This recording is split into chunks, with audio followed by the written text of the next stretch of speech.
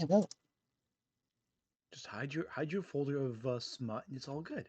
I'm kidding. I'm kidding. Hey, I'm sorry. hey, I we're warned the chat not to get me talking about Dragon Age, or we will be here all night. Oh my goodness. all right. Just a bit of pre-show. There's already people in chat, so all right. I will put Wait, on. I can hear it on your end, I think. Yeah, yeah. I'm hearing the reverberation. No, actually, I was playing it, and then it's the whole thing. Someone say Dragon Age. They heard you. They heard you talking about Dragon Age, Sai. That's all I'm gonna be All right. talking I'm about. going to consider this a bit of a I can pre-show hear I can hear the stream on your screen though. on my screen. Yeah, I Wait. think so.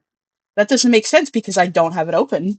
Yeah, I have it open on my computer, but I'm not seeing it. Anthony, I think I have it I open. can't hear it. I think that's you, Sai. Oh, never mind. It's me. I'm an idiot. I'm sorry. It was in a tab I didn't remember I had open.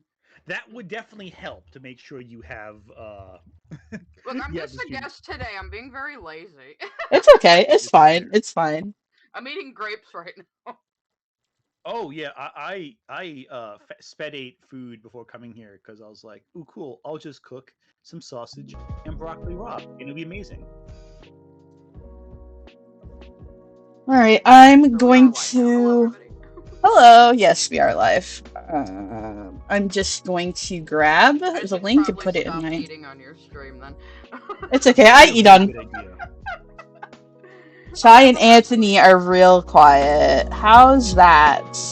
That's probably a good thing that they couldn't hear us. Honestly, maybe it was a safety for them.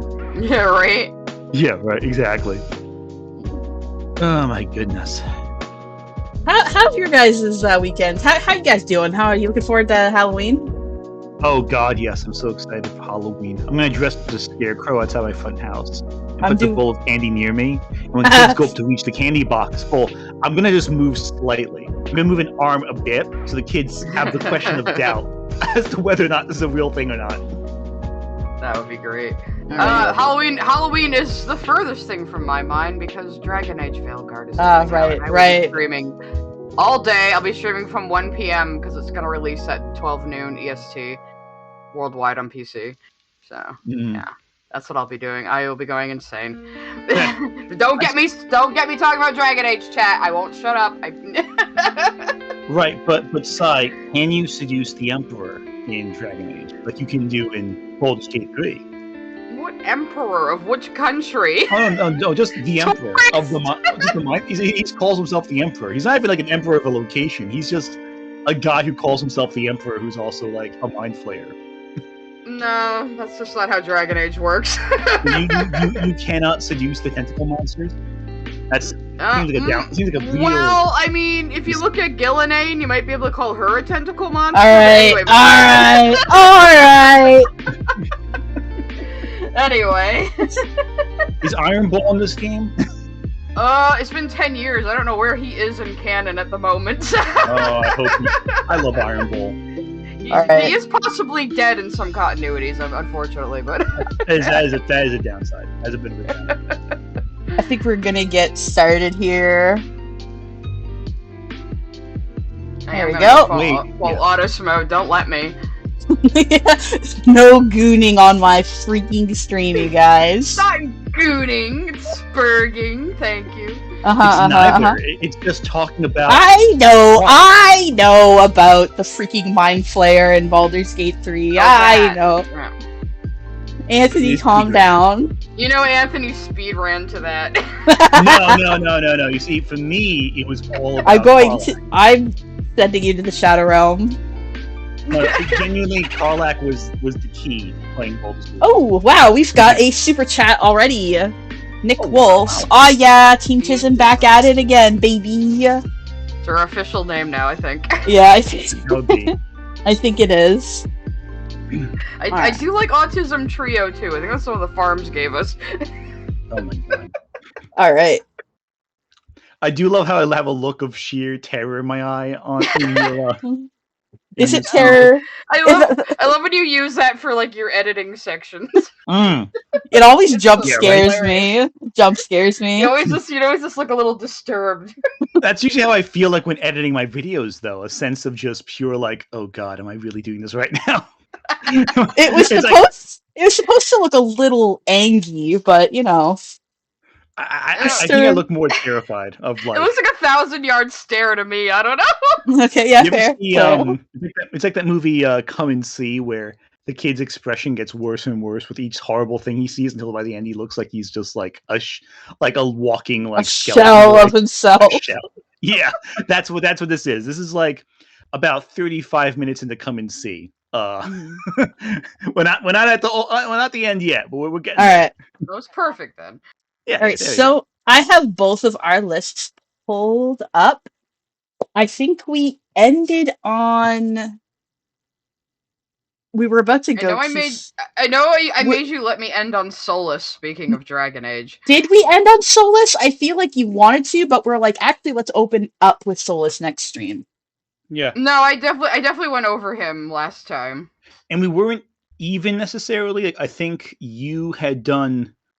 Did we end on? I know you went ahead on your list, and I went a little behind. So I'm not sure if I ended on Jarlaxle or Luke. I know we did Javert because I was talking about the Les Miserables anime. I think that we both put Javert on our list. I think you ended on Luke, if I'm remembering correctly. What was that? Say again. Sorry, I missed that. I think you ended on Luke. I mean, you could. I did end on Luke. Okay, that's fine. I mean, Luke, I think is an easy win. I mean, he's basically. I don't know anything about Percy Jackson. Do you guys? Like, okay, do you guys remember? Take your word for it. Do you guys remember what our score is? I can double check my old stream and tell you. Yeah, please do that. Because I can just do that on my computer. Because we weren't taking it that seriously. No. Well, I don't think any of us take anything that seriously. No. Yeah. Well, I'm going to look at this. Anyone see Venom 3 over the weekend? I haven't. Movies. I haven't even seen the first one. Actually, yeah, same.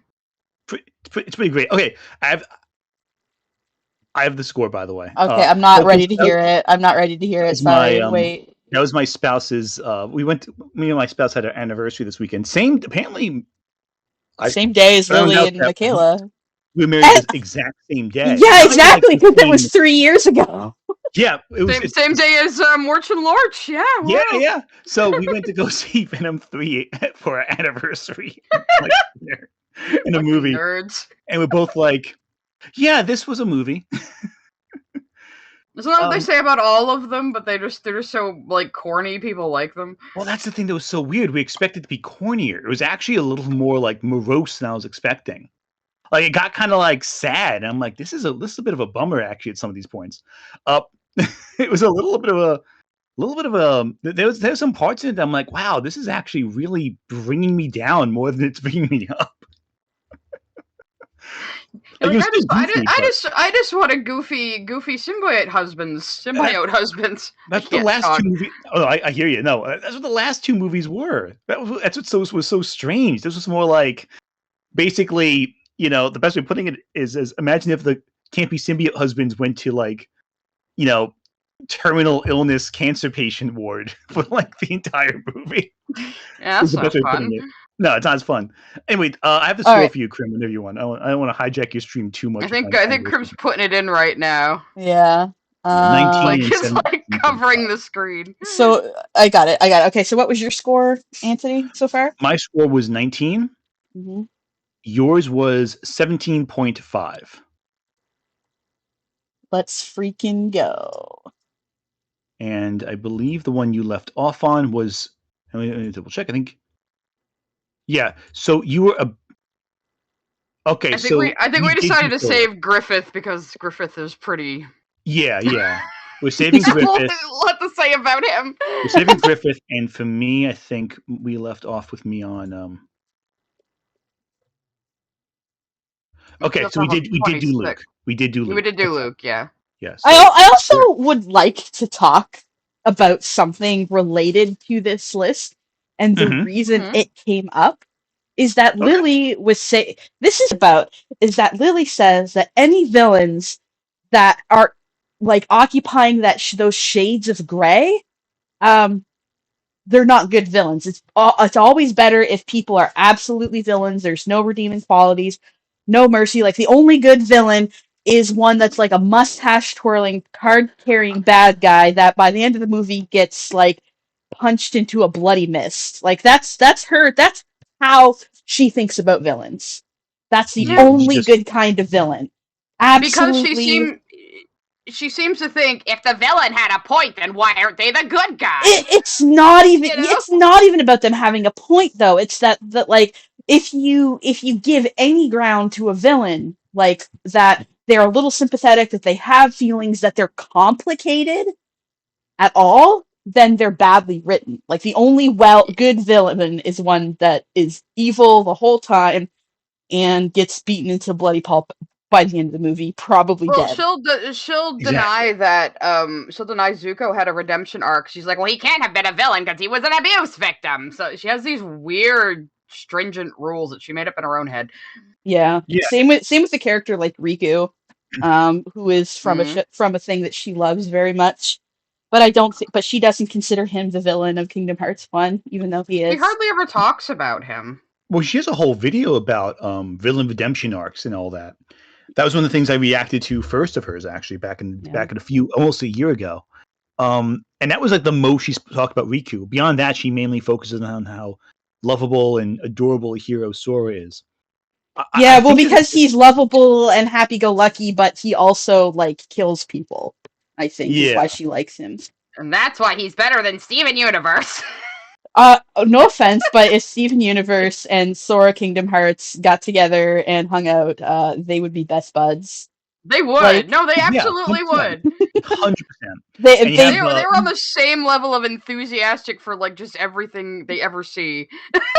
If you throw in Sailor Moon in there too, you'll get a similar vibe. But I feel like Sailor Moon. Yeah, but like the thing is that I mean I like Sailor Moon, but the reason I say this is because like Sora is one of her favorite characters of all time, and Steven Universe is her most hated character of all time.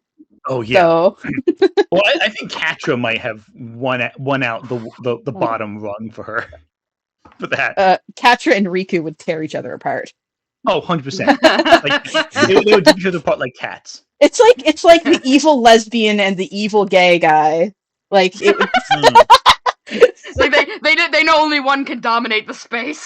There can be only one. Like they're either gonna like rip each other to shreds or be best friends, and there's no middle ground. And you know it's one or the other extreme. They might be best friends after they beat each other up. Well, see, Riku's evil gay bestie is already occupied by Josh from The World Ends With You, unfortunately, and that happened in canon.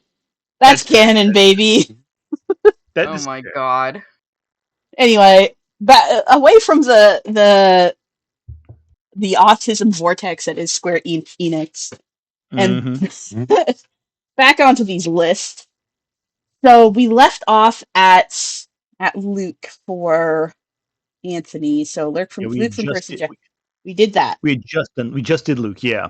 I think that was my last point because I don't think anyone can argue that making the gods pay for child support is a good idea.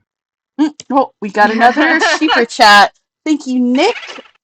Not to defend Lorch, but sometimes it is fun to see heroes face off against completely bad guys at times, i.e. Knives Millions from 90s Trigun.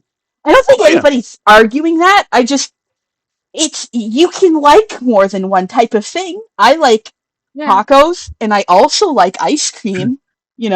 I like, put ice cream on a taco. I mean, unless ice cream tacos are pretty fucking good. I don't know if you ever had those, but we have. Okay, let's not go there. Let's not go there. Well, maybe we should go over again what prompted Lily to say name 50 villains. Yes. Yes, let's do that. So people have been bad. Yeah. Basically, what has been happening is that Lily's been getting into arguments about villains for the past little while, and somebody kind of was like, hey, well, there are some really good, well-written villains that you sympathize with, like, for example, Hannibal Lecter. And Lily said, of course, name 50. And I don't think I mentioned this last stream, but I have a theory on why she did this, on why she did name 50. It's because I already got her ass before on another semi-related thing, and I'm gonna bring it up actually. Let me just let me. Yeah, I can't find the original post anyway, but there was basically someone saying, those villains can have nuance and be sympathetic and still be villains. And she was like, name 50, and then you guys did, and that's Yeah, why but we're here. I think I know why she specifically did that. So last time she made a claim that none of these exist. It was no well-written, affectionate siblings exist. So I made this little thing. Yes. I think this is specifically why she said name 50. Because last time she said, prove it, this doesn't happen. I did this. So I think this video specifically and is why she did the thing that she did. Yeah, 'cause she thought nobody could name 50 villains with a point. Yeah. Though your initial take was they're sympathetic or whatever, but she did clarify later. But After going by we had those made rules the list, as well. yeah. Plenty of these characters meet her criteria, though. That's the funny part. All right. Get some more super chats, actually. Yeah, I was about to read those out. Mystic Blue, I am shook to see no Akira here. Which Akira? Like, there's many. Oh, like Akira the movie? I have actually not sat down and watched Akira the movie in longer than I care to say. Krim, do I have to go to Canada? No, I'll down and make you watch Akira. No, I've watched it before. It's just been a very long time. Or that. And second super chat. Thank you, Hailstorm. Hey guys, we're not hearing most of the stream. What? That's interesting. What do you mean you're not hearing most of the stream? I hear the stream. Okay, I think that might just be you, Hailstorm. Yeah, it looks like there might be some issues with mobile, but it might be just like mobile connection. Yeah. I'm on desktop. I think it's working for everybody else. Yeah. Alright, but sorry about that. It might be your own connection, yeah. Yeah, thank you for giving me $2 to tell me that. Yeah, it's live. That's why I can tell you right now. But yeah, I do worry about that because I have poop internet because of the housing situation I'm in, but it's fine. I had to switch to a LAN just to make sure my streams would be smooth. I can't do that. Plugged into a wall. All right. So, would you like to kick us off today, Anthony? I absolutely would. Sorry, I was just doing shots of cold medicine just now. Yeah, that's safe. That's safe. So, and by shots, I mean I was gently sipping like a small amount of it. So, let's move on to my 26 option, which I am guaranteeing you right now will not succeed or pass the spot check here. Are we doing the 3-minute timer, by the way, still?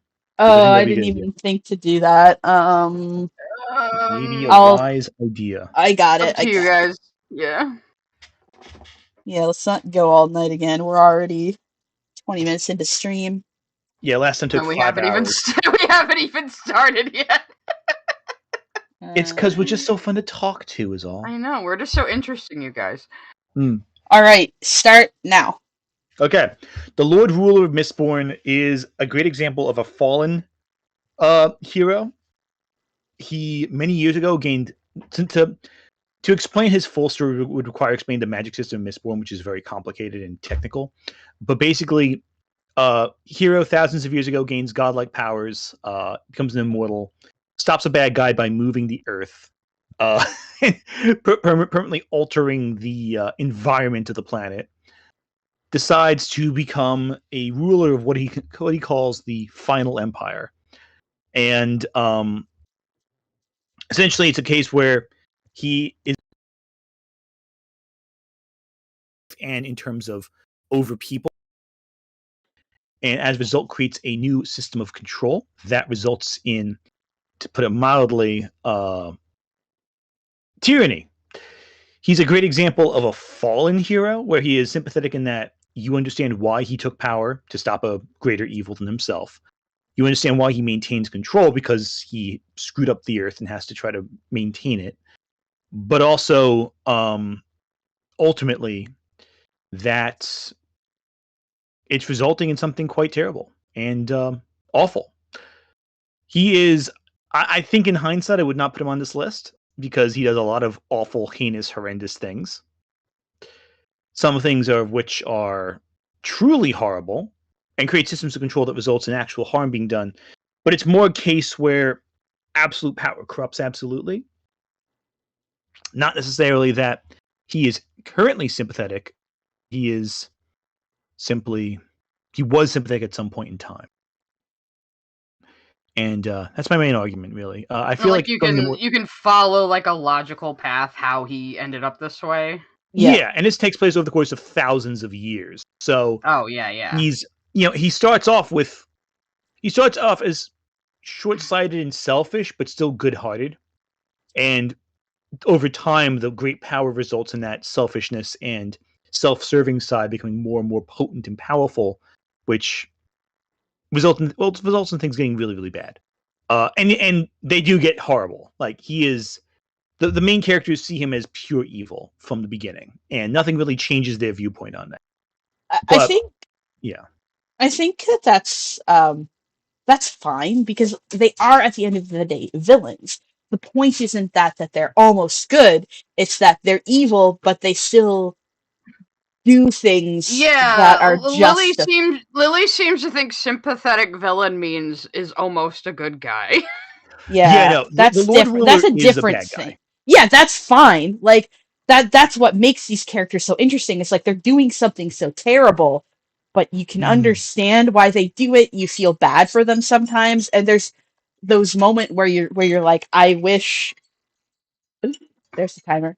I wish maybe that like they had been dealt a better hand. Like it's not necessarily that they're almost a good guy that just tipped over. Yeah, a lot of villains like that too are like human nature villains. Like anybody could end up this way under the right circumstances. Exactly. Yeah, and this is a great example of that. That's what makes the character so compelling.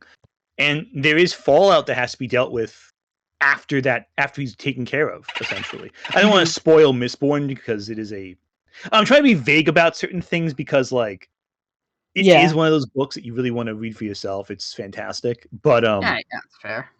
But it is let's say you don't feel bad for him, but you feel bad for what he used to be. I got a super chat. Like the tragedy of someone just drifting so far from what they were. Yeah.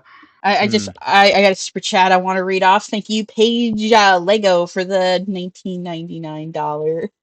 Got pumpkin paintings tonight with the little ones, so have to miss with the live. Pop open a bottle of autisms for me. I will pop that bottle of autism. Yeah. I will pop open that bottle of autism. Autism soup. Cold medicine. Autism soup, perhaps. Yeah. It's soup. like alphabet soup, but it's autism soup. I mean, I was making a reference to something else, but yeah. Oh, okay. Anyway, no, the soup thing still amuses me. I don't think it'll ever stop amusing me. I know, because it's ridiculous. If you don't want... listen, don't you know it's rude to tell someone to go get soup? Yeah, it's rude to care about their health. Anyway, that's really what a villain is, to be honest. Yeah, people who offer you soup when you're sick. That's truly heinous. Okay. They think you can't take care of yourself. They're so abusive. So what do you think? Do I get a point for the evil overlord? I mean, he reminds me a little of Lord Genome, and though I didn't give Lord Genome a point because he was like throwing his children into the dumpster. Does this guy do that? Oh no, he does worse than that. He does so much worse than that. No, really. I'm not. Logically, I probably shouldn't let that one pass. No, Lord Genome is like friendly compared to the Lord Ruler. Like that's the thing.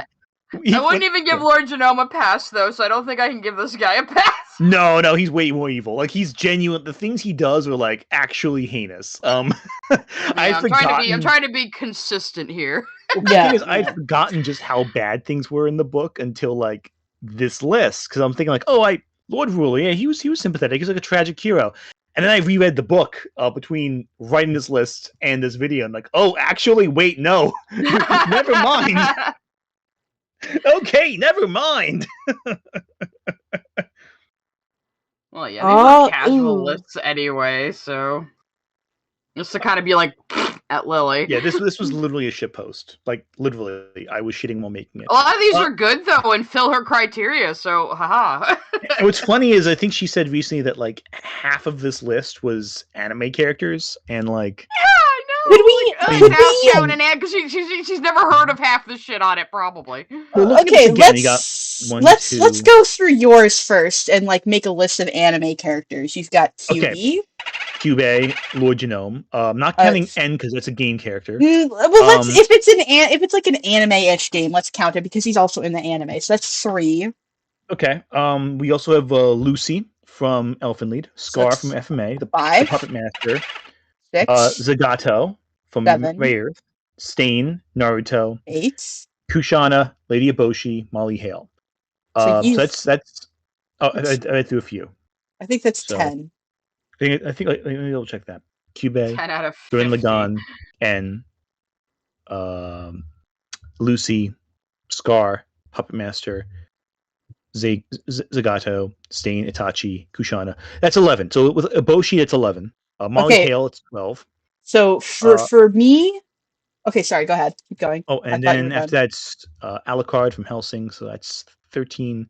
Are you counting JRPG characters in that, or is that like Sure, yeah, sure. okay? So Magus and Jack, that's 15 in total now.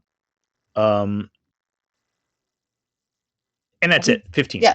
Okay, and for me, let's see, we've got Josh Kiryu, that's 1. Light, that's 2.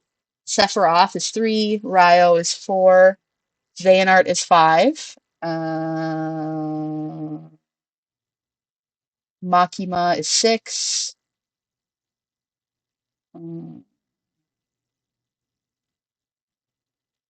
Griffith is 7.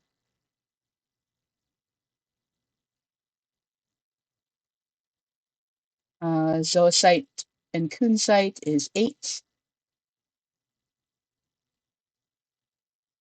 And that's it. Oh, Lelouch, So- that's 9. That's 9. So 9 And and 11, so 15. 20. 20! No, Oh, you got... 9 and 15 and 15. Pardon? 9, 9 15, and so it's 15. So that's 9, 24. 15, 24 out of 100.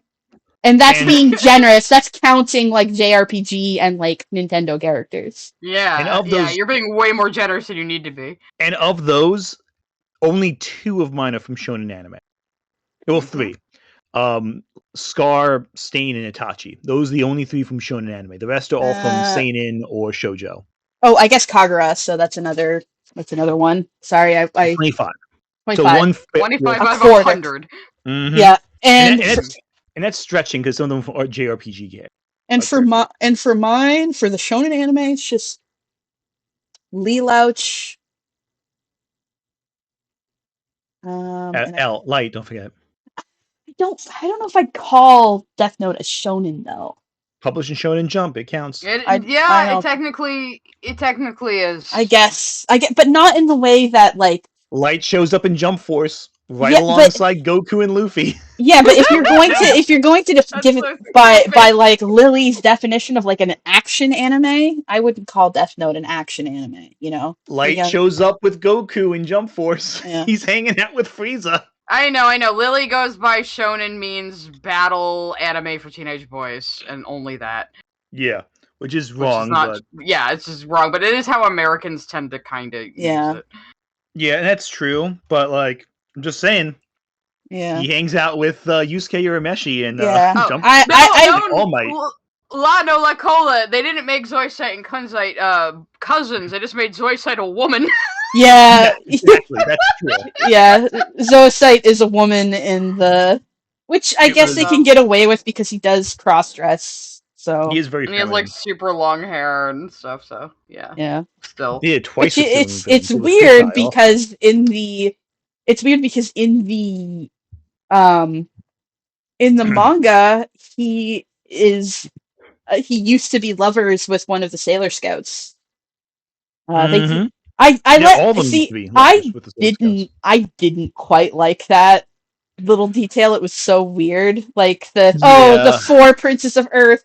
Just it feels like I'll pair them up because they're the princesses and princes of the. It's giving compet, you know. Yeah, so no, I think that was agree. I think that was a good change. I vastly prefer like the whole thing with Sailor Mercury, and- where she's crushing on the boy with Oh psychic god, powers. I've got them. And Oh, you mean Next- I like Sailor Venus double dating 2 of the Amazon trio, and that episode is fucking It was hilarious. great. It Oh, was you great. also- This one is hysterical. Amazing. you also I love have that. Nephrite's little thing with what's her name? I was a Molly, but that's fun. That's the Naru. dick Naru's version. Now we're all sparking Naru. about Sailor Moon. I shouldn't have Yeah. addressed chat. Anyway. dangerous topic. Okay. Anyway, All right, it's my turn. It's it's Griffith time. Oh Oh, god. Okay, This will be another long conversation. Yeah, okay, Krim, uh, please explain why Griffith did nothing wrong. I never said that. I put him on the list specifically because he did awful, terrible, unforgivable things.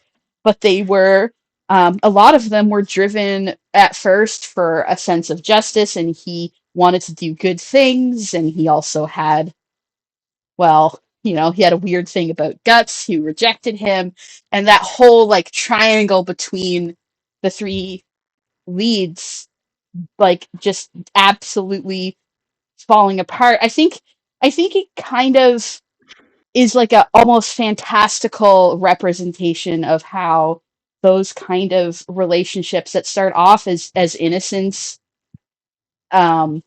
friendships with a little bit of tension in them, they just, as you grow older and the stakes get higher, they just completely fall apart. And I think that all 3 characters, I mean, I would hope that people would not go as far as Griffith did, but I think some of the hurt feelings that he feels over it all make him a very sympathetic character. I mean, yeah, he went pretty fucking far, sacrificing his entire friend group and raping Casca. Yeah, no, that's absolutely. pretty far. That is fucking that is too far. But again, we're not talking about like characters that are almost good guys. We're talking about villains. You know, we're talking about villains first and foremost.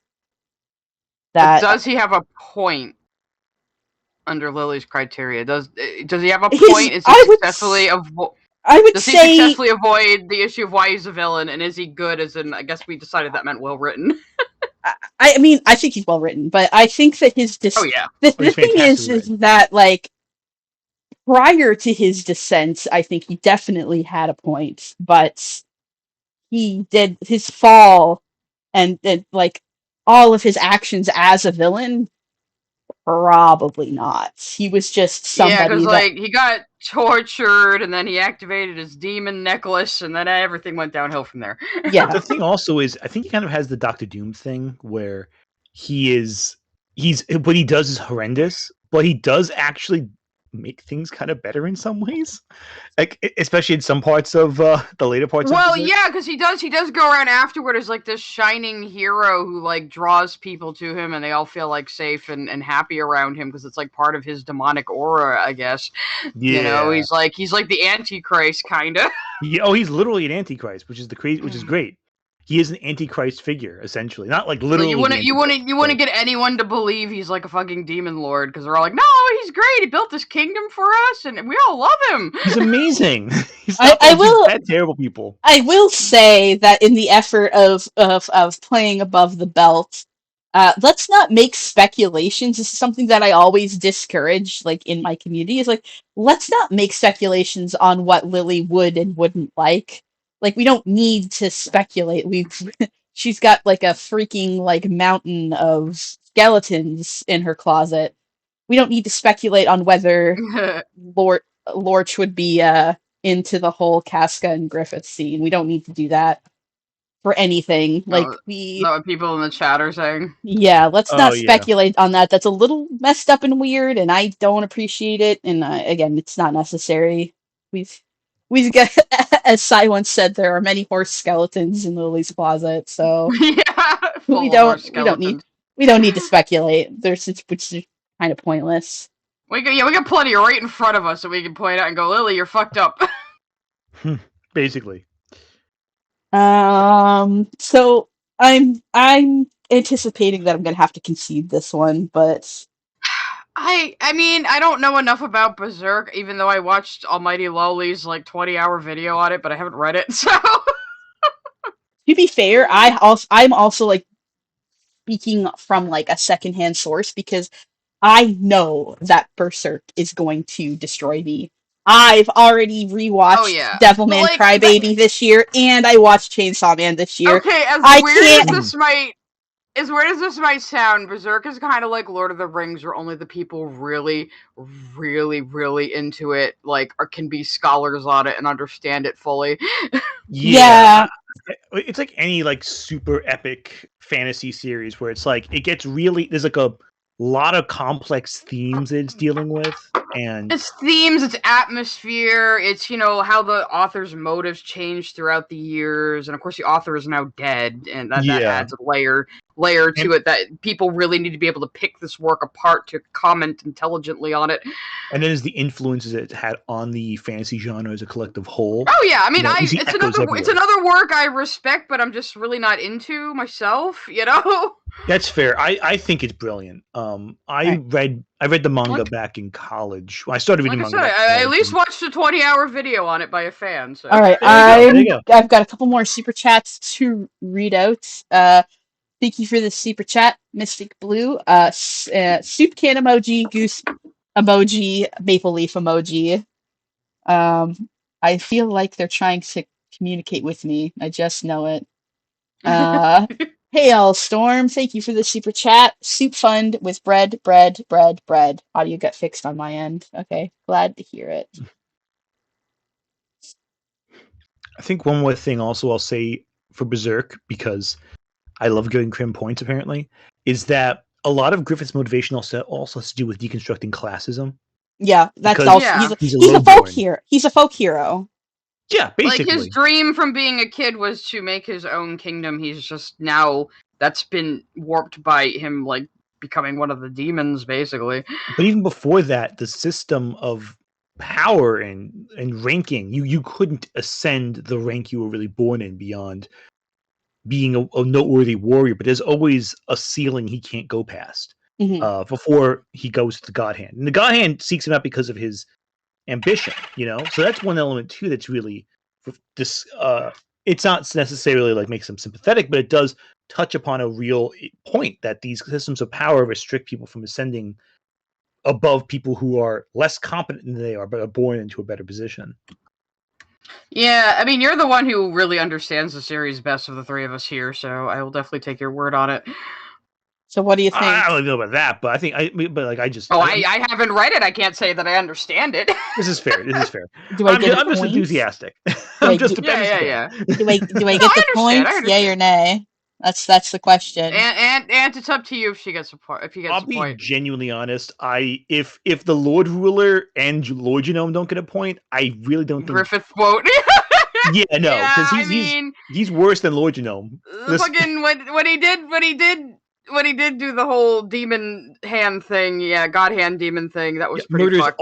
Murders all the people who were loyal to him. Assaults Casca while making eye contact with Guts, just staring at him in his eyes while doing that. That is peak cruelty. I would like to say something that sets a character like Lord Genome and Griffith apart from a character like Ryo Asuka from Devilman is that Ryo / Satan feels remorse in the end. Yeah, too, but not as much. Do the God Hand lose their human emotions though? They're kind of not. The thing is, was it like a Claymore situation? Is what I'm saying. Not really. It's kind of it's their human emotions that drive them to become the God Hand. It's because it's the human emotion of ambition, of desire, of trying to ascend to something. It's just heightened. Yeah, I guess with Ryo is where he started off as a, he was born as what he was, and he did and like that humanity was something that he learned and he felt at the very end, and he like almost overcame the circumstances of his birth, even if everything ended in tragedy. Yeah. And Lord Genome, to his credit, his whole thing ultimately is that he is burdened by responsibility. The thing is, I think that you guys gave me the Ryo Asuka point. Yeah, Ryo Asuka makes sense though. That's a little different. But I think that's what sets more up in line with Lord Genome. Yeah, I guess what I'm saying is I think that's what sets a character like Ryo Asuka But like apart. like Lord Genome Griffith and people like that, they're like just a little too far gone. You know? I mean, Ryo Asuka does some pretty heinous shit, to be honest. That's well, he does. He does. It's like kind of framed as him getting swept up in the heat of war, and then once the dust settles, it's like, oh fuck, what have I done? I don't think those other characters really have that moment. They think they're right all the way to the end. They're all very lucid and very, very, adamant about what they're doing. Yeah. But I think also the ambition for Griffith is the driving factor. Like he wants power and he wants to be respected. Whereas because the interesting thing about Ryo is that in sequels to Devilman, it turns out he was right the whole time. That God was an asshole, and Devilman ends up fighting with him against God. So that's true. Whereas with Lord Genome, the whole point of the story is that he's wrong and that he admits he's wrong. Yeah. Griffith, it's not really a right or wrong. It's just he personally wants to become a figure of pure power, and that's not really a that's not really a point so much as he wants it for himself. And he just wants to have it, kind of. And Satan's point was like, hey, you can't genocide an entire group of people just because they're not what you wanted and you'd rather create something new. Like, you can't do that. Like, they deserve to live. So it's coming from very different, from a very different place, I think. And because even when Griffith was a normal person, he was just like he wanted power. Yeah. He just wanted power for power's sake. Yeah. That's the thing with Femto. His God Hand, or Femento, his God Hand form. It's that he isn't any different. He's just more of what he was. Mm-hmm. Yeah. With like the remorse lesson. With that charisma being like an actual like supernatural power now. Exactly. All right, so no on the Griffith. That's fine. All right, you receive no points, and may God have mercy on your soul. All right, it's your turn. So 27 is kind of a cheat. Also, we have Courtney in the chat. I see. Oh, hi, Courtney. Hey, Courtney. We're spurging out tonight. 27 is a little tricky because it's half the criminals in Columbo. It's not really a specific character. It's more like the vibe they give off. We do a case study following one of your characters from just. Oh, okay. I'm trying to think. Like, what's the best example you can think of out of all of them? Oh God, I'm gonna forget what I'm even talking about. The problem. So I'll while I stall for time to think of one, I'll give you explain why I chose this.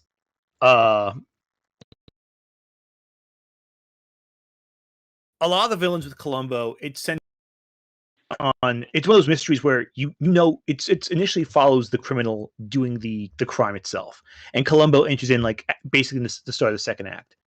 And the tension comes from Columbo slowly or very quickly figuring out who did the crime and how they did it, and Columbo getting to know the criminal, and they kind of form of a pour back and forth basically, where if there is a sympathetic character, for example, they kind of you see why they did what they happened to this outside their control. For example, there's one killer. He punches someone in rage, but the punch causes her to hit her head on the table and die. And now he has to keep himself from going to jail. Like that. That's the kind of case that would be. Or, let's say there is someone may throw something at someone and it hits them in a way that causes head trauma, or they bleed out, or they kill someone in self-defense and now hide the body. Mhm. It's one of those situations where they're, and the show frames them sympathetically, but for better or worse, they are kind of now have to hide the body or try to get away with murder. They did commit a crime technically, but Well, yeah, for some of them, it's like, well, you shouldn't be frickin' punching people, throwing things at them in the first fucking place. exactly. And You it's like, know? but it's like one of those things where it's like not every crime is equal. Mhm. Like someone murders just to get money or to get or out of revenge or what have you. But the tension always comes from how Columbo figures out who did it. And some stories they're more sympathetic to the criminal, others not so much. It all depends on the circumstance. I do agree it is kind of a throw my hands up in the air and go, whatever. It's one of these characters. I One of think them's good enough. I think But that also like the difference between manslaughter and and One Crazy Night is just a couple degrees angle of a neck when you push someone a little too hard. Like exactly. That's the Yeah. thing too. it's something that I talk about, like, as I work with kids, and I tend to work with disenfranchised kids, and they tend to be rough and rowdy. So, like, I'm very familiar with trying to teach kids, like, how physical altercations can um, kind of go a little too far. And one of the Exactly. things I do is, like, I get, like, another of the workers to kind of assist me in an example. And, it starts off with gentle shoving, and then how especially like teenage boys, Oh yeah. you push a little too hard, and then the other person sees red, and they push even harder, and it just starts that's how fights are started. Exactly. Like, there's so many, and like, I'm sure that neither of those two boys are intending to hurt each other, really. They're just being teenagers, and like their aggression in the heat of the moment, adrenaline gets out of context. But if like one of those teenage boys pushed the Mhm. other teenage boy a little too hard, and they fall and they hit their head off of something, Mhm. one of those boys has just become a murderer. Exactly. And like, can you really say that boy is a bad person, is like evil and unforgivable, and Yeah. 100%. Also, I see KP's in chat as well. Oh, hello, no, KP. but Hey, KP. sorry. Also, I've got a super chat from the country of Denmark. Is Soup on the Oh, wow. villains list? Soup is a lawful good entity. I will not hear Soup slander. Yeah. I will say this too. Columbo is ultimately the antagonist of most Columbo stories, even though he is the hero of the story. That's Because the interesting. protagonist is the criminal. It's always Mhm. the criminal trying to get away with the murder. It's not Columbo is the hero, but he's also opposing them. He's opposing their goals in some way. And the tragedy often is that sometimes the characters you kind of do want to see them get away with it, and that's how the show is so successful. Because you do get on. Sometimes with some cases, it's this guy has to hang. Like you have to. This guy has to go to the gallows. But other times it's like, no, this person should get away. They're doing something right, or they're in over their head. Things have gotten out of control, and you get really sympathetic to them, and that's the point of the plot. It's one of those things where the show is as a structure written to make you go on sometimes to make you sympathize with the criminals, which I think is one of its greatest qualities. So what do you think, Sai? I don't know. I think it might be a little too vague.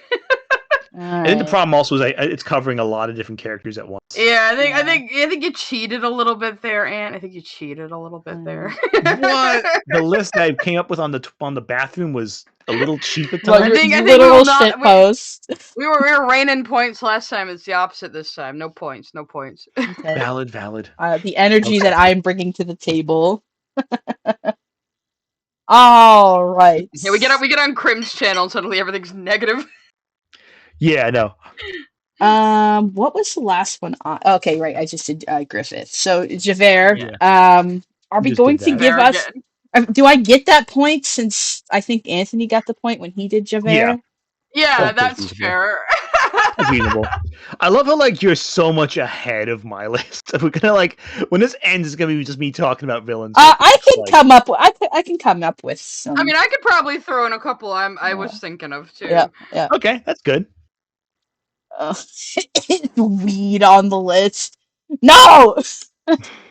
Weed is not a Starscream? villain. Excuse you. Weed I mean, is weed is on great. weed is on weed is on the stream right now. Now, what if someone steals someone else's Game Boy? Not all Game Boy thieves are bad people. Oh my god. All right. POV, the character is always murder. It's like Death Note if Kira was way more sympathetic. Yeah, that's the best way of putting it. And like each episode is a new killer. All right, I'm going to. I'm going to go for a character that I can't actually talk about. Starscream, I'm going to skip because that was another. I think that I don't know if Mac was saying that or somebody else jumped in the call and suggested him, but I can't defend Starscream, so I'll It depends on which concede that version one. too. Oh, the ant might be able to. you gotta Yeah, score all a right. point. All right. I may his score a side. point off you. I may score a point off your list, Krim. You gotta throw it in the wrong basket. No, if it's on my list, I get the point. I That's what I'm guess I saying. should. Well, it depends. If he convinces me Starscream is a sympathetic villain, you get a point, Krim. Yeah, I know. Well, I mean, this And isn't a that's the this isn't a competition between me and Ant. It's seeing how many of people. If we can come up collectively with 50 characters, I think we win the Well, yeah, challenge. but like he knows Transformers, so Sure. Yeah. Well, I mean, Sure. Yeah. Do you versions? sell me on it. Well, okay. So here's the first thing. Depending on which continuity we're talking about, the Decepticons in general are fighting against the tyranny of Cybertron. Mhm. And like basically it's like a Magneto Professor X situation where there's two sides that both have good ideas, but like it's just skewed differently. Different versions of Starscream, and some versions just the Decepticons, the bad guys, and the Autobots are just the good guys, and there's no middle ground. But Starscream sometimes thinks that the means that Megatron is taking are inept and bad, and he just wants power. But like his version of power is mainly like maybe self-aggrandizing. Maybe it's trying to break a cycle of pain. You know, it depends on which version. There's so many versions of Starscream, and even within individual continuities, his motivation changes. Mhm. Starscream's consistent motivation is that he consistently wants to overthrow Megatron. Mhm. His reasons for doing so depends on the story. Sometimes it's that he fears Megatron is going about things all wrong and going to bring ruination to everything. Other times he just wants the power because he's ambitious and greedy. The problem is it really depends on which version we're talking about here. Yeah, because I know all I know from Nerd Osmosis is he's just like a Weasley little, backstabbing wretch. Yeah, well, that's the thing. That's his main. That's the main from the Gen 1, like original series, especially. But that over time, different writers have tried making him more nuanced, and in some cases, they made him immortal, and that he just can't die. What? In some versions, I think it's Prime. I think specifically, or it's either Prime or the animated series. I always get the two mixed up. In terms of like plot points, he just doesn't die and he just keeps regenning. Okay. Because like he's indestructible now. Well, no, he's not indestructible. He can get destroyed. He'll just come back. Like he'll still die. I got better. Yeah, basically, he'll just come back afterwards. That's kind of funny, actually. Well, they play for laughs in some point. Yeah. And existential horror too. Some Transformers gets intense. I'm not gonna lie. But I think Starscream maybe gets a half point just because different in some versions. Adaptations he is like a little smarter and actually kind of like, hey yo boss, you're kind of ruining shit for us. yeah, and like other times other times the Decepticons are just sympathetic. Period. Like Transformers 1, for example, just came out. I haven't watched it yet. They just make the Decepticons very tragic and sympathetic across the board, like all of them. So it's a little different there. It just depends ultimately. I think you're saying Krim should get a half point then, which would actually put you guys even. No, it was really a gap. Oh no, it would make us even. That's right. Yeah. So I think Krim gets a half point there. All right. There we go. It's my turn to Spurg. I haven't got the Spurg since Griffith, Okay. and I'm going to explode like a little kettle. Mystique Oh, yeah? from X-Men. Okay. Which version of Mystique? See, in the original comics, she wasn't quite as sympathetic. She did some pretty shitty things. Consistently. Pretty consistently. Like, but I think in the same vein as Magneto, like I guess when I was making it again, like I was also just waking up, wiping little crusties out of my eyes, and I was thinking more of like modern Mystique, especially Mystique from the movies, like the Fox movies, um, where it's like one of the things that she says in those movies is, and like I know they're a hot button topic. I liked them. They were my introduction to X-Men, aside from the cartoon. Like I think I watched the cartoon with my brain turned off.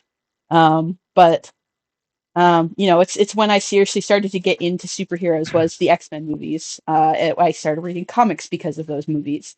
So they're pretty important to me. And one of the things that I remember her saying is that it's like, why don't you? Somebody asks her, why don't you like transform to look normal? Like, you could Nightcrawler just does that, yeah. Yeah, it's like I shouldn't have to. And I don't know, I thought that was very touching. And also, like, I wish we knew in that. I don't think it's ever acknowledged in that movie. I don't know if it was canon to that movie, but Nightcrawler is her son.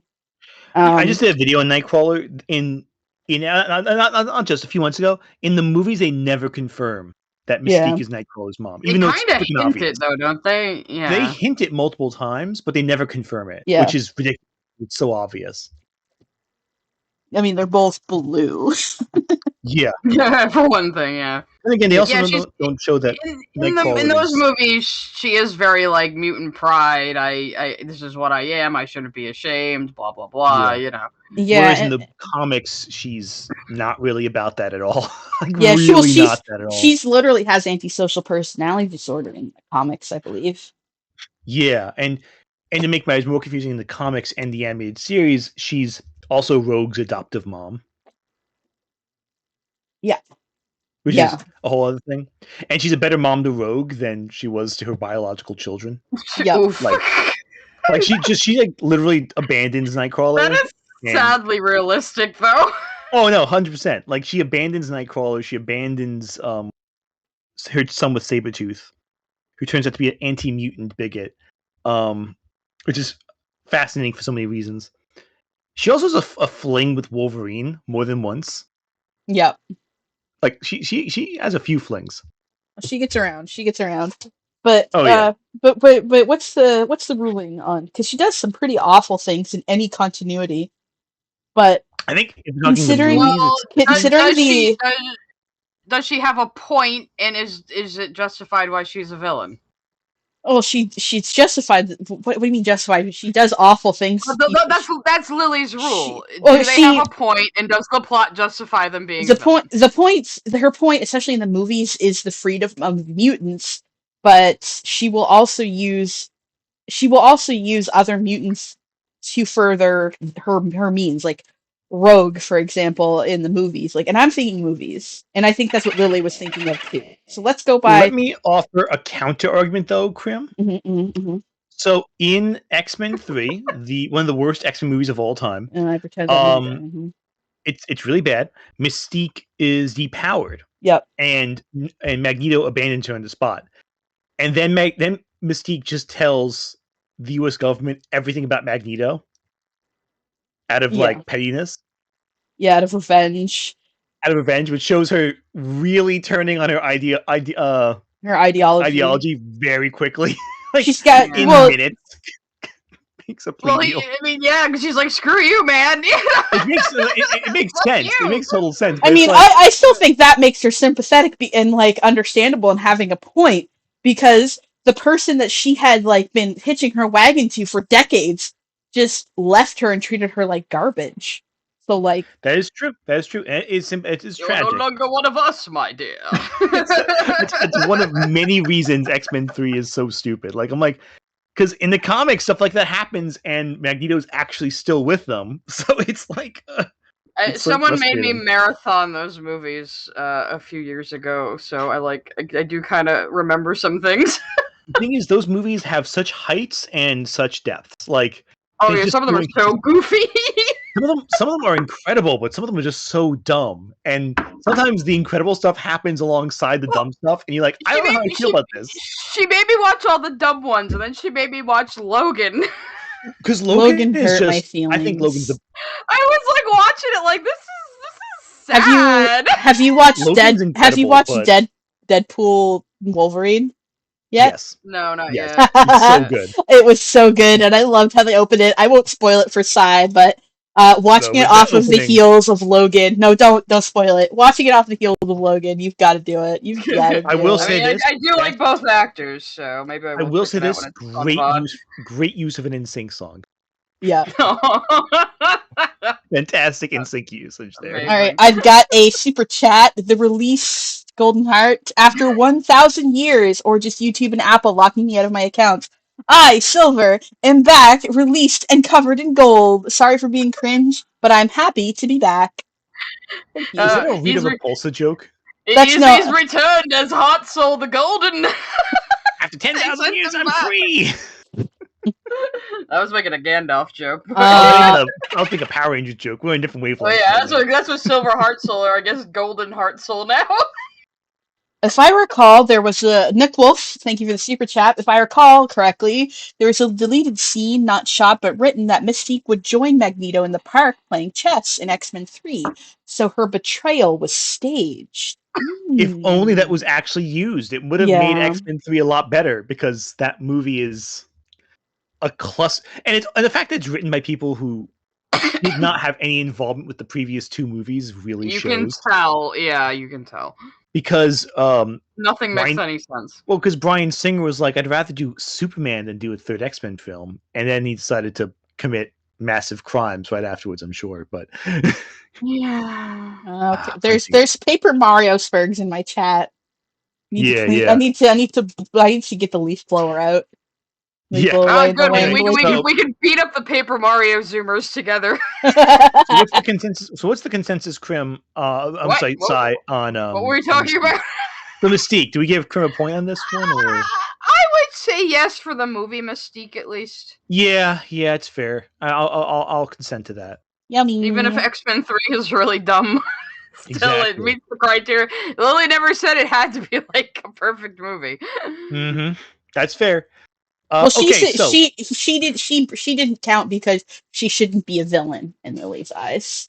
Yeah. Oh, is that what she said? Yeah.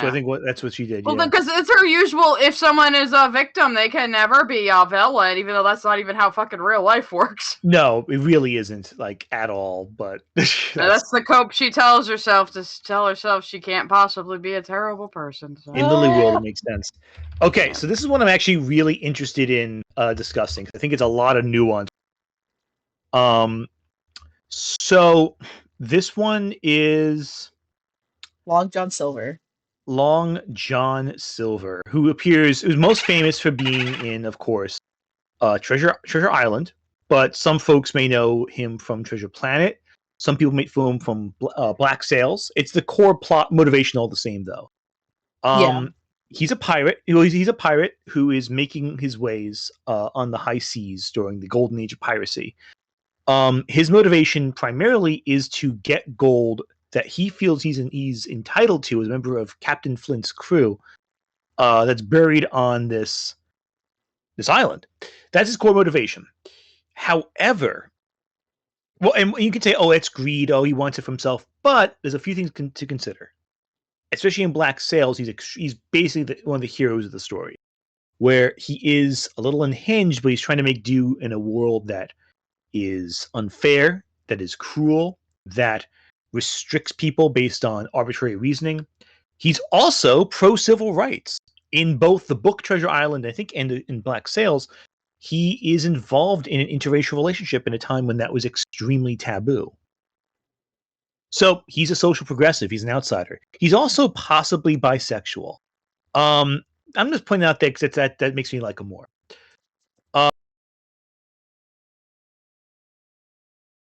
Relationship with main character, Tim. Tim. Jim. Yeah. It's Jim. It's Tim. It's Jim. Yeah, Tim.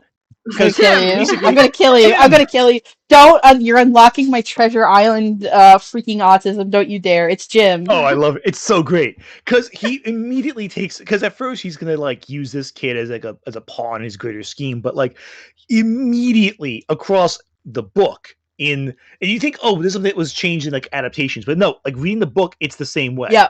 In the book. In every version, in some versions extra so, he immediately takes a shine to this kid and like has like this almost like a pseudo father-son relationship with him. Just like, and, oh no, I'm a dad now. Like he literally almost gives up his life at multiple points for the sake of Tim's life. Like Jim. there are points where he is willing to give up. Like he just loves this kid, and even when like Tim hates him because he's a pirate, he still tries to look out for what's best for him. Keep doing it. It's great. And this like that true like beautiful relationship I think is one of the reasons why I think this book is so good. You know what? You're gonna fucking murder me, but I've never read the book or seen any adaptation.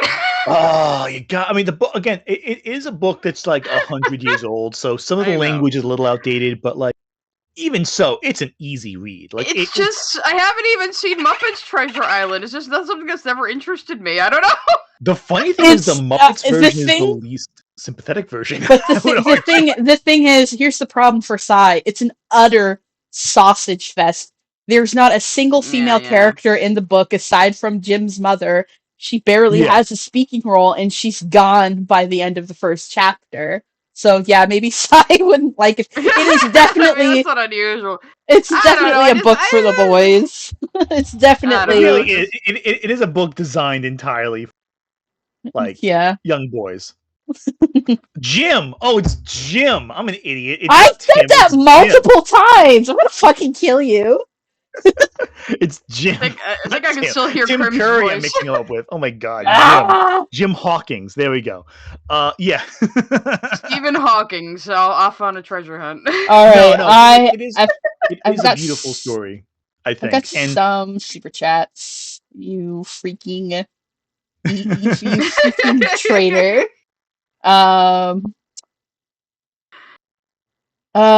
Thank you for the super chat, Nick Wolf. B Singer, the dark side of be gay, do crimes. That is awful. It's horrendous.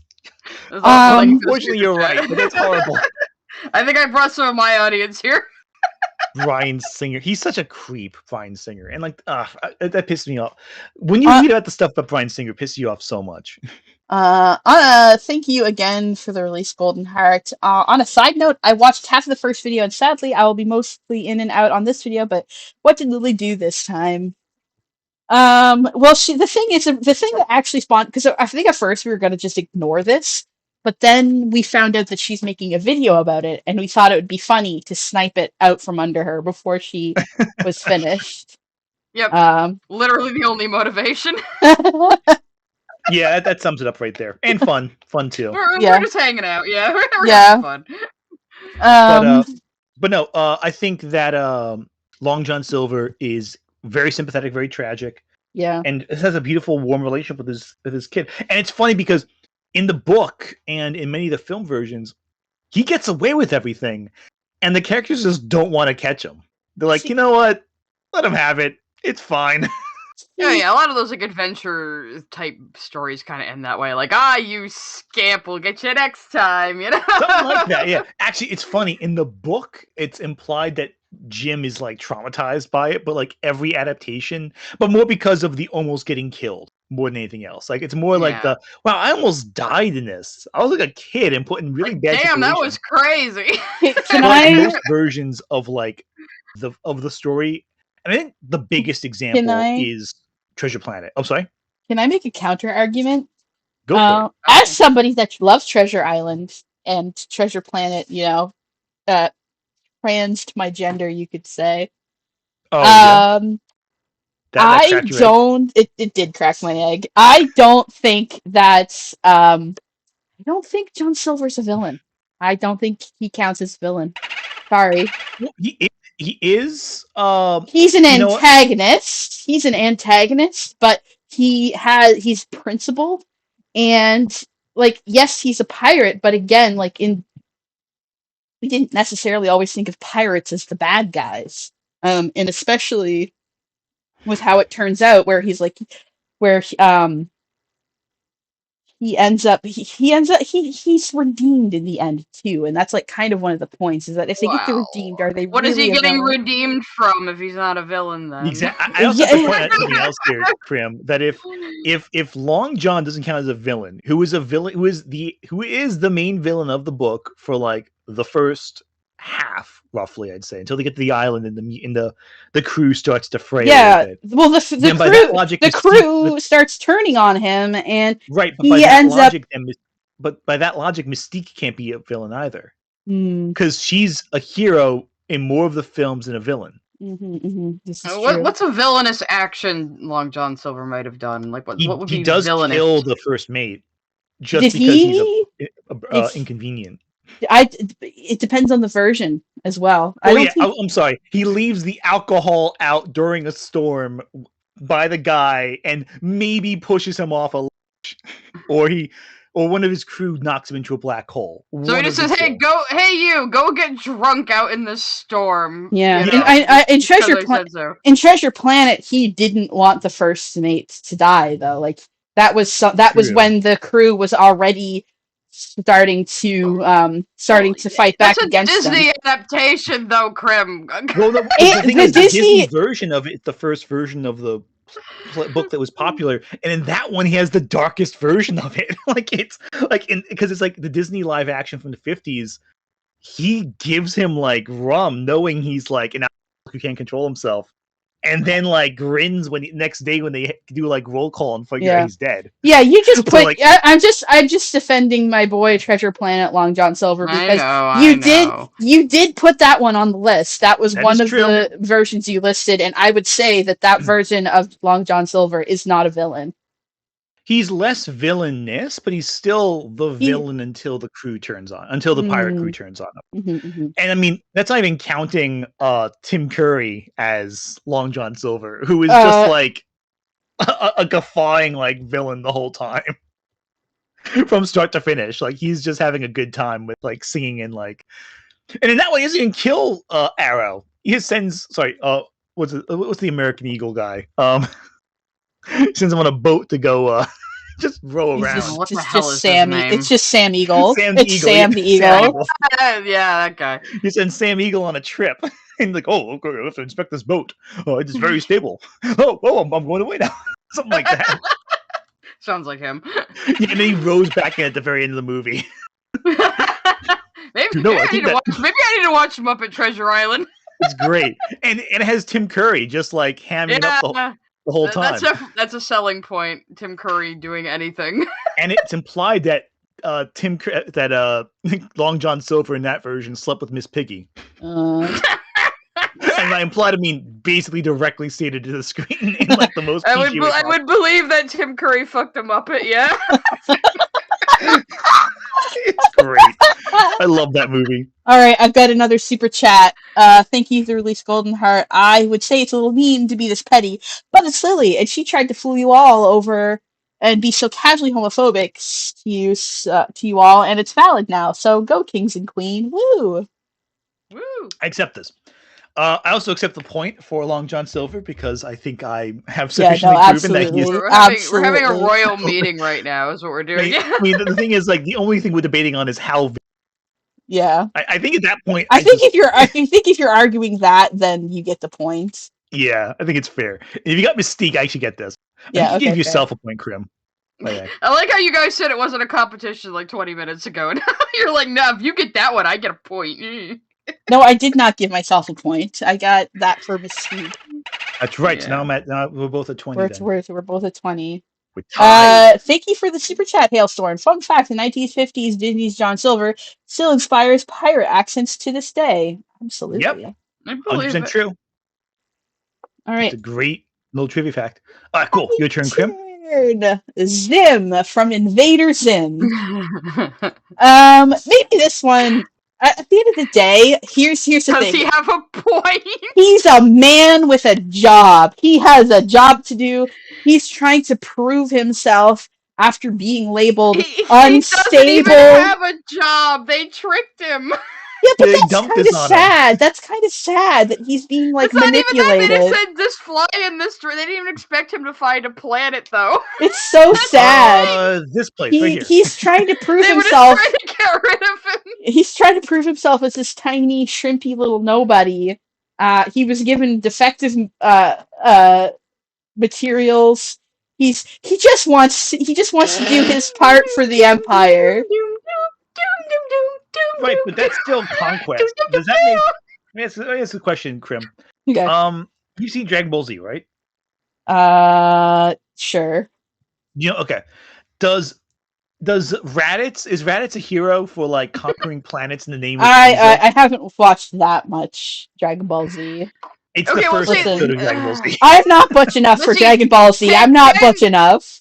Can we say Zim has a point when he has been duped into going to this planet and isn't even supposed to be there invading it? Yeah, he is technically an invader. Like, he's doing invasion work, but the tallest were just trying to get rid of him. They're just like, go fly in that direction. And later on, they're like, why didn't we just send him to the sun or a planet of broken glass or something? Why did we do this? Yeah, no, I'll so darkly funny. I love Zim. I love Conan Vasquez, so. He is our main protagonist, and we are asked to sympathize with him and put ourselves in his shoes, and we do watch his actions, and not all of his actions are like villainous. I would say he's just a. If he's the protagonist, is Dib the villain? Dib organs for, like, he was petty, trying to fit in. He was trying to fit in. By assimilating a city's worth of organs. He was stealing children's organs. Hey! He replaced them. I just they might have been with like toys and little remote controls and like just anything that mooing squeaky toy. Like, but he replaced the organs. He was trying to. Yeah, he could have been discovered, and if they discovered that he was not human, he would have been experimented on. You guys, like, come on, give the little guy some. And having like 5 queens doesn't make you more of an oddity. It makes you more human, obviously. Yeah, I don't know. I mean, he kind of gave Dib the worst fate of all time. He was going to send him to a room with a moose. Okay, to be fair, Dib deserves it. He's a little squit. Does he deserve to be in like some weird Kubrick room with a moose forever? Yes. Fuck Dib. Dib sucks. He's not. See, the thing is that Dib. The vibe. This might be a personal thing. Was Zim one of your Borbos? Did you write self-shipping? No, I'm not a self-shipper. No, thank you. The thing is that Dib's an interesting character because he's not really trying to reveal Zim. He's not the hero. He's not trying to reveal Zim for the good of mankind. He wants to so that he can finally be proven right that aliens exist and for the approval of his father. Well, so the thing with Dib there's no heroes. They're just two morons who are bad at what they do, fighting each other. There's no good people. There's no good. It's so great. Exactly. There's no good people in violence. There's no good people in Invader Zim, and that's what makes it so good. What about Professor Membrane? Professor Membrane is perfect. Yeah, okay. He's something. Took his arms, Krim. The sharks took his arms. I think the problem with arguing anyone's morality from Invader Zim is that they're all idiots, and thus, because of this, the problem isn't good or evil; it's dumb and stupider. Yeah, that's just true. Another super chat in meme terms. Lily is Meg Griffin accusing y'all of being better than her, while you're the three in fancy outfits and are clearly better than Lily. I never got that meme. The thing is that I think that like the weird Meg hate in this cartoon of Family Guy is like, I don't want to get too like up on my little soapbox, but It's incredibly it kind of cruel. it smacks of cruelty and like weird misogyny. You know what I mean? There's that, and another episode that I hate is that when like Peter gets all worked up because Lois dared to cut her hair short. Like there's just so much weird like I feel like they're trying to get canceled at this point. Like, please cancel us. Please, look how awful we are. Please cancel us. There's like stuff that they do that is like, haha, look, we're so funny and edgy, but then there's like stuff that they do that I don't think they're doing on purpose, and it's just their own biases. And I think the way Meg is treated is one of those things where it's like, I don't think you realize exactly what you're doing here. Yeah, it just gets cruel at a certain point. Like, Yeah. it gets really cruel, and like the writing's just lazy. Yeah, I think the problem also is this is recycling old bits. They've hit the point where like Simpsons did back in season 20 or 20. It's like we don't know what we're doing anymore. We're just trying to sustain the show for the sake of maintaining our time slot. People watch this slop for some reason. Yeah, exactly. Well, like somebody said in the chat, like it's just it's like, I don't know. I just feel like putting Meg as like the person that we all shit on. It's like I think that Family Guy is also wrong for doing that. Now see, I compared Lily to Brian. Yeah, that's a more apt comparison. Yeah, that's accurate. They both think that they're much better than they really are. Yeah, I would compare. I would compare her liberals, to. They're both. Yeah. They're both by Seth MacFarlane. No. Also Stewie Seth sometimes. MacFarlane was work on Orwell, and that gets him like. I want to watch points. that. It's good. It's good. Actually, really good. Like you think, Seth MacFarlane did Star Trek. I'm sure it's really goofy. Then you think, it's really goofy at first, and then they start like hitting their stride. All right, like, we're getting. Yeah, we're getting off top. We're spurting again. Yeah. So no points for Zim. It's fine. It's fine. I kind of say, but anticipated that. He put the fires out. You did. That is true. You made them worse or better. I can quote Zim off the top of my head. I am that cringe. Yes. I hear you. I'm still suppressing that side of me. Okay, it's your turn, Anthony. Medusa from Greek mythology. Is she a villain? Medusa? Well, yes. Medusa is undeniably a villain, depending on what version of it that you're reading. I think it's only in the Metamorphosis that you get the origin where she is assaulted in the temple of Poseidon or temple of Zeus. I think Poseidon assaulted her. I forget exactly what the specifics were. Somebody assaulted her, yeah, in a temple, and she was cursed for being indecent in a temple, basically. I think there's another interpretation that she was given snakes on her head to protect her from men, so they can no longer touch her because they'll turn to stone as soon as they look on her. That's another version. Well, that's the Medusa that's so complicated. There are so many versions with different origins. Some have her just being born the way that she is because she's birthed from the mother of all monsters, the Echidna, and there's a lot of different versions of it. And but ultimately it is that she's just living in a cave. Her existence causes death.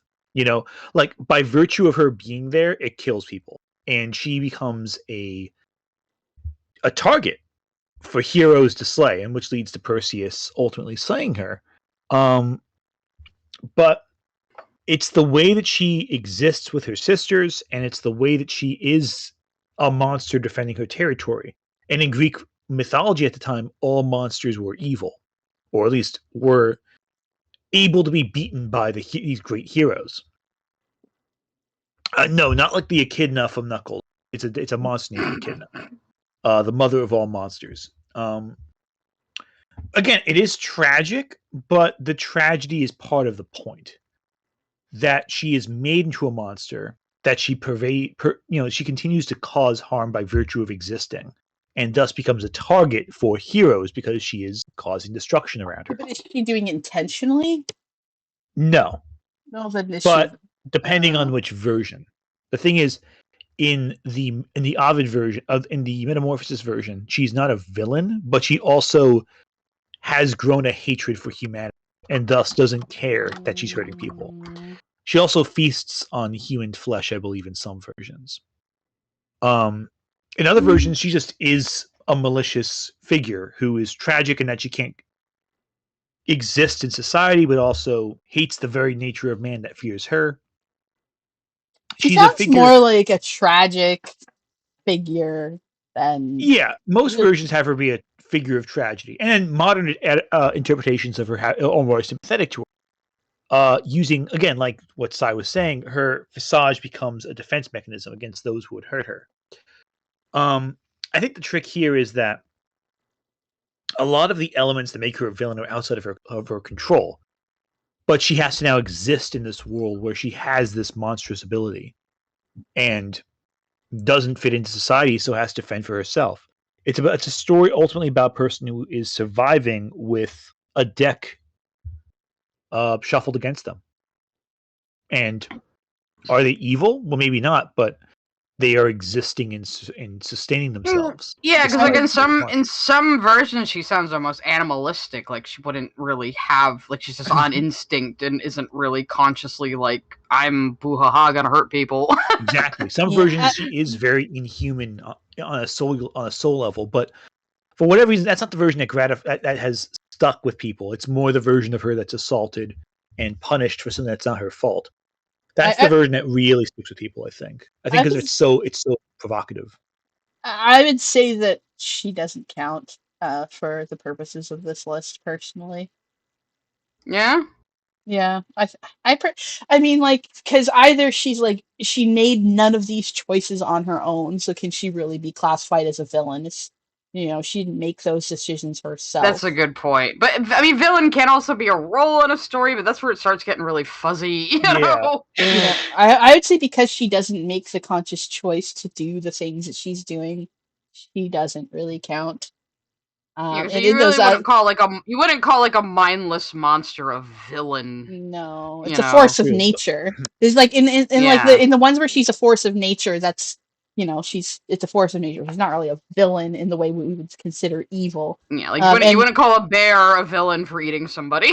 Yeah, and then in the ones where she's more sympathetic, like I still wouldn't call her a villain because she is treated as this tragic character that can't help what she's doing to other people, and like I don't think there's any versions where I would say that she fixed this.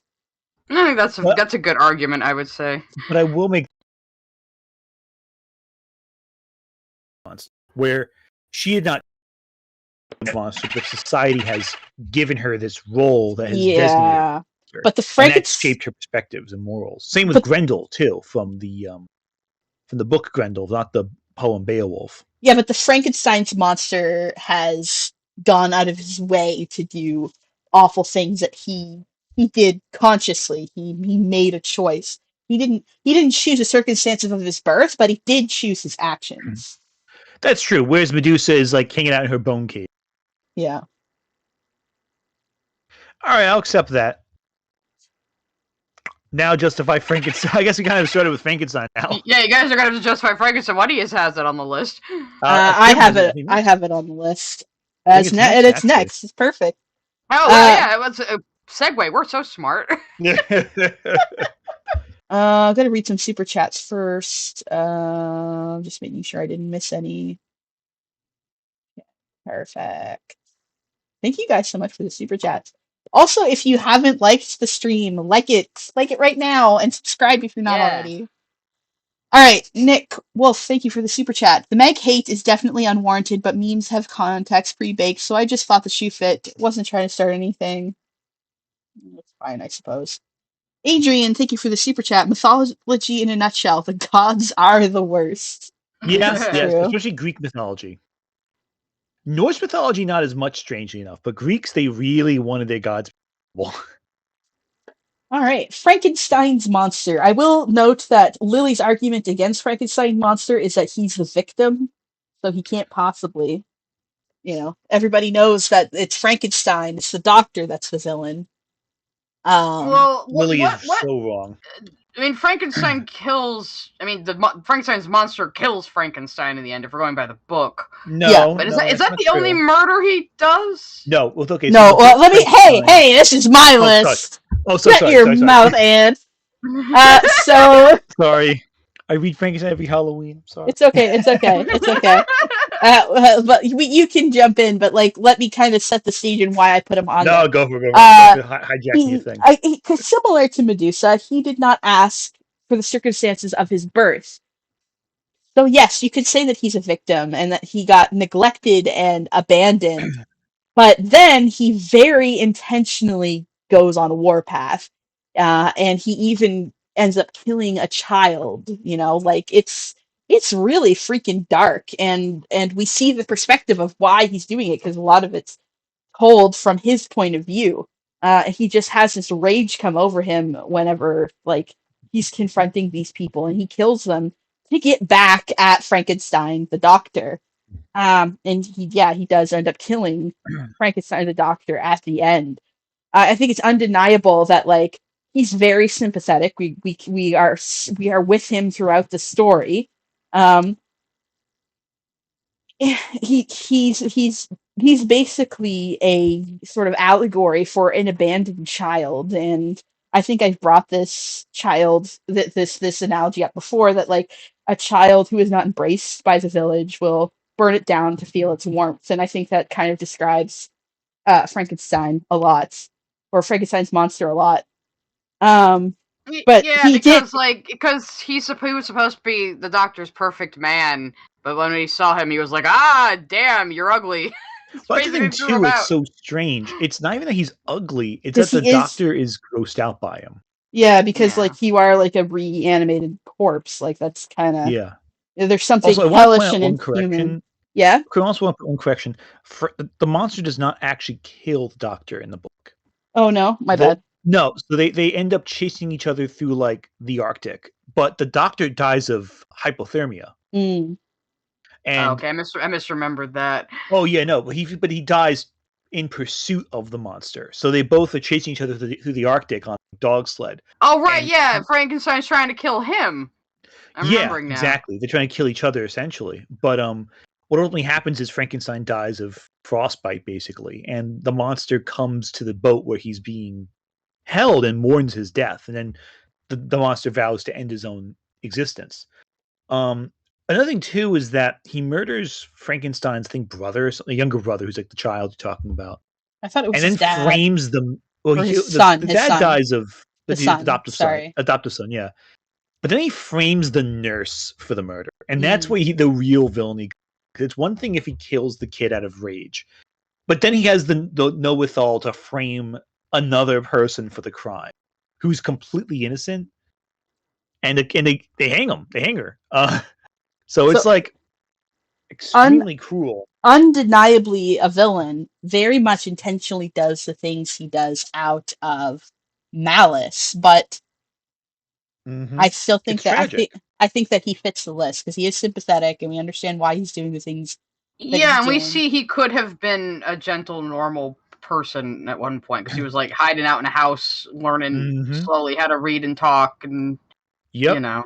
And he even does interact with them, and he is shown he's again it's the blind man in the when he gives himself the name Adam, you know. Exactly, and this is not even counting the 1931 version of Frankenstein, which is far more sympathetic. I think. Not even far more sympathetic, far more tragic.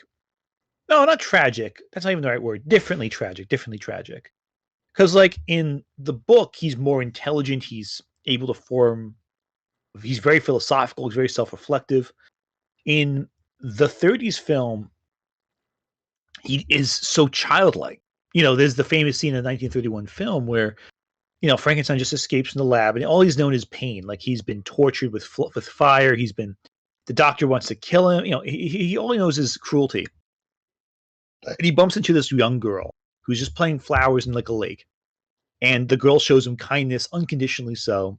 And he's just so happy to be there with his kid. And then just tossing flowers one by one into the water.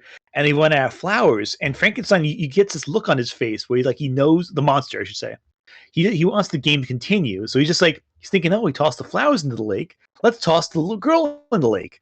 And she'll float too, like the flower petals. And of course, she drowns and dies. And he runs away in terror.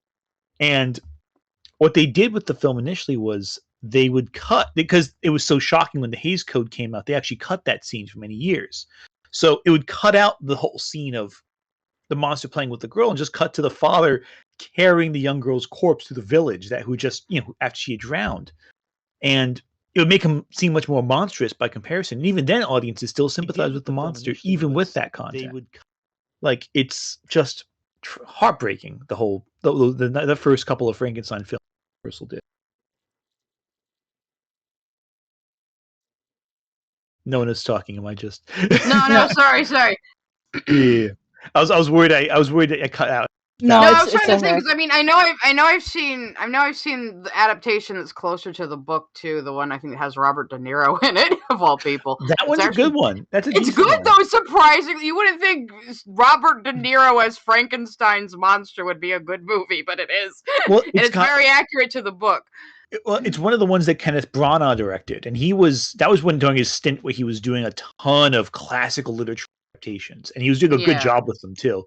And then he went off cue somewhere. I don't know what happened with it. I mean, I know he's done movies since then that are good, but he did a decent version of Cinderella. I'll say that. I don't think I remember that one. That's the one that Disney did, actually. He did one of the better Disney live action versions. Oh. I find he did the it was the Disney remake, but it was actually one of the better ones. Like, it's not as good as that's when they weren't doing it cynically. Well, it was at the cusp of it, but I think they just got the right casting crew to do it. You know what I mean? Like, it's like, even within the corporate system, if you get the right people working on something, they can still put out something pretty good. All right. This is one of those cases, I think. All right, we're getting off topic again. Okay. Yeah. I guess I will say yes, a point for Frankenstein. Yeah. I would never fight that one. In pretty much any adaptation. Well, most adaptations. I would not say The Hammer, but that's about it. Okay. It is your turn, Anthony. All right. Miles Edgeworth. Is he a villain? Right. I don't think he's a villain. I feel like this is one you guys are gonna have to hash out. But yeah, Lily says he's not a villain. So he definitely is. He is very he's a very smarmy character.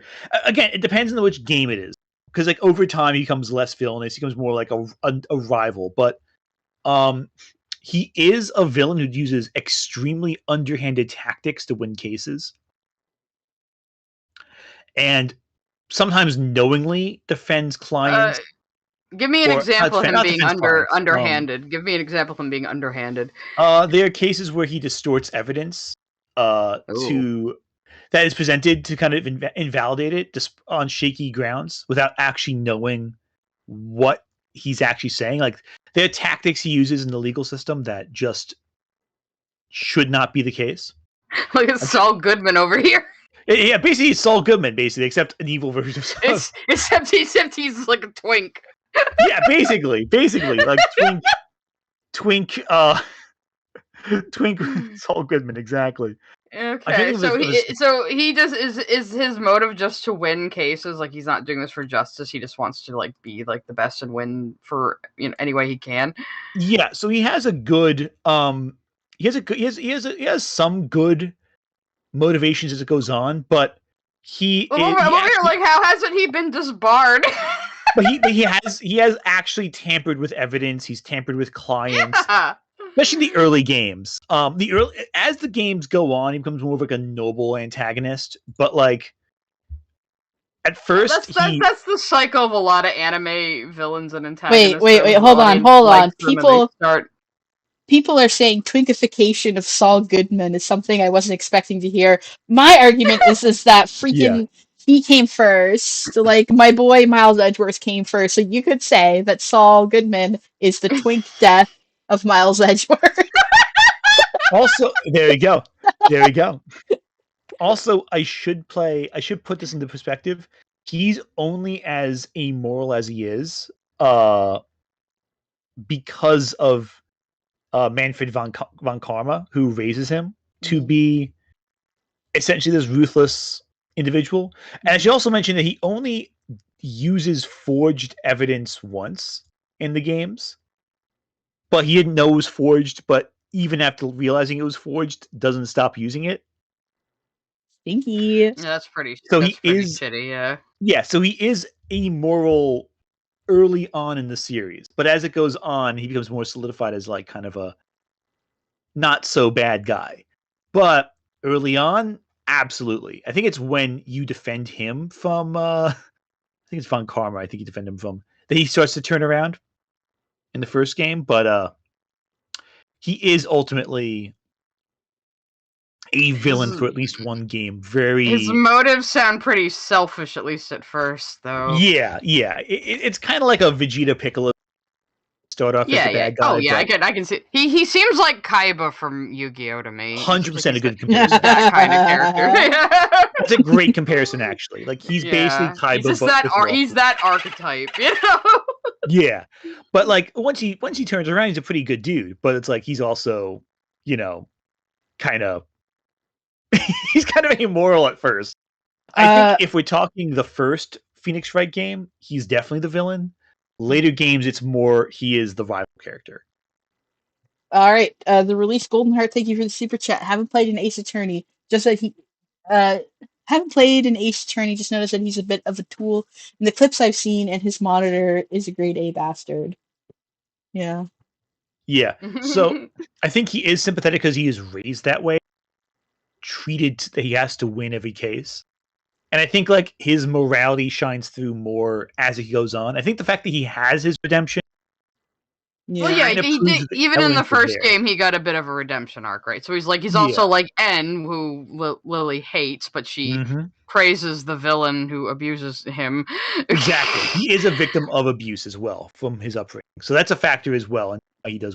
I think it's just a very clear cut case where he wants to do good. I suppose he has a point in that he wants to be good at his job, and he's just kind of going about it the wrong way. If we're Oh yeah. if we're including characters that do get a redemption arc, then I'll be able to fill in a couple of the gaps that I have towards the end of the list. So There you go. I'll be able to bring in some late hitters later. I think if we can bring in Okay. characters that If we do have get time, redeemed. yeah. If we, So do well, we- it's do just we that agree I have Miles El- it's just that I have a couple blank ones because I had to skip over a couple because Anthony already said them.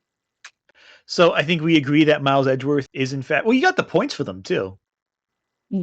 That's true. I think we agree that Miles Edgeworth is both a Twink Saul Goodman and a point for me on this one. Yes. There we go. Cool. Again, Alright. I would say that Saul Goodman is a twink death Miles Edgeworth. He came later. Saul Goodman back in Cicero. He was quite a looker. This is good. And also, like, he's super gay for All right, you Alright, two. cool. All right. This one got some ire from Lily. Vriska Circuit from Homestuck. She was not happy that I cited Homestuck. Vriska did nothing wrong. I don't know anything about Homestuck. This is another one you two are gonna have to Okay. talk You're gonna about. love this one. Are you familiar with Homestuck, Anthony?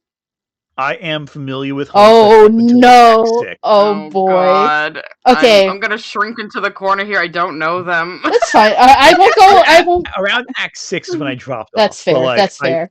But that's I yeah. like the characters in Act 6. I just couldn't keep up anymore. It was just too much. It was This is too becoming much.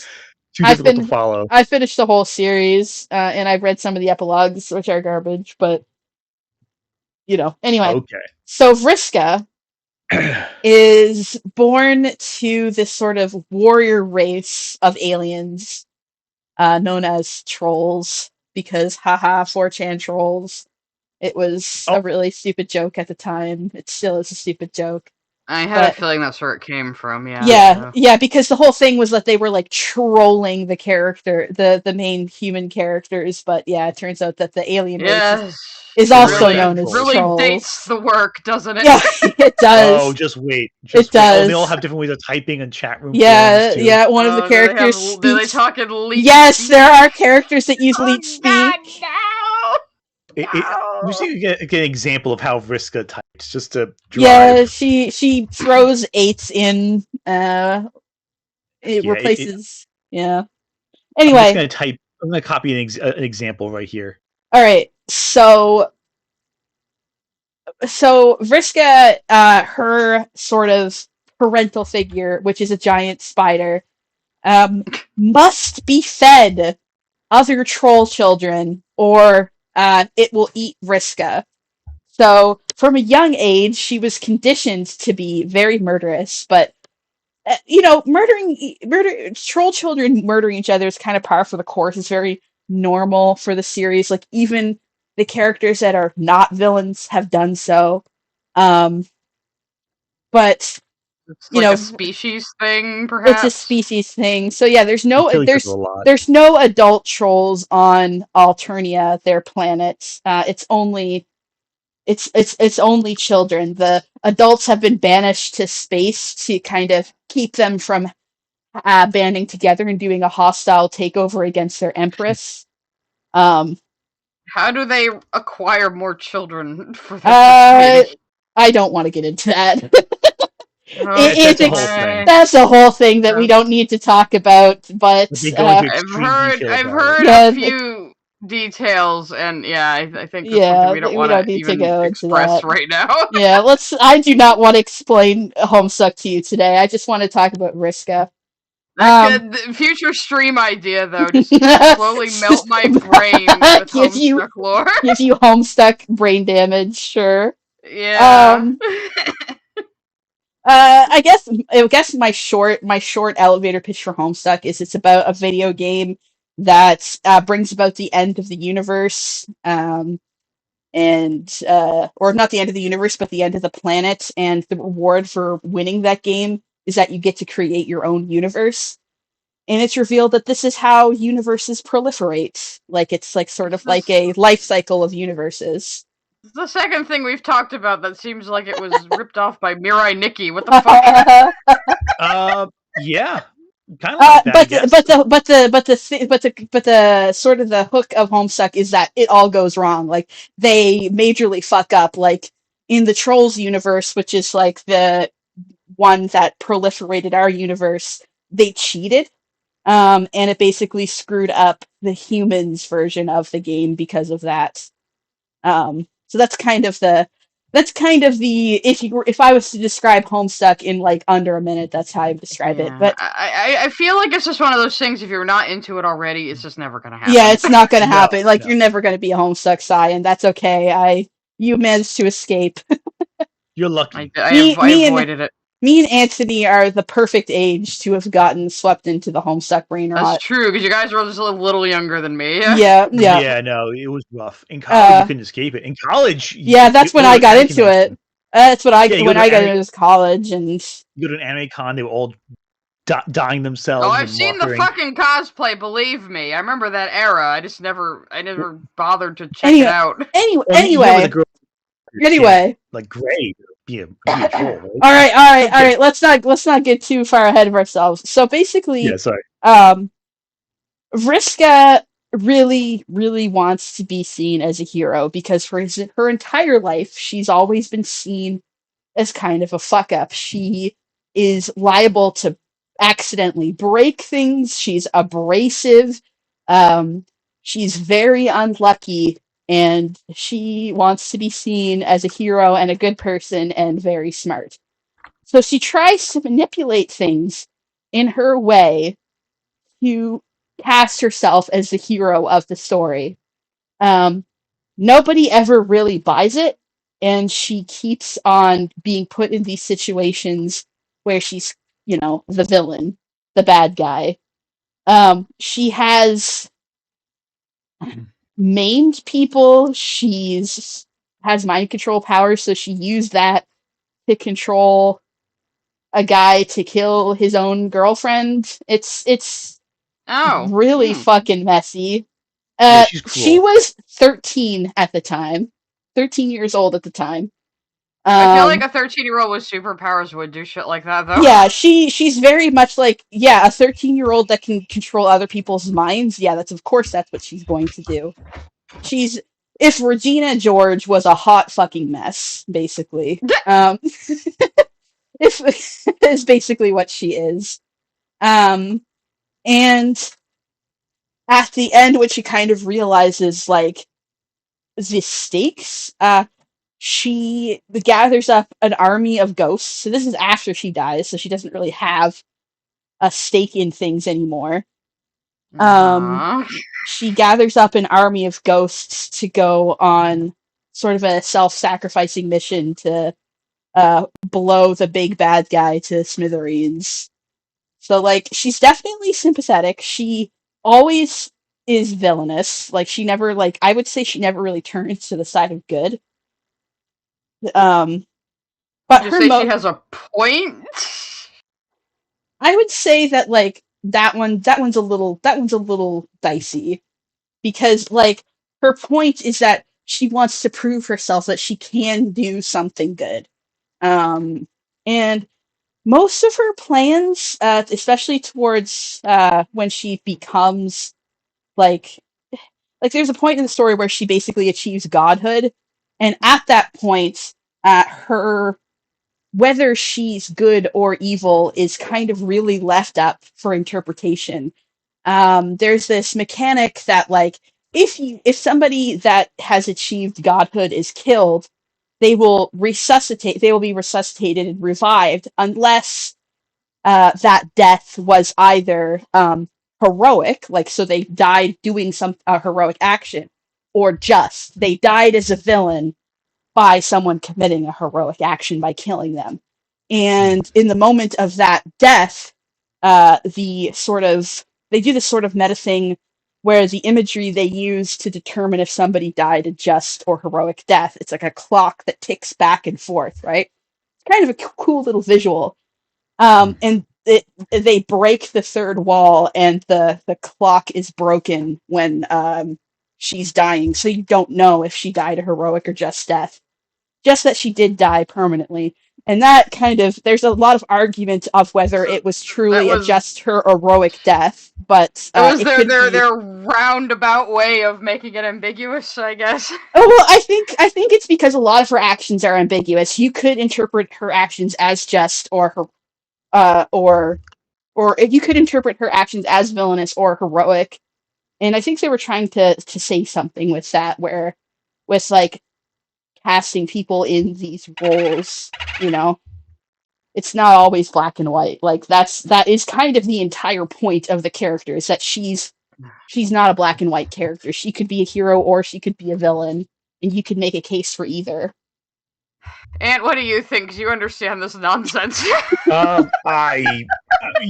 don't think Vriska can, if I'm being totally honest. Mm-hmm. She just does too many heinous things and is very cavalier about it. Mm-hmm. Is the problem. Like, for all the sympathetic elements of the story that it brings up, she's just way too casual about being so violent and cruel that it's, like, a little hard to be, even if it's how she was brought up, even if that's her upbringing, even if it's all that. I don't know. I think I still have. But, like, then with, like, is a character like Terezi also villainous? Because she's the same way that Vriska is in terms of how casual and cavalier she is, but, like, most people don't consider her a villain. But I think it's because, like, the level of backstabbing is a lot less. That's true. Yeah, like, there's less, like, at least Terezi has, like, sticks to a certain perspective inside. Yeah, but Terezi's a lot more sadistic. That is true. That is very true. Like, she's coming at it from a place of being sadistic, whereas Vriska is coming at it from a place of, like, wanting to be a good person and wanting for acceptance and for people to like her. And Terezi's motivation is sadism. Vriska kind of makes me think of, like, the old school draft D&D, where, like, or just there as possible with an extra dose of anarchy thrown in. Mm-hmm. I don't know. I don't think Vriska is sympathetic whatsoever. I think she's a great character. I think she's very entertaining. But, like, I don't buy into I don't think she's sympathetic whatsoever. You know what? Just make this a half point. You know what's funny? Maybe. It's that Lily's fans were arguing about this one. They were saying either she doesn't count as a villain because she's a victim, or Vriska is the most evil being known to, like, He is such a divisive character. Lily's Yeah, always no one saying can that agree on victims can't be villains, so by her own logic. Yeah, she was I think- manipulated by the big villain to do the things that she did as well. So I think by virtue of it being such a controversial character, it deserves recognition for that. But I can't, in good faith, say that that's a full point. Because half she is point. half just so point. awful. Half point. Yeah, Of course, Lily's fans are Homestuck fans. yeah. But that being Corin, said, like the heightened reality of Homestuck makes everything that happens feel yeah, weightless in some ways. Like, Like murder ins- feels so weightless at times. yeah. I mean, Insane Clown Posse did bring about the end of the world in one of the continuities. So, and I'm not joking, Sai. I'm not fucking No, kidding. yeah. I believe No, she's you're not. not. Why She's the not. fuck do She's you not. read this? I read. Fucking magnets, how do they work? Now I ask the question: is it really worth it to get into Homestuck after all this time, or no? No, do not read Homestuck. Do Trim. not. I can't, in Why good would you- conscience, recommend Homestuck. Why What? would you do that to anyone? Why would you recommend Homesick to anyone? I You are- don't. I don't. I tell people who ask me, it's like, oh, should I read Homestuck? I say no, don't read it. That is dangerous. That is dangerous territory. Like I know. I'm like that. I'm like that about Ark Survival Evolved. I'm like, I played that for thousands and thousands of hours. Do not play it. It's terrible. Yeah, no. That being said, though, the fan art is beautiful for Homestuck. I will say that there are Yeah. some incredibly talented artists and writers. Also, for that.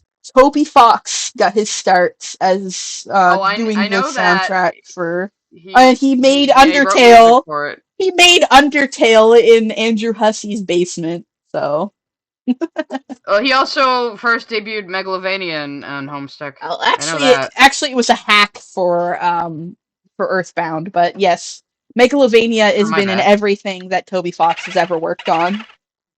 All right. Actually, Megalovania was Vriska's song in Homestuck. Oh, So there you go. she shares that with Sans, I guess.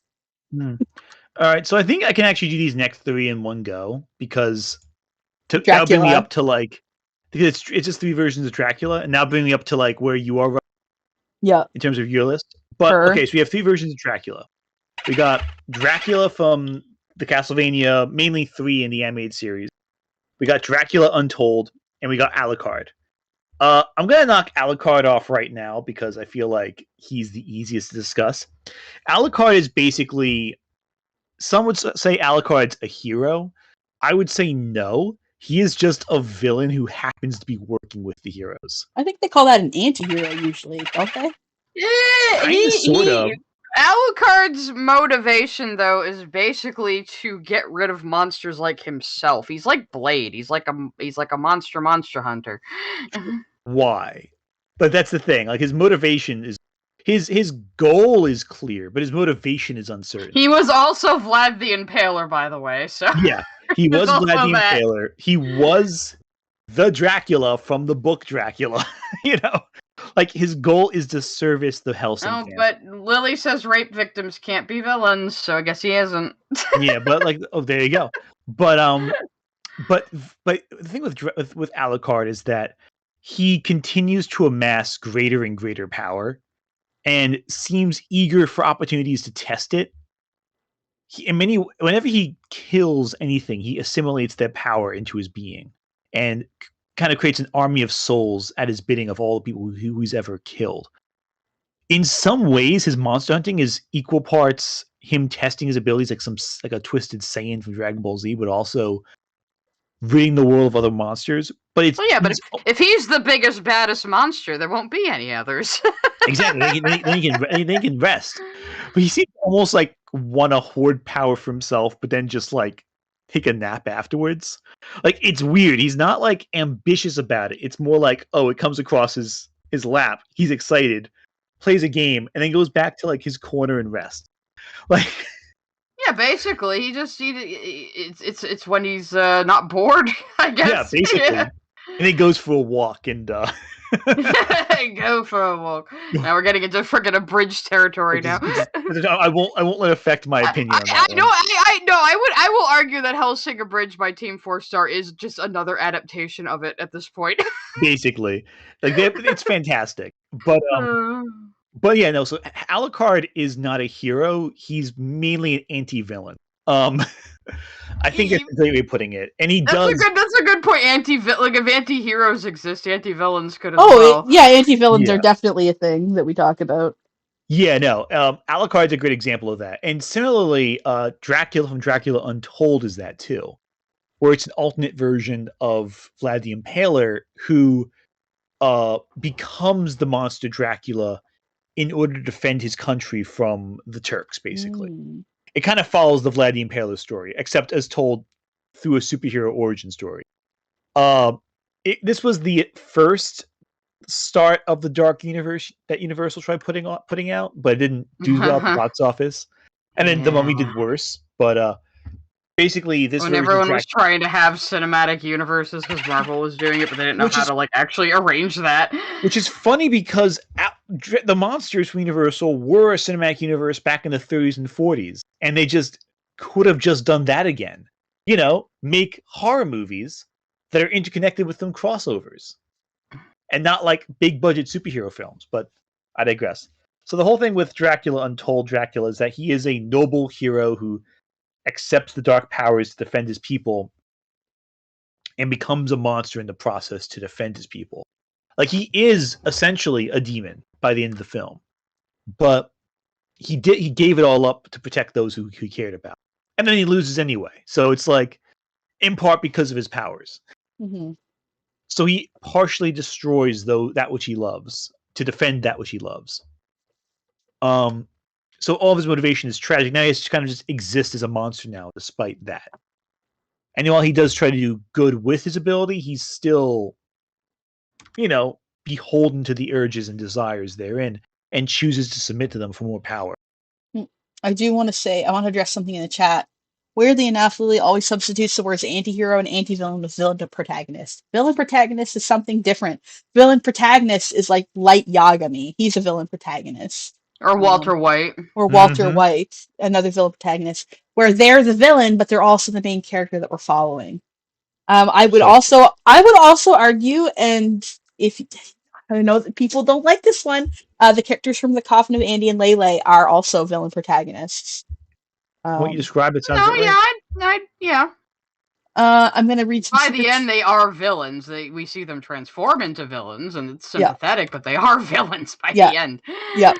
All right, I've got some super chats. Vex says, replace Alucard with the Count. He's a villain with 1 point.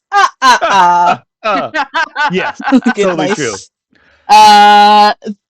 The released Golden Heart says, I'm both scared and curious about Homestuck. Kill that curiosity with fire. Do not read Homestuck. On a Don't do it. Don't do it. Don't do it, Ho. Don't freaking do it. Don't do it to yourself. Nick Wolf says, on a similar note, never play Yu-Gi-Oh! IRL. I was a big Yu-Gi-Oh! Player until college when I moved to the city, and the weird teenage and not so teenage boys and men were kind of creeps to me in like a lot of the Yu-Gi-Oh! Spaces, so I stopped going. Yep. Hey guys, just a little hint from me to you. Don't hug strangers without permission. Yeah, really. Especially if you're significantly older than them. Yeah, no. Anyway. So the last Dracula I have here is the Castlevania Dracula, who is older than Vlad. What? Yeah, exactly. What? Who said that? What? Who said that? I mean, they're all. I mean, listen, the hot one, singular. I mean, you know my type. You know what I am. Yeah, I know you are. So this is the one who fell in love with a mortal, and that mortal was burned at the stake by a paranoid village in Wallachia. And Dracula was like, hey, I was trying to do good. I was trying to live a normal life. And then you fucked it up. So now I'm going to come with the powers of hell and torch all your asses and drag you and murder you with demons. And he just does that. And he keeps up his crusade against mankind because they destroyed the one thing that was good about mankind. In his opinion. He does have a come to Jesus moment at the end of the animated series, but in Castlevania 3 the game, it's a little different. His trajectory is a little less sympathetic. He just continues to come back every century or so, and he just has a deep contempt for humanity. He thinks humanity is trash. He may be onto something there, and that whenever humanity does something good to him, it's taken away in seconds. So he has basically declared war on a race he sees as not just lesser, but as like an active threat to all that is good in this world, even itself. And while he does have moments of sense, especially in the animated series, he is ultimately under the very well-affirmed belief that mankind is terrible and that they deserve to go. But also it's personal satisfaction to see them go. Like, he has the ethical justification for it, but he also has the karmic, like, these guys deserve what they're getting. I don't think it's ethical after a while when the people that caused you the pain are long dead and you're just still murdering other humans. That's what gets complicated. So in the animated series, it's very much like a short period of time. So that kind of realization and understanding is much quicker. Also, like very much like substantially quicker. Well, when you were saying he's doing it for centuries, I'm kind of like, okay, dude, you gotta get over it at some point. Well, in the games, it's centuries, but the thing also is he is killed then brought back, so his perspective on it is much shorter than the. Okay, so he's killed, he's gone for a century, comes back to life, and comes back from the point he died at. So it's like he just picks up where he left off. So for him, it's not really centuries; it's more like, if he's alive for 20 years of each century, that's only 40 years of having a grudge, which is over the course of 200, 250 years, which is a little better than, Yeah. that straight up of it. And I think he lives for 1,000 years in the games. I think he is like born around the year 1000, and he dies in 1999, and then is reincarnated as a good person, which is the whole thing. So between these three, we have a man who only sides with the heroes because he gets to hunt monsters for his own personal pleasure. We have a guy who was a hero but became a monster in the process. And we have someone who thought, you know what? Humanity deserves to go. Because what is a man? Just a miserable little pile of secrets. I was waiting for you to say that. I know, right? What is a man? Such a great... Oh, it's classic. What do you classic aged cheese. Exactly. So cheesy, so aged. What do you think, Sai? I hesitate to give any of those to you. I'm sorry. I mean, I am pretty partial to Alucard from Hellsing. I'm not really familiar with the other two things. But is he a villain? He's just kind of a... He is a little bit of a force of nature, but he's also like, he knows what he's doing. And he can make individual decisions that aren't just on instinct. So I don't know, but he has a point, and it's justified why he is a villain, I would say. And he's good because he's awesome, so that fills Lily's criteria. Oh yeah, he's incredibly awesome.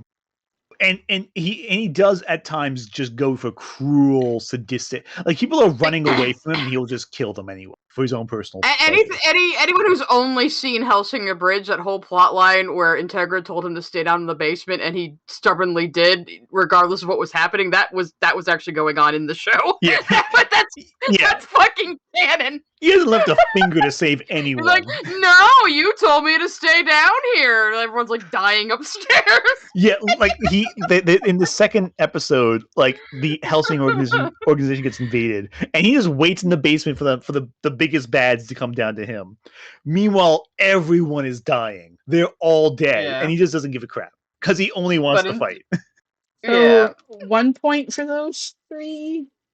I guess I would give 1 point. Yeah, sure. Fine, I'll take the 1 point. We don't even have to say which one it is. Yeah, right. All right. Bam. My next one is Lothar for Voltron Legendary Defenders. Oh, my poor purple boy. Voltron. My poor purple boy. His tragedy, his tragic end was to eventually become soup. Well, Wow, Lily would really hate this one. It's everything she hates in one character. So, Wow. so Lotor is a hybrid Galra and oh my god, I can't even remember what the other race is. I'm not familiar with the show, so you might have to be a little more specific than just saying Galra. Like, I know what the that is. the Galra are the big bad evil cat aliens that run an empire that is oppressing the entire bad galaxy. guys. The big bad guys. The one Yes. Bad guys. yeah, Okay. yeah. He's a hybrid, and he kind of Altean. He's a hybrid with Altean, who are the big good guys. They're the force of good in the universe, and like centuries before the events of the stories, the Galra and the Alteans were at war, and the Galrans ended up suppressing the Alteans, but the Emperor ended up taking one of the priestesses, an Altean priestess, and like they were in love, and they end up having a child together, and that's Lotor, but he's kind of not really loved by either of his parents because the Altean priestess Hagar ends up kind of just becoming this weird fanatic of the Galran Empire. And she kind of doesn't really like pay much attention to her son. He's kind of like an embarrassment.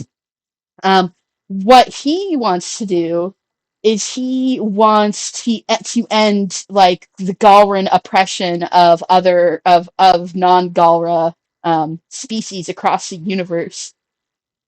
And he has all these ideas on how to do that, but he is never quite trusted by the heroes because he's Galran, and because some of his ideas and tactics are a little underhanded, and people are like, "Well, isn't this not you?" It's complicated because there is kind of where it's always like this humming and hawing of like, oh well, if you do this, it could become a slippery slope back into what the Galrans are doing. But his ideas are never even really given a chance. Like he's not trusted primarily because he's Galran. It always comes back to bite him on the ass. But So some it's of just his racism that they're not trusting his ideas. yeah, but they are kind of a little underhanded and a little bit fucked up, and I think that ultimately what happens is that they kind of push him away to the point that he stops trying. And he's like, fine, you're not gonna fucking listen to me, then fuck you guys. I'm gonna go on the offensive. And tragically, what ends up happening to him is he almost dies, and his mother, the fanatic priestess, puts him into the pilot seat of one of the mechas, and basically is just using his vegetative body as a battery for Oh my god! yeah. And And they end up I think they never show it on screen, but they crack it open, and all you see is his hair and the side of his face, and it's kind of implied that he's just like a pile of mush Like he just inside. rotted away in there because he died. Yeah, it's really sad. Jeez, that is a pretty like just awful ending for like even a villain. It was not the original intended ending. Voltron had like 3 or 4. Wasn't it? It had 3 or 4 Didn't it get affected by it got affected by COVID a lot, didn't it? No, yes and no. It was before COVID. Yeah, it also had like several rewrites, where you can. It's so stupid because you can see some of the places where characters were edited out of scenes, and it's just it was done so last minute. But there's some images that were like released from pre-production where it was like, hey, wait a minute, why is Lotar here? He should be dead by now. Yeah, well, what actual villainous things did he do at all? Well, he kind of was trying to use like slave labor and shit. That's pretty bad, yeah. Yeah, Yeah. it's pretty bad, but he's like, but I can use slave labor for good. And it's like, no, you can't. Yeah, But And- a lot of his viewpoint is shaped by his culture, though, right? Exactly. And but it's like but like the main characters don't have a lot of patience for him. As soon as it's like, hey, wait a minute, this is what the Gars have been doing. This is unforgivable. Fuck you. Um, so yeah, it's complicated. I feel like it didn't have to end like that. And it seems like originally the plan was it wasn't going to end like that, but I can't criticize Yeah, well, the show God, for what. going out the equivalent of like just being left in a hot car or something. That's terrible. Yeah. Yeah. Oh, But it sounds like he didn't really get the character arc he was supposed yeah, to, but unfortunately. we gotta judge him for what we have and not what he could have been. So like That's true. in what we have, he was definitely turned out to be a villain. I just think that he was sympathetic and had a lot of potential, and yeah, the whole Yeah, he had a chance if they had just like been a little bit more listened to him patient with and- him. Yeah. Yeah. Given him a second go at things, even, and been like, because we also find out that one of the main characters, Keith, has been half Galrin all along. He just wasn't aware of that. And they're kind of like a mirror image of one another, where Keith was raised as a human and was allowed to have like human friendships and relationships and a family, and Lotor was never given those things. Really wish I don't think they really interact at all, because there's a time where Keith is not with the main characters, and I think throughout most of that is when Lotor is there. So it's a shame that they never really interact, but yeah.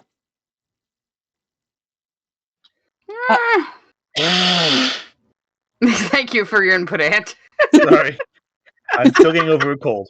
It's okay. I know you feel. That was me on stream not too long ago being froggy. I just I think the I guess slavery thing I'm still not over. I'm not gonna he lie. had a point though, I guess, because Yeah. he's trying to end the war though, ultimately, right? He's trying to like Yeah, he's trying to bring peace and prosperity to the galaxy. That's what he wants. It's just he's still a villain though, because the means in which he's willing to attain those things are villainous. So yeah, nobody absolutely. would listen to him. And Yeah. they were like, your ideas suck, and instead of helping him like adapt his ideas better, he just went, I'll show you how good my ideas are, and then they were all terrible. You know? Well, it was also he was really, before he could redeem himself, he was turned into a battery, basically. So he never got the Yeah. chance to redeem himself, and I think that's what makes him so tragic, is that he It he seems was- like tragedy without a point though, but you said it like got rewritten a lot, so Yeah, I would say that like we do spend a lot of time with him. Like he's such an idealist, and he has so many ideas of how they can like we can bring back the Altean Empire, because like they were destroyed, right? Like they're basically there's only like a couple members left living on the fringes of the galaxy, and like he wants to like let's bring them together. Like this could be good again, and it's like he's clearly an idealist and has good ideas. It's just he's also again, yeah, a product of his culture. Do I get a point? Do I get a point? I would say a point for sympathy, yeah. Because he just doesn't know any better, it sounds like, on a lot of these things. That's basically what it is. All right, your turn, Anthony. All right, cool. So next. Okay, Magus. You're gonna have to refresh me on him a bit, I think. I have played Chrono Trigger, but it was a long time ago. Yeah, I no, I'm trying to haven't, remember the specifics so- I should point out with this. So Magus' whole thing. He's obviously he's one of the antagonists of Chrono Trigger. They're not the main antagonist, obviously. That his motivation is to kill Lavos, who is like this big space-time tick, essentially, that will destroy all reality. His motivation is to stop a greater evil than himself. He's born in the very distant past. It's basically him and his sister, who are the main party, they meet Magus, then Janus in the past because they can time travel. He basically they interact, and due to time travel shenanigans, young Magus is sent into the far distant future of the Middle Ages, where he becomes a dark mage and uses great powers to travel back and forth through time in order to figure out a way to stop Lavos, both in terms of its creation and in terms of it being summoned to destroy all reality. He tries to put him to sleep. He tries to eradicate him. He tries to conquer the past to create a scenario that will lead to him being able to be powerful enough to stop Lavos. But the main protagonists keep screwing up his plans and kind of ruining his life in the process, having dislodged in time and losing the things that matter to him. And so he sets off to destroy the protagonists as well, Chrono and his party.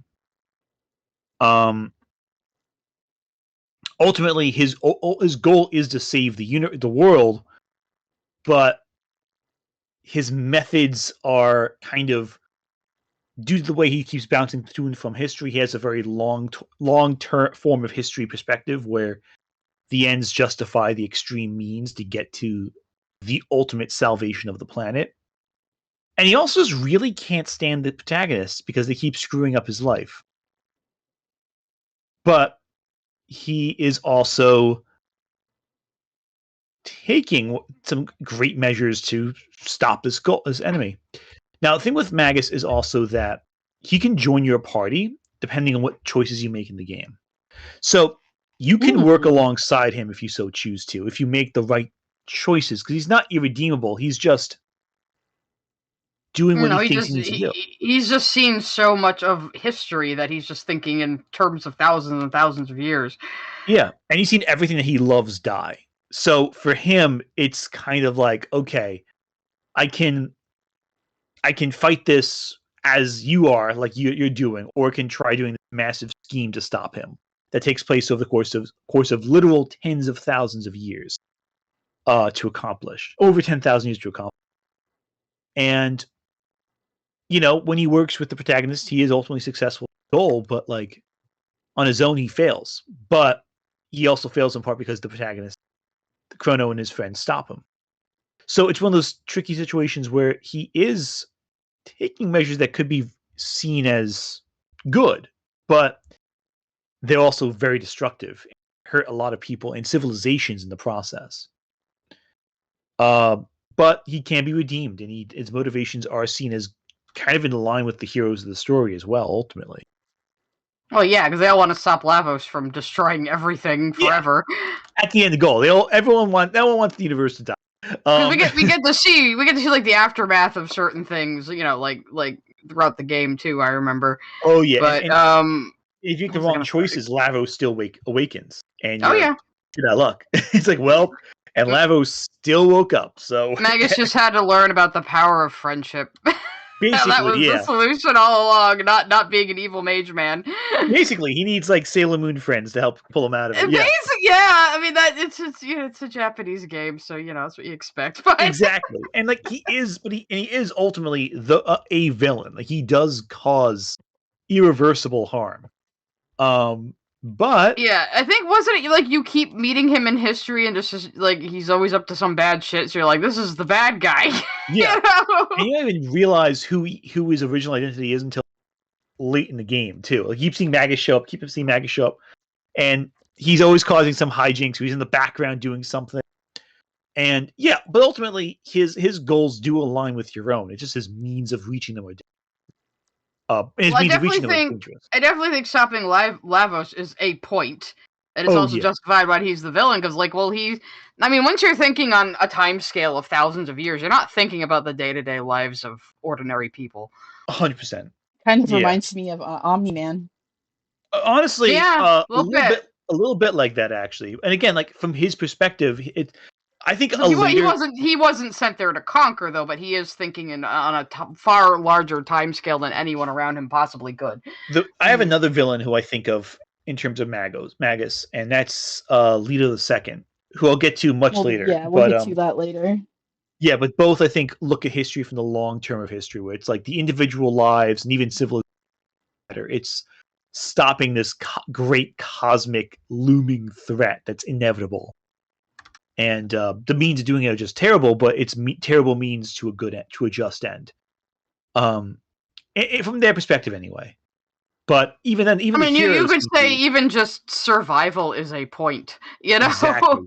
Sustaining humanity, yeah. And the only thing is, even the protagonists are like, you know what? You're all right.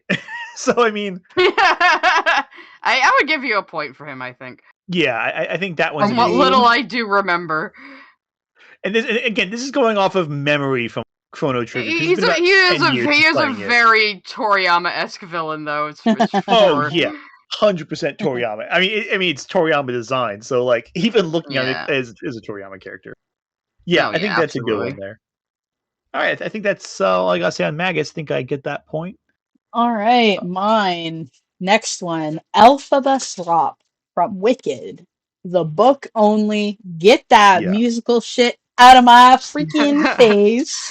How do you adapt? You and my spouse will trade fists on that one. Okay, but here's my question. How do you adapt a book where the main character is in a sapphic relationship with the other main character, and you bring it to Broadway, and you make it less gay? That's what I want to know. How does that happen? Very shocking. To the point that Gregory Maguire disavows the musical. He hates the musical, and he said at the end of the day, it's like, you know what?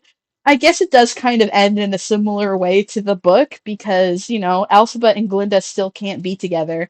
And I was like, ooh, fucking hell. But yeah, Gregory Maguire is a gay man, so to take his book and make it less gay, that's the true villainy, to be honest. Anyway, so Elphaba Thropp is the Wicked Witch of the West. Now, Gregory Maguire does a very amazing thing where you can pick up Wicked after reading Frank L. Baum's books, and it feels like you're reading something from the same series. He really is like the spiritual successor of Frank L. Baum. He adapted The Wizard of Oz and the Oz books brilliantly. I would say he loved that world way more than Frank L. Baum ever did. Because Frank L. Baum kind of despised those books as time went on. It's really funny when someone can take something a creator did just for a paycheck and do something so much more creative with it. I mean, amazing. It's like fan fiction. Yeah, Wicked is basically fan fiction. Yeah, but the thing with Wicked is that, like, excuse me.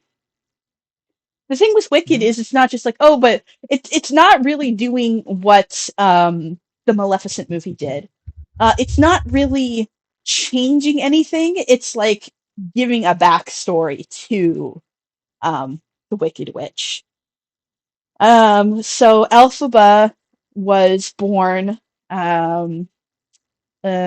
trigger warning for SA and all of that, but Elphaba was born from the parentage of a Oz woman and the wizard. She doesn't find this out until later in life, but the wizard is her father, and it was he date raped her while she was married. She just wanted some medicine because she was feeling sick, and the wizard gave her this tonic, and it knocked her out, and had his way with her. So, because of this tonic, though, her skin was dyed green when she was born. She was a feral little child, and her father was a traveling minister. So they went on this mission trip through the swamplands to Quadling country, trying to spread the message of the I can't remember what their religion was called, but Elphaba was a little animal of a child, And when she started going to college, she is not at all like she is in the musical. I like to say that Glinda from the book is more like Elphaba from the musical, and that can start to put things into perspective. Um, Elphaba came there and she didn't want to have anything to do with anybody, and she just wanted to do her studies and get out. She didn't believe in magic. But what she did believe in was animal rights, and that's capital A animals. They are under the wizard's rule being treated as second class citizens, and like they're just beasts. They shouldn't be treated like people. One of the professors at the college is a capital A animal, Hmm. and he has discovered the microscope, and he would like to use it to show people that everybody is made up with the same basic particles, like this, like where they're made up of very small things. So we're all basically the same. And he gets killed for it before he can make his discovery public. And Elphaba is like, hey, wait a minute, this was a murder, this was set up, like he didn't just die. In the musical, they changed it so that he lost the ability to talk, but that's not what happens in the book. He just gets assassinated. Um, so Elphaba um, wants to go to talk to the wizard and convince him that, like, hey, like this isn't right, like this can't be what you're intending to do, and like kind of stay her peace and like present this professor's discovery to the wizard. But the wizard is from our world, and at that point in time, he already knew these things. Like he knows that it's a grift. Like just like in the original Wizard of Oz story, like he's pulling the wool over everybody's eyes. Um, so he doesn't listen to a word that Elphaba says. So Elphaba's like, you know what? This is really important. I'm gonna still keep fighting for this. I'm going to go into hiding. She says that she doesn't want Glinda to come with her because, she wants Glinda to have a good life and that she doesn't want her to get hurt. Gives her a little kiss, sends her on her way. And then she becomes a terrorist. So for the next few years, she's basically trying to take out the wizard and his underlings, one of which runs the school she went to. Um, and she starts to get this reputation as the Wicked Witch. And, like, at first, it's a role that the society has put on her, but eventually, she is doing some pretty shitty things. She neglects her son. She's kind of like, I don't know if I would say cruel, but she's kind of cold and unfeeling um, towards things that she would have been more sympathetic to in the past. Uh, and she ends up kidnapping Dorothy, of course, just like in the original story, and who is just a child, and terrorizing her because she thinks that she's come to kill her. Like she's become this paranoid, isolated sort of I wouldn't say unfeeling, but she kind of just like isolates herself and like closes off her emotions and feelings from the rest of the world and sort of becomes a villain because that's what society expected her to be.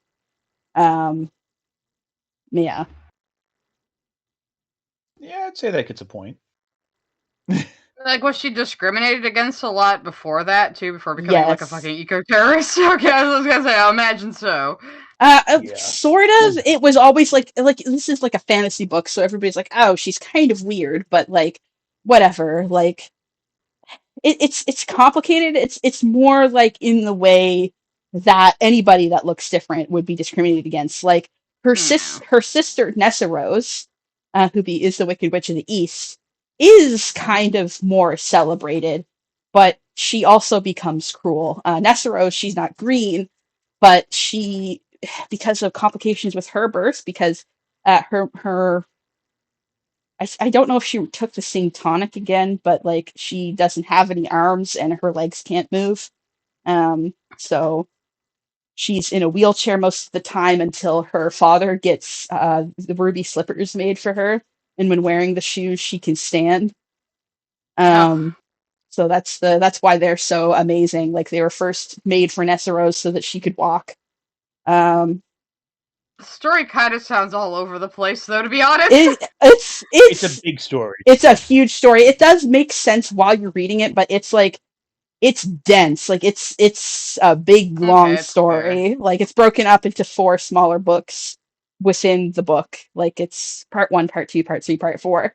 It's the life and times of the Wicked Witch of the West. You know, it's her whole. I see. Yeah, you've got different eras going on where it's her as a child, her when she's going to Shiz, the college, and then her. Why are they going to witch college in general? That's just where she meets Glinda, and okay. Where how do these women become the witches of the East, Northwest, whatever? It's basically under the it's the wizard basically kind of gives them these roles. I guess he's a tyrant, so yeah, it's basically like we'll give you these roles in order for you to. You know, like you have some power, so they're figureheads basically. Just so because the wizard is an outsider, so erecting natives of Oz as these figureheads. Oh, so it's like an official role then, like a government role almost. No, not really, because Elphaba never really accepts it. Okay. She's living in this castle of her deceased lover Fiyero, that was a king that had an affair with her, and then he was killed because of that. Yeah, that's Fiyero's role in the book. It's somebody that cheats on his wife with Elphaba and gets killed. He gets killed. He gets killed while he's taking a shit on the toilet. So. What the fuck is this book? It's a really dark book. It's fucking miserable to get through, actually. It's not what I would have expected from the musical's reputations. Yeah. More grim, but also still in line with the world of Oz, which is so wild. Yeah. It's true. I have read a bit of the actual Oz stories, and it is very, very different. It's more like Return to Oz, actually. Yeah, I would honestly say that, like, if you try to give the Oz stories the Lord of the Rings treatment, is probably. If they kind of try that, it was awful. I mean, I think the Wicked books were much more successful in doing that. Like the Oz Powerful, whatever the fuck those movies were. They tried that. Gregory. What if Wizard of Oz was Army of Darkness? Yeah, a better comparison. Yeah, I mean, they're both made by Sam Raimi, so it all works out. I think the difference is that like as Osgreat and the Powerful was trying to be movie Lord of the Rings, and Wicked. The Wicked Chronicles were trying to be book Lord of the Rings, and I think they succeed a lot more in that. That's fair, yeah. Yeah, I still think Oz the Great and Powerful. Just Army of Darkness. Like, it's beat for beat the same plot. Yeah, fair enough. There's a video idea, Ant. What? There's a video idea. I know, right? That's what I was thinking of doing. Prove it. It's the same plot. Like, weirdo that would be a funny topic. It's like weirdo loser from the world who has like a boring job, comes to another world, is hailed as a hero, but he's an idiot who fails his way upwards, screws everything up. Somehow his girlfriend gets possessed by a demon or monster at some point. There's weird hag monsters that show up, and he ends up winning the day using science and trickery to like save a city from an invading army of demon monsters. That's your next video script. Honestly, I am tempted. People also kind of give Wicked the Utena treatment, where it's like, oh, it's witch Yuri, when it's like their relationship is really When it's, important like, to the plot, but way it's more like complicated it's than that. so Yeah. much more complicated. Like Glinda is a lesbian. Like she marries a Huh. guy with his title who's like old and dying, and is As you should. obsessed with Elphaba. And but Elphaba's, I think she's more bisexual, like because she does have that love affair with Fiero. Also, she's intersex canonically. Yippee! Intersex mention. What the hell is this book? Gotta read it. Gotta read I it, man. I think you would like it, Sai. It is a very interesting. It is a very interesting story, but it is Sounds very dense. bizarre. I don't know. It's very dense. Out of Yeah. context, none of this makes sense, but it is a very well written book. And I'm inclined to give Krim the point in this one, honestly. Elphaba. Okay, yeah. Yippee. I'll Delicious give a point. points for me. Yippee! All right, so who's my next choice? Ah, yes, Jecht, the deadbeat dad from Final Fantasy X. Who became a monster? Became a monster Literally. and did everything in his power to die. It has a weird, awful heavy metal theme song. It is so Screamo? randomly stupid. I love it because like all the rest of that music, that game soundtrack is so like symphonic and beautiful, and then all of a sudden it's just like loud heavy metal. FF10 is so weird. I love Squeenix bullshit. I love it so It's much. good. So Jecht is Tidus's deadbeat father. He is essentially a drunk. He's at least verbally abusive to his family. But like he still cares about them, but he has like a weird way of expressing it. He is brought into the future to stop Sin, who is this eternal monster who's created by essentially this system, religious order to maintain control over society. He's basically it's a cycle. He comes and he goes. He comes and he goes. He comes and he goes. And every time Sin reemerges, there has to be a sacrifice. A summoner has to summon the final Aeon, which will ultimately kill the summoner in order to stop Sin. And that final Aeon, and Aeons are basically these accumulations of souls of the departed. The final Aeon has to be the soul of one of the companions who travels with the summoner. In this case, Jecht becomes the final Aeon. The summoner dies. And the summoner happens to be, I think, the father or grandfather of Yuna, who's one of the main protagonists of Final Fantasy X. And Jecht becomes the new Sin. Wait, who brought him to the future to do this? Oh, I forget exactly how it works. I think it's like why him? Why bring a dude to the future for this is my question. I don't remember. I forget too. I think they explain it, but like it's weird. It's very ambiguous because like it doesn't make sense at first why Jecht Almost like was the chosen. game is not that well written. But yeah, I don't like FF10. A lot of 10 is like vague. It's not as well crafted. Like the vibes hit, but the plot is I don't think the vibes hit for me because like FF8 has problems, but the vibes are better. I like to make FF8 jokes all the time. I think the problem is it comes after 9, and 9 was just fantastic. Yeah. Anyway, not a lot of people appreciated 9 though. No, especially on its day. I think people nowadays are getting it more, but when it came out, people were like really my poor monkey boy. It pours it to Dan. Anyway, so Jecht's whole thing is he wants to die, even if he only knows his subconscious, because he knows he's a monster who has to be destroyed. And his actions throughout the game are basically to get Tidus and crew to kill him and figure out a way to beat him with some sense of finality. He is still an asshole to his son, even when he's trying. In a way where like you get that he knows that he is an uncontrollable to stop himself from causing harm. His point is ultimately trying to break the cycle because he himself was at one point a hero who saved the world. And as the contrast of everyone else in the future, a ton of awful stuff. Like tons of people die as he exists as Sin. But it's kind of like one of those things where he has less control over himself, but still a degree of control over himself. Did he choose it, by the way, or did they just like fucking sacrifice him at the end without him knowing it was going to happen? He chose to be sacrificed, thinking it would stop Sin, but then he became Sin. So yeah, he didn't know the result. Yeah, like even like Auron at the end, because he goes back and rages with Unalaq in the one temple, like it clearly took him off guard what happened, and he was only partially aware it was going to happen. But essentially, the ultimate motivation is to break the cycle of sin.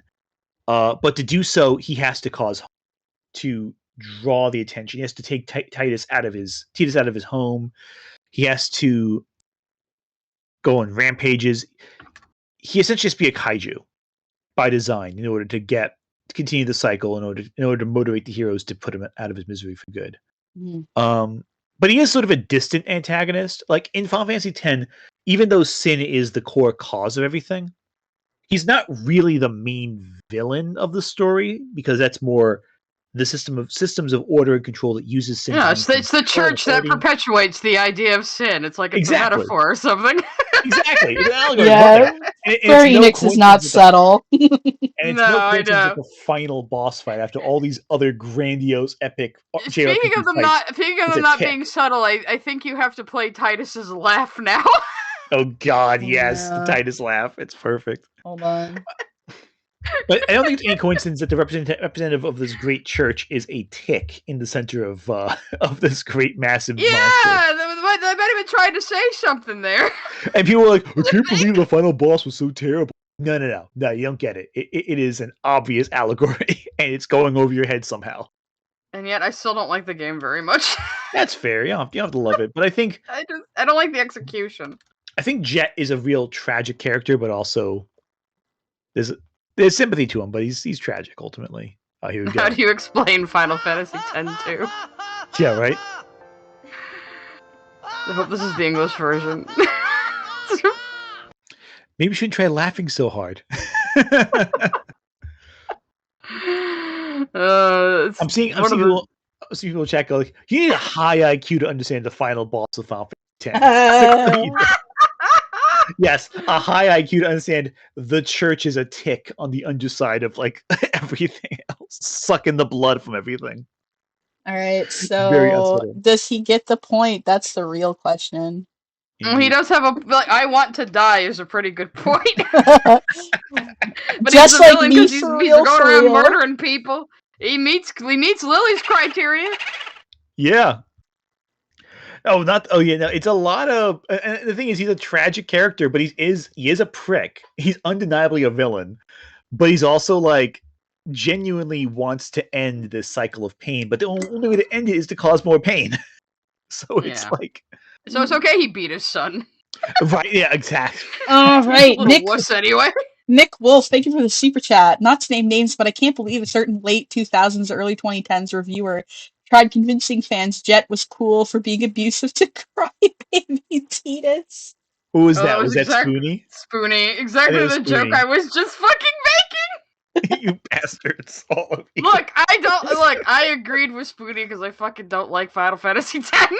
Final Fantasy X's a lot. I'm not gonna lie, but Titus. Okay, but what about 10? Okay, what about 10-2? I love how Yuna goes from like this. It shows the arc that so many people went through when they were going through like from high school to college, where they were like super conservatively dressed, very polite, and then the moment they could let loose, they went all out. Like that pipeline is Final Fantasy X-2 is fucking insane, but I kind of appreciate it in a weird way. Also, one argument that I must make. Pain.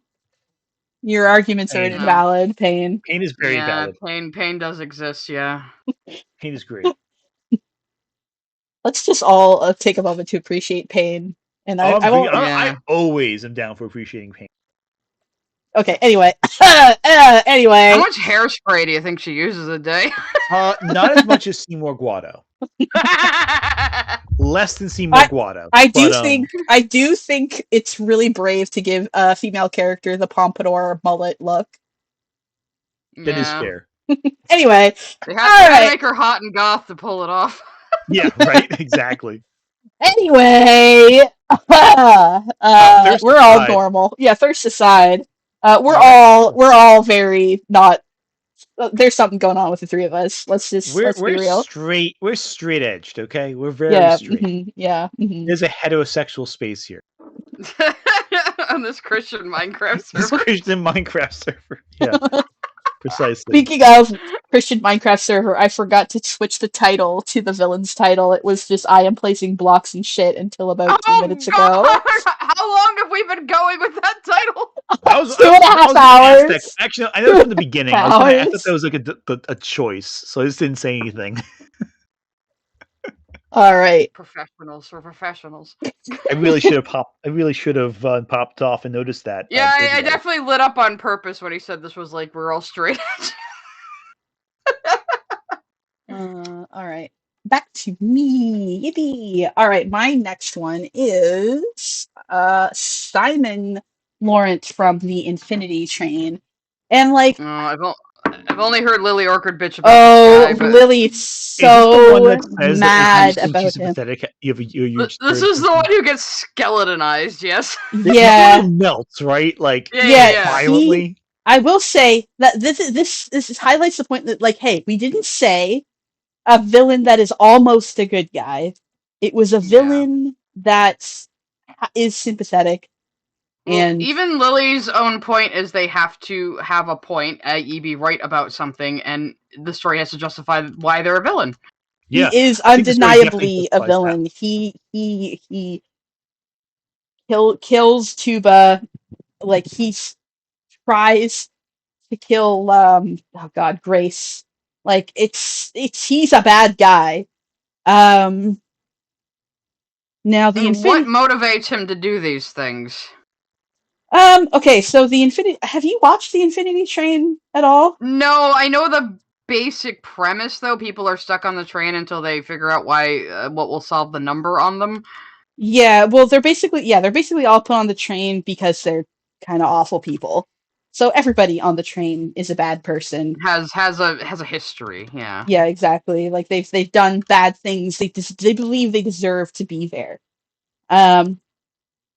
Now, my personal headcanon is that the number goes up when you feel like you've done something bad, and I think because it seems to be more based on how the characters feel about themselves and necessarily their actions. Because because they don't even know what controls it really. Yeah, right? If they do good things because they think it'll get them points, then they don't get the points.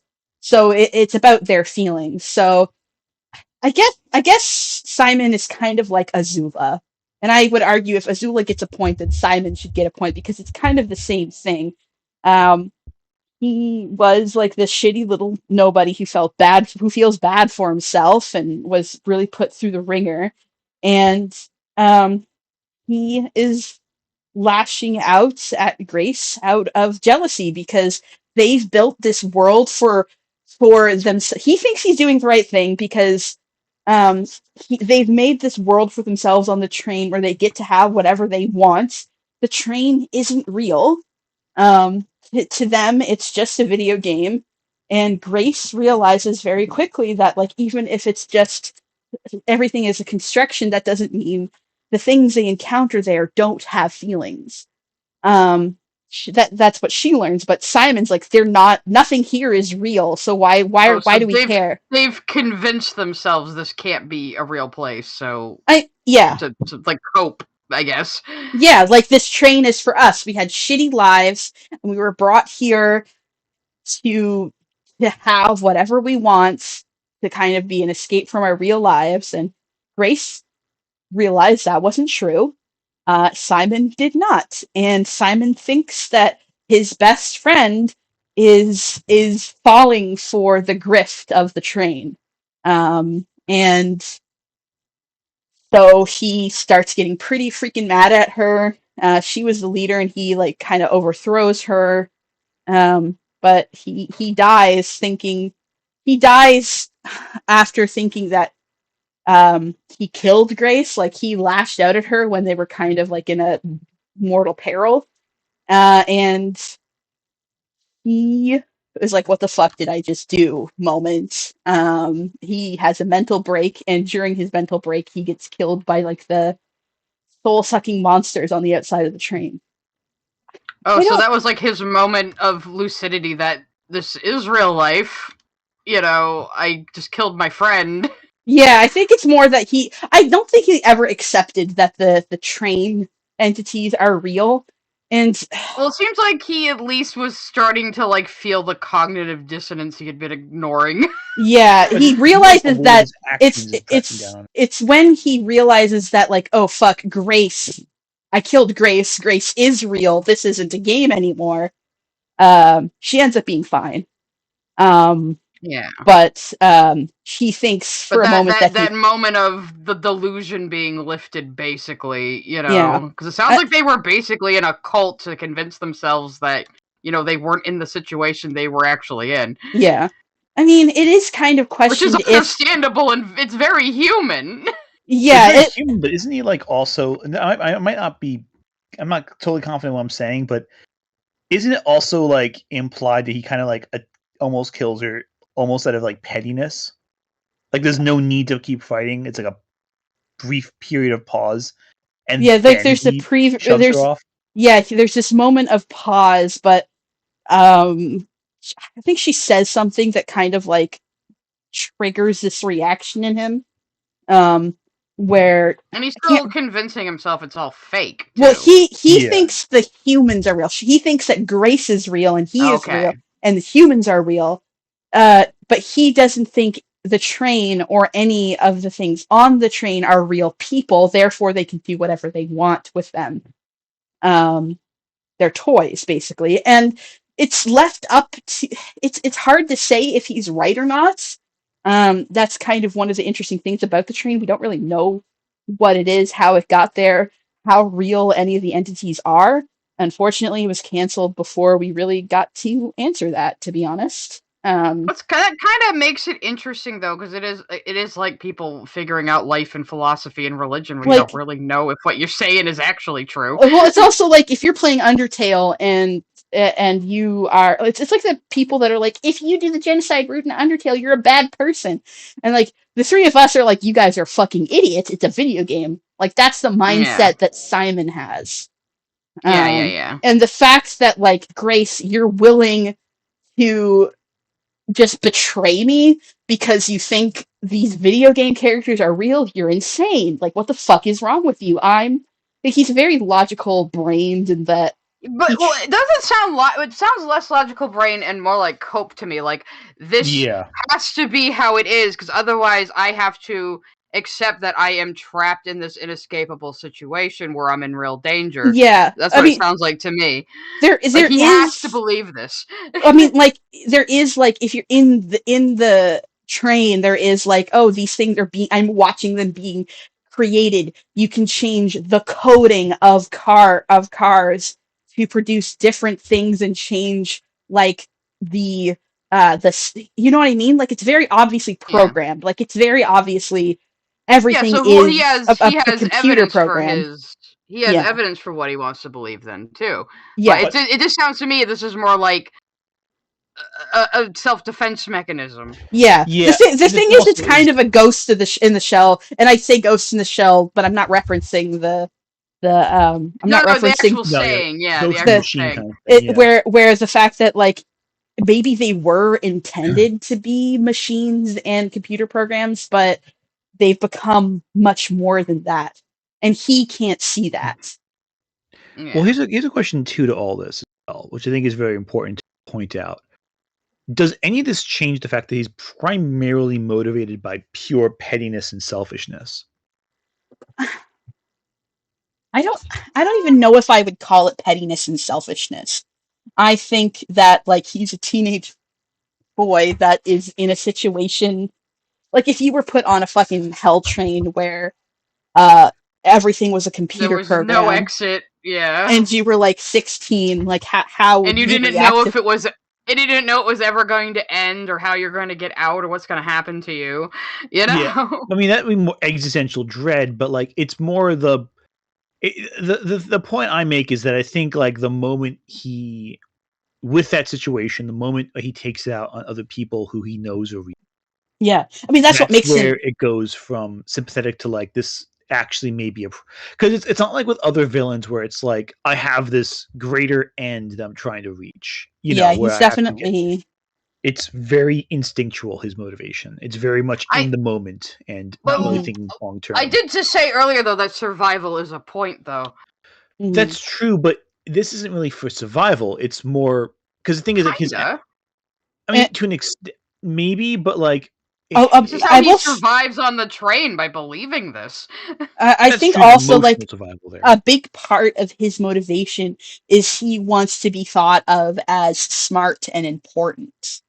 So it does kind of go from just being survival to, like, I want to be the leader of this little group, and Grace is going fucking crazy and doesn't support me anymore, so I've got to do a hostile takeover, you know? Oh, and that's where his downfall happened, basically, too. Yes, exactly.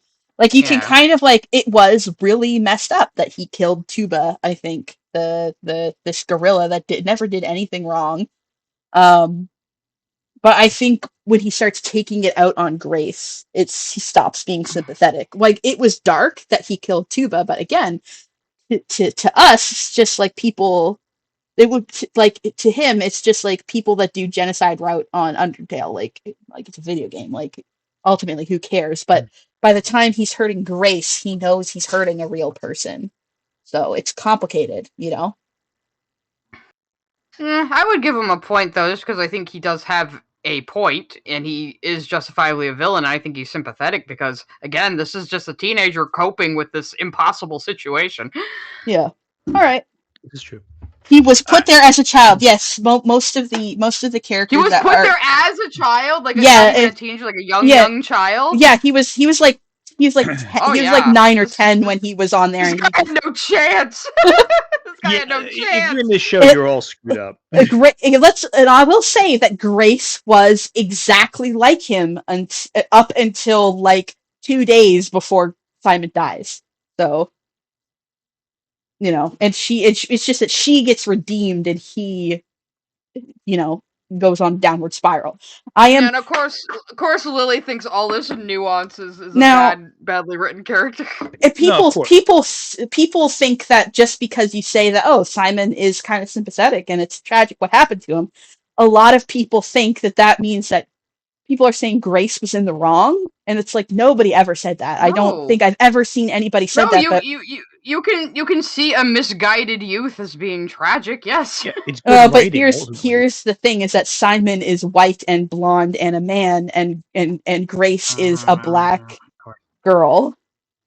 So yeah, but no one is saying she's wrong. They're just saying Grace was a fucking kid who didn't know how to deal with. Nobody knows how to deal with this Grace thing, right? Everybody's lost. Grace got out. Is the real problem. Grace got out. Grace got out. So it's what happened. Her route is good. Like, she redeemed herself. I've never seen anybody argue against that, to be honest. Yeah, but that doesn't mean that Simon can't be tragic. Simon sounds like a cautionary tale character. Yeah, absolutely. Like, that's how Grace could have ended up. Exactly. If she and that's just from how you're describing it to me. I've never seen it. I've seen the show. I've seen the scene where he dies, but I've never seen the show.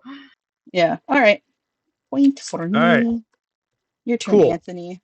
Satan and Gabriel. From the prophecy. Oh God, I forgot to relook up the series. all right. So let me sum up the dense plot of the prophecy for you. With Christopher Walken.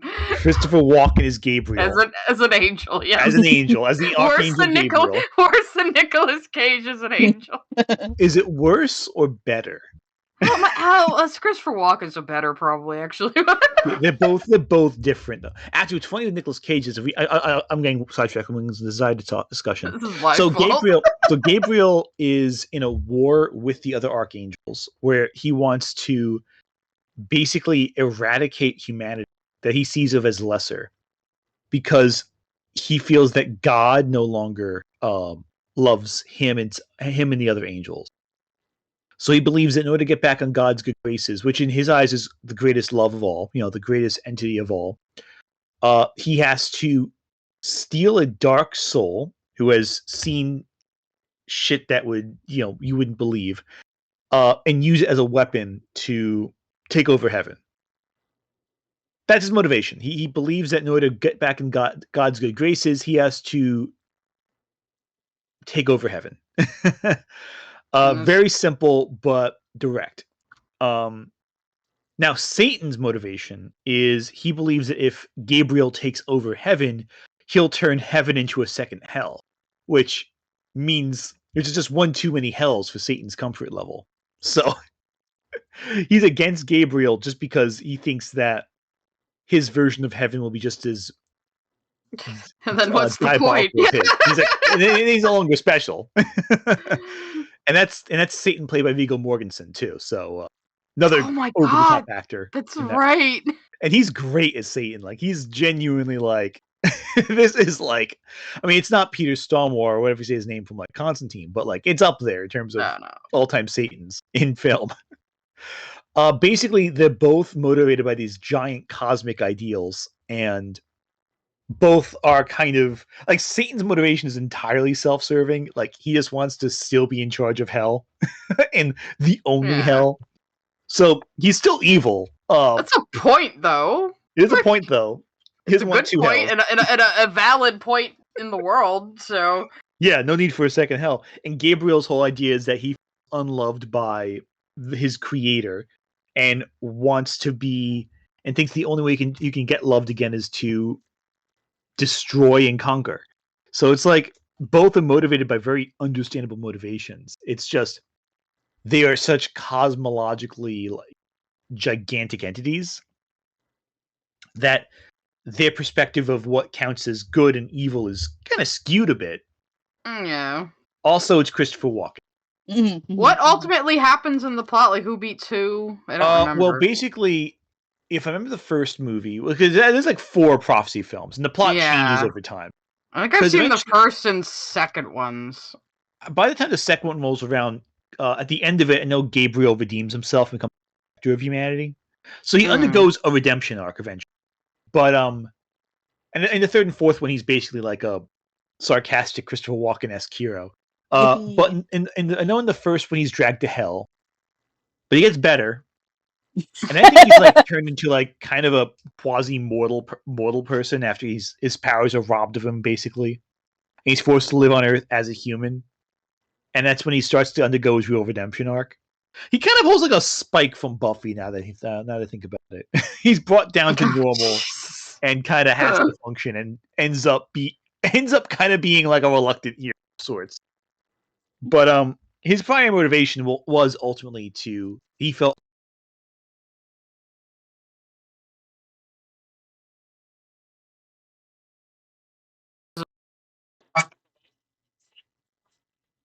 disturbing thing to say out loud. But I mean, I think that happens a lot in stuff that Satan's in. Satan's always... Not in this company, I don't think so, yeah. no, yeah. But I think both are like kind of on par with each other in terms of like ridiculously oversimplified cosmic entities kind of going on like a crash course with each other. Okay, we already got a hell. We don't need another hell. What are you doing? Yeah, exactly. I love that. And he doesn't even like, even the hero's like alone after he gets what he wants. Like after Satan wins, he's like, okay, you guys can go now. See you eventually. Yeah, you'll be back. They're always back. More like he'll be in hell eventually. Yeah, right. No, imagine Satan waving goodbye to you, and he looks at his watch and says, "See you in like 50 years." That's basically the ending of Constantine right there. Actually, yeah, it is. All right, does he get? Like, Does Ant get but the like- point though? Is the question. Should he get a half point because I said Satan has a point, but I don't really think Gabriel does? I'll accept the half point for Satan. Okay. I'm seeing people ask. Half point for Satan. I'm seeing people in the comments ask, like, are these good movies? I'm like, I don't know. I really don't know how to answer that question. You have to go watch Christopher Walken as a vengeful angel and decide for yourself. Yeah, like, is it entertaining? Yes. Yes. Undeniably, yes. Oh, not Is the it same good? franchise, but also watch Dogma. Dogma good. Also, Oh, watch yeah. Dogma. I think Dogma feels... has been largely forgotten these days, and Yeah. that's a Well, crime. You know why it was forgotten for a while? It's because it didn't have any physical... It wasn't released anywhere. It was impossible That's to watch true. Dogma for years. And The there's a Catholic reason Church for that. hated it. No. There's a different reason for that. It's because the Weinsteins owned the rights to it, and in order for it to Weinsteins. release it, Kevin Smith would have to negotiate with the Weinsteins, and he refused to do anything to make the Weinsteins any more money after they it came out that they were sexual predators. Oh, So he fair. waited for the rights to revert back to him, which they just did this year.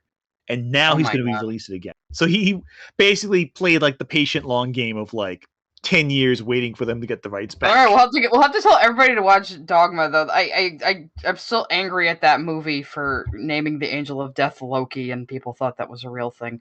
It's so funny, but I don't. Why did you do that? Why did you like fucking Azazel and Loki's name should be fucking switched? Yeah, and Azazel's an actual figure from Judeo-Christian mythology, which is great. Okay, You know? let's not go on our little Spurg moment because we'll be here all freaking night. Yeah. We're gonna have to have a part 3 if we're not careful. All Oh, right, there you go. my next one is the Batter from Off. Did you guys play the Off? No, I have no idea what that is. Say again? Off. It's Off. a little. I'll bring up an image of it because it's a really interesting, like, I think it's Belgian. It's a little RPG horror game, but it's so interesting, and I think the fact that you haven't seen it, like I'm gonna spoil it. Sorry, just because I can't explain it without spoiling it. Yeah, you can't really explain it otherwise. Okay, so this is how the way that Off, like this is the like a gameplay screen. It's got very interesting visuals, I would say. So you play as this guy, the Batter. Soundtrack also, by the way, is phenomenal. And you are tasked with defeating phantoms across the realms. And of course, you know, playing as the main character, you're fighting against ghosts. Obviously, you're the good guy, right? Not so. So the world of Off is very dark and twisted. Instead of water, they have meat, and like ash and smoke is what make up the air they breathe. And there are these denizens that control each zone of each world, which is like, I don't know, there's like basically subworlds of this universe. And as you're purging these characters that are, you know, they are antagonistic, but if you kill them, it purges worlds that they ruled over, and they come these barren, empty landscapes, and the only things left are these monsters called secretaries, which seem to be. It seems to be that the denizens that were like the boss monsters that are at the end of each level, they were warding off the secretaries, and without those boss monsters in place, the secretaries come in and they wipe out everything.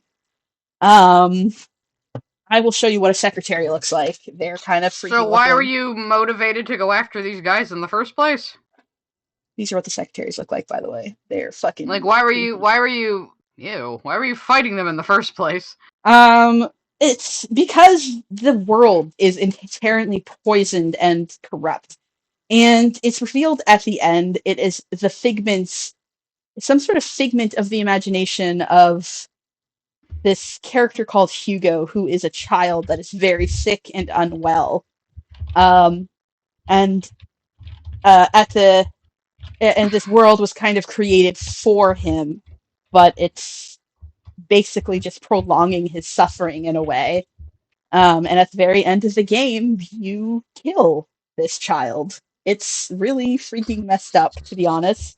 So is the Batter something the child invented to come kill him, or? It's really unclear. The Batter feels bad for the child, for Hugo, but like this kid is dying also, and like this world that he has been left with isn't real, and it's poisoned, and it's really there's a lot. It's really could be left up to the interpretation of the player.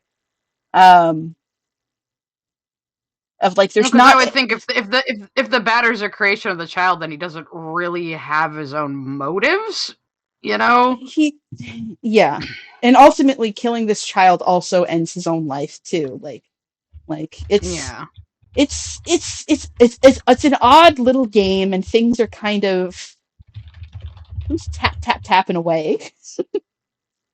I'll tell you in a second. I know you're trying to describe something very abstract here too. So Yeah, you know, it's a very abstract game, but he is like going through this world and basically committing a genocide, and then he kills a child.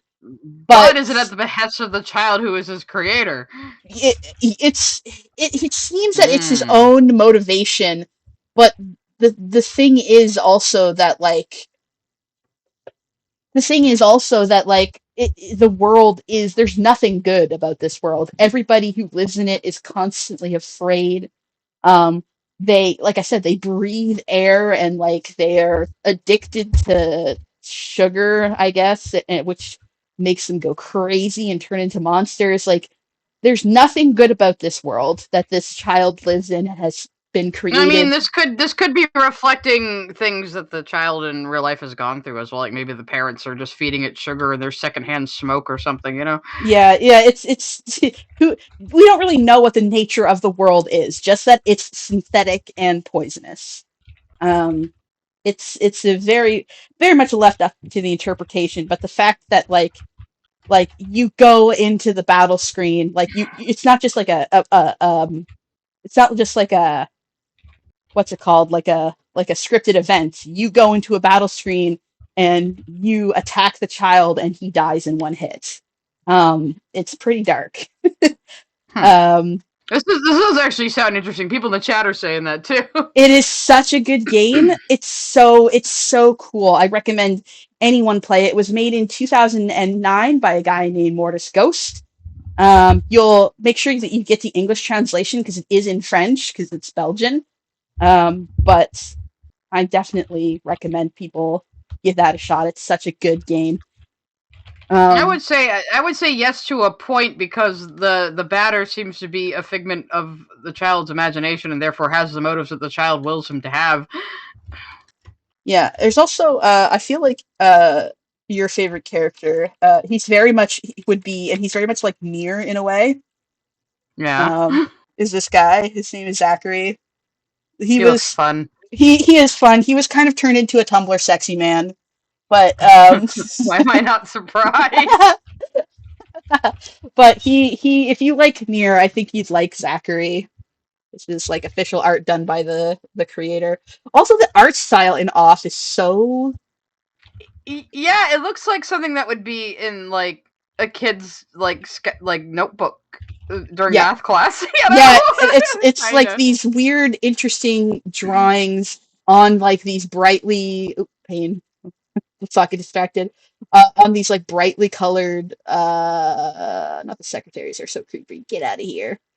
Like these brightly colored backgrounds. So it's definitely very visually stunning. I hesitate. It's kind of like Undertale for grown-ups, I think. A little bit more mature than Undertale, I would say. And darker. Kind of give me cat lady vibes, actually. Cat lady. Yeah, never heard of the Cat Lady? No, I have not. You would probably like that one, actually. Another horror indie game. Yippee. I do like my horror indie games. But I don't have anything I can say right now because I just found out something bizarre that I don't know if I feel like I should share it right now. And I won't. Does it have to do with Lily? It has to do with Lily and a lot of other people. I'll tell you later. Oh. I'll tell you off stream. It's okay. Well, it's not our purpose here, but there's apparently breaking news, guys. Oh, it's I just got a DM while you were talking, and I got sent an email, and it is absolutely wild. Okay, we'll talk about that off stream, and maybe we'll mention it later. Well, but I think Krim gets a point for this one. Yeah, I'll give Krim a point for that. Lily might be cooked by the time this stream has. I'm not saying it is Lily that did this one, but it's a bunch of people got a very strange email involving us. Involving us? Yeah, us. Okay. They don't take it very seriously. I'll put that right now. But it's because one of them just told me about it. But it's wild. Is this something I might be able to do a dramatic reading of tomorrow? No, I won't say who sent me this information or not. But it's wild. Anyway. Okay. Anyway, stop teasing us. Yeah. All right. So, It's your turn, Anthony. all right, cool. Meta Knight. I don't know anything about Kirby. I think we do How Meta about we Knight and just- DDD. I think. How about we just double do Meta Knight and King Dedede Double do. right now? What the fuck? Yeah, we can do both of them. They're both double dash them, all right? Let's just put them double together. dash. Okay, cool. Since it's a very simple franchise, it's pretty easy to discuss them all in a nutshell. So let's do a DDD because he's, I think, the easier one to explain. Can I do my super chat first before we get? Sure, go for it. I vaguely remember watching Markiplier's Let's Play of Off. If I recall correctly, the game kind of had the vibe of a darker, more grown-up version of the Earthbound games. Yes, exactly. Okay, Kirby time. Okay, so DDD. He is a selfish and greedy monarch. He is, but most of his goals are like very like dumb. Like it's usually like like very petty. It's like very petty small things. Him stealing something to make because he likes it or something like that. But when it's not dumb, he actually has good intentions. So one example is Kirby's Adventure. He steals and breaks up the Star Rod. But he does this to prevent this cosmological evil nightmare from coming back and like causing all this horrible stuff to happen. So in a lot of the games, his motivation at first seems petty and bizarre, but it's to stop some evil from gaining power or coming back, usually. Most of the time, especially recently, he's only been evil when like possessed by some greater. Mm-hmm. But it does still occasionally do very petty, mean things for the sake of it. Usually out of like a childish kind of immaturity. He's really rarely evil, but he will beat up Kirby when it comes down, when push comes to shove. Well, it's kind of like also unclear who started that feud because Kirby is That's like, true. you know, that's true. Kirby But- is a greedy little glutton that will eat anything. But usually what he wants is either some special item or food, or he's just being petty and babyish sometimes with DDD. But that's the worst he does. Like that's as bad as it gets. Usually, yeah, he will what do he anything wants. to protect the denizens of his kingdom. Yeah, when at the end of the day, he wants to protect his area. Sometimes he's territorial with Kirby, but that's about it. He's not really evil. He's either a nuisance or actually a secret hero behind the scenes, is what it comes down to. I think that means by default you don't get the point then. But he is sometimes the bad guy though. Like often he is the antagonist of the game, and will cause problems along the way. I mean, he would just beat up Kirby for the hell of it, though, too, right? Yeah, like for fun. yeah. You do it for fun. In fact, sometimes he just does it for fun. Like That's villainous, yeah. He can be very petty sometimes, and he is the bad guy in the 3 Kirby games. These games also operate on like preschool logic. So yeah. I mean, your expectations. You think they do, but sometimes they're very like eldritch cosmic horror. So fair enough. Yeah, no, and again, he's really in the Kirby world. It's either you're a petty monarch or an elder god from beyond time and space. So it's like okay, sure, yeah, it sounds Japanese, yes. Yeah, the new one is very much that. Yeah, no. So what about Meta Knight? Meta Knight, he's interesting because he's kind of like he is essentially he's kind of like the Blood Knight. He's more an anti-hero, isn't he? It depends on the game. There are a couple games where he is just the villain.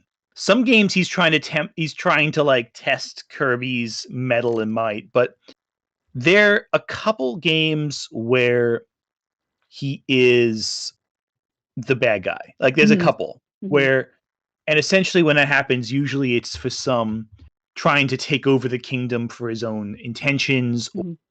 He is trying to usually it's like he thinks sometimes it's to I think I'll get an example here. Usually he wants to test Kirby's mettle or he's in service of another villain. Mhm. And sometimes Meta Knight is taken over by an evil force. Mhm. But basically, he kind of has like a weird role where he'll switch sides very quickly. Like sometimes he'll switch sides multiple times in the same game for seemingly no reason. But other times it seems like he's trying to be like a distant mentor to the hero, trying to help them get ready for the real fight. Other times he has some like selfish intent. He's also like the same kind of thing as Kirby is. Like he just looks like a black Kirby underneath his little mask, Exactly. which And is he adorable. which is wonderful. I love it. And he commands fierce loyalty from his knights. Like those who fight under him are like loyal to the grave to him. So they deeply respect him. Again, this is that kind of cartoon logic where it's like a lot isn't you can't take it too seriously, but Yeah. but they do have very sympathetic motivations, both of them, and they're usually kind of goofy. You know more about Kirby than I do, Krim. I've actually only played a handful of Kirby games. Like I played the newest one. I played Nightmare in Dreamland. I think I played a I'm not a big Kirby nerd. It is funny how seriously Meta Knight takes himself. That you take off his armor and he looks like that. Pretty funny. That's why he wears the mask. That's what the mask is. So that you take him seriously. You can't hide that he's a ball. So I don't know. I'm trying to decide if it should be a point or not because Meta Knight doesn't really sound that much like a villain. King Dedede does, but yeah, there's a couple games where Meta Knight is the villain. I'm trying to remember which games they are specifically. I'm gonna cheat and just search games. I wouldn't call Dedede sympathetic, but I mean he has a point if he's actually taking care of his kingdom, and he just kind of hates this one little annoying pink blob. Kirby is, to be fair, a huge nuisance to the denizens of Dreamland. Yeah. Oh, here we go. Kirby Superstar. I forgot about that one. Or actually, Kirby Superstar, Kirby Ultra Star. So he decides to he feels that Dreamland is too lazy, and tries to take it over to make it less lazy, to whip it into shape. He's Sporticus from Lazy Town. Basically. Oh god! Yeah, again, this is like preschool logic. Yeah. Again, this is really, really, really childish, but like it's kind of. But it's on purpose though. It leans into it. It's by design. Are we? That's just. Are we giving him both points or? I would say 1 point. I would say 1 point for Dedede. What do you say, Krim? Well, I think Meta Knight was a villain who did try to take over the. He just had a good reason to do it. I'll go 1.5 points. There we go. Yeah, okay. You know what? I have great news for you guys. We've come up with 50 villains together. So all the rest we can stop. Okay. All the rest are just basically like bonus for just dunking on bonus on round. We're dunking on Lily. Let's dunk on Lily. I love dunking on Lily. I'm down for that. Oh god. Dunkin' Considering Donuts. what I just sent, that's actually very ironic. Okay, my next one is Blaine De Beers from iZombie. This is show only. He's not in the comic. I have no idea. Alright, so basically, the zombies from iZombie are come about in an interesting way.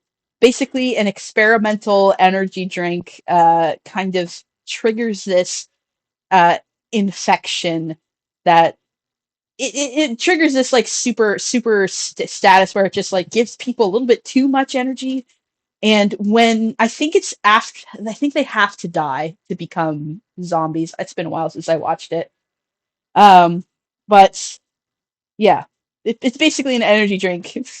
Makes some zombies. Is it called Prime? Yeah, it's an experimental energy drink that was brought to this party boat.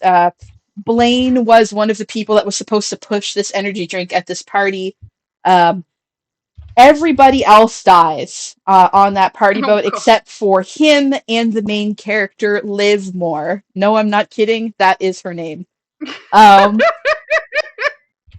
so they have to eat brains or they become like your stereotypical movie zombies, mindless, and they hunger for human flesh.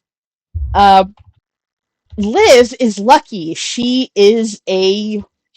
I think she just got her medical PhD, and so what she ends up doing is she becomes a mortician. Well, no, that's the comics. She becomes like well, I guess she still works in a mortuary. Yeah, she works in a mortuary in the show. In the book, she works at a cemetery. But anyway, so she just has a little nibble of brains when they come across her slab, and like nobody's the wiser, they're already dead, not like they're using them.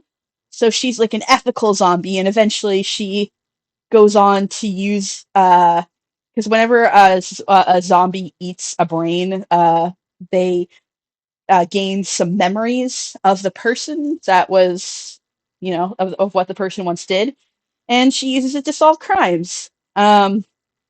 And Blaine reappears, and he's kind of a scumbag. Like, he was a drug dealer before he died. Like, his father kind of abandoned him, and good for nothing kind of guy.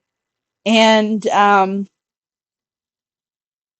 Blaine at first is like, okay, cool, we can work something out. Me and Liv. And Liv doesn't like him because like it's his fault that she became a zombie. Also, he made a pass at her that was kind of a little too aggressive. He's a scumbag. He Blaine's a scummy guy. He made a pass at her on the party boat, and she did not appreciate that. But it's also implied that that was fueled by like the zombie brain that he was getting because he had also been partaking in the energy drink, I guess. And I know it's so stupid that it's an energy drink. This is a CW show. It's very goofy. It's very goofy. Is this a pastiche or is it is very campy. It's so campy. Is it supposed to be taken seriously, or does I it know don't what think it is? it knows what it is. It's very campy. Okay, I was just wondering. I mean, like you never know with the CW. I mean, like every episode, she like eats a little bit of brain, and she takes on an entirely different personality, and like sometimes it's like a frat bro or something, and it's absolutely goofy. Like it's meant to be silly. Because she kind of pushes him aside, and she will not hook him up with brains from the morgue, he has to come up with his own way of obtaining brains. And it gets kind of dicey for a little while, but eventually he's like, wait a minute, I could make money. I could make an empire off of this.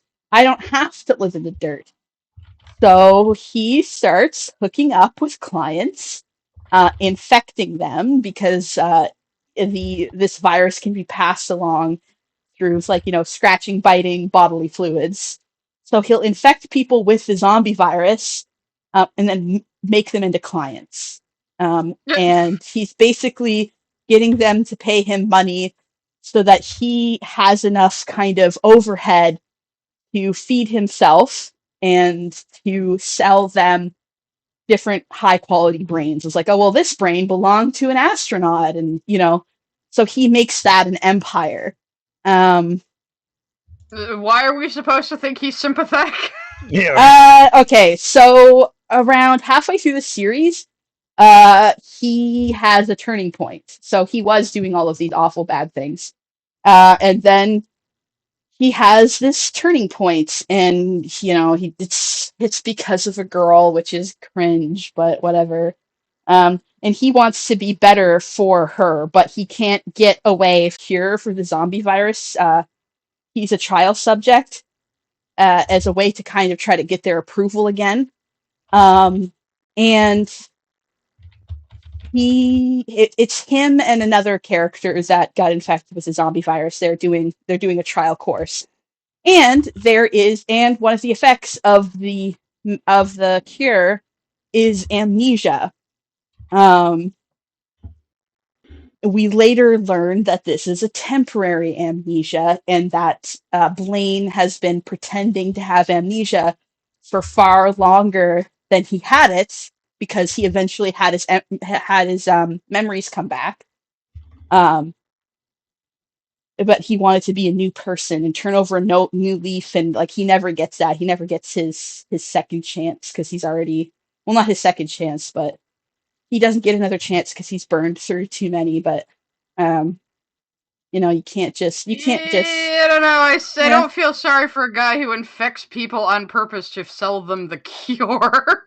No, it's not to sell them the cure. It's to sell them food. It's to sell them brains. Well, yeah, but they wouldn't be in that position in the first place if not for him.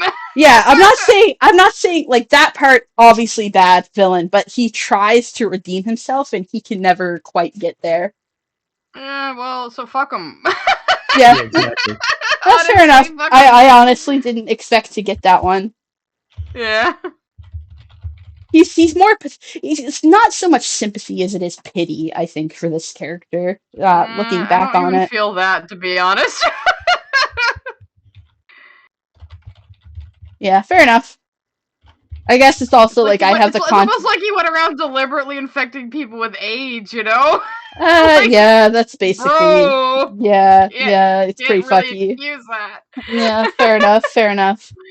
All right, your turn, Ant. Oh.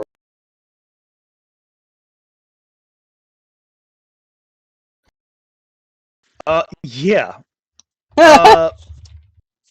Yeah, she thought you meant from Lily Donkey Kong Country. Yeah, so Lily didn't just say he's not a villain. Lily said he's never been a villain. What was Donkey Kong's first appearance? What was that game? Oh, it's called Donkey Kong. Called Donkey Kong, right? Who was the bad guy in Donkey Kong? I'm pretty sure it was this ape with a tie. It couldn't possibly be Donkey Kong. He didn't have a tie in that movie, so in that one. A tie yet. You're right. Pauline didn't even have a red dress. She had blonde hair. It's so bizarre. Anyway, so so Donkey Kong is the big bad of Donkey Kong. He kidnaps Pauline, and Mario. Then Jumpman has to go rescue. Simple damsel in distress story. This is only information that has been available in outside sources in the game, but the motivation of Donkey Kong is that Donkey Kong was Mario's pet and was mistreated by Mario. It is unspecific as to what that mistreatment entailed. But what about Donkey Kong Jr.? We do see that Mario is caged Donkey Kong and has a whip. So evidently there's also violence involved. We also see in some of the Game & Watch games that that Nintendo crossed over with, that he was kind of like this circus ringleader that kept Donkey Kong around. And that was Jumpman, though. That might be Mario's father, for all we know. No, it's definitely Mario. Okay. Though we are talking about Donkey Kong, the most famous one's grandfather. Yeah, this is Cranky Kong. So I guess is Cranky Kong a villain? Yeah, Cranky Kong is a retired villain for sure. But the point is that Donkey Kong gets revenge on Mario, who mistreated him. So justifiably he attacks him. But he's still the villain because he's kidnapping Paulina, who he sees as kind of like an extension of Mario, essentially. And he throws hot barrels at him. Yeah. Well, it's to hurt Mario, basically. He kidnaps her to hurt Mario. But his backstory is sympathetic. He was an abused animal, and even after being stopped, it continues to be abused. So clearly there was reason to want to fight Mario. That being said, he's definitely a villain. He's definitely sympathetic. Definitely has understandable motivation. The big question is whether or not this is well written. But it's kind of a it's King Kong. What it is. King Kong is a little different, but we'll get that later. But it's based on King Kong, though. Heavily based. But yeah, it's like, he is the sympathetic monster, but he's still the villain. And you look at the movie Wreck-It Ralph. That's basically, a pastiche of the Donkey Kong story. Just I think he's one of the great examples of an early video game villain because he's iconic, he's memorable, and people still to this day play this game. I mean, he's the blueprint for Wreck-It Ralph. He is a blueprint for Wreck-It Ralph. Yeah. 100%. It's a great character, I think. And I think I think in terms of a sympathetic villain story, it's a simple mold, you know? Mm-hmm. Guy does bad things to this animal. This animal strikes back. This animal goes too far. Guy has to save his girlfriend. Yeah, let's give it a point. Why not? Yeah, I think piss so. off Lily. Also, we're already over 50. We proved our point. Also, I'm just gonna plug something. I had a stretch goal going because I was doing a playthrough of Donkey Kong 64. And I had a stretch goal for singing the DK rap on stream. I'm not going to do that here. But on Thursday, I will be performing that. So if you're interested in watching me humiliate myself trying to rap in front of hundreds, please stay tuned for the stream on Thursday where I will be doing just that. And for those of you that aren't true and loyal Crim fans and won't be around for that stream, I'll clip it and I'll put it on the channel as a short or something. So you'll see it regardless of if you watch that stream or not. But if you want to see it when it comes out, it will come out on Thursday. So is the next one Sailor Moon? Oh. No, I'm not. I'm not singing that. He's okay. I'll just read it out loud because you're not getting a preview until Thursday, Vex. He's finally here. He won't be missed. The Kong showed up on the villains list. That was pretty good. That was good. Yes, love it. I'm just gonna go get a snack real quick because I think the next one is Zoisite and Kunzite, who we already Zoisite and Kunzite. Yes. Yeah. Whatever. You guys can talk about those two. I'm gonna make some bagels. Well, you're judging it, so I need to wait for you to get back. I'm listening. I'm just turning my mic off and getting up for a bit. Okay. There you go. So Zoisite and Kunzite. Well, Psy gets bagels. Yeah, I'm gonna spur both these two gays from my gay blorbos from show. So Zoisite and Kunzite are from the first arc of Sailor Moon, and Zoisite in particular, I thought I made a mistake. I thought he was the first sort of like point of view villain that we get in Sailor Moon because all of the villains, all of the arcs, we get point of views of one of the villains that we're supposed to sympathize more with, in comparison to the real big bad. Like you got the Sailor Quartet, and you've got these four guys, so I can't remember what their title is, but and you've got like the Tiger Eye and Fish Eye in them. So we're given like sort of like a point of view villain for each arc, and these four like soldiers are the first point of view villains we get. Zoisite being the second one because the first one was Jadeite, who was a fucking asshole and he died. Yeah, he deserved it. He deserved it. Jadeite sucked. But after he's gone, Zoisite takes over his role, and he's a lot more charismatic, and also he's in love. He's doing everything that he's doing for love, for Kunzite, who he loves so very much. It's very adorable. This is like 90s anime only, like they're not a couple in the manga or in Crystal. But that's why the 90s anime is far superior, in my opinion. What eventually ends up happening is that they don't perform to Queen Beryl's demands. And so she kills Zoisite, who dies in Kunzite's arms. It's very sad. F's in chat for a gender non-conforming king, to be honest. And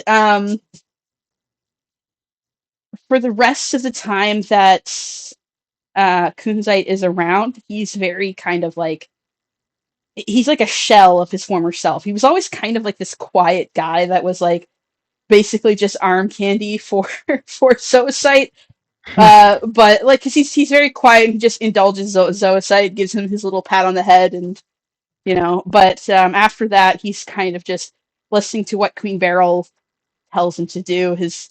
You tell that his heart isn't really into it anymore, and I think he only lasts a few more episodes after Zoisite before Nephrite ends up taking over. And to that end, Nephrite too. He's also kind of counts. He ends up falling in love with Naru, and he gives up everything for her, and ends up dying to protect her.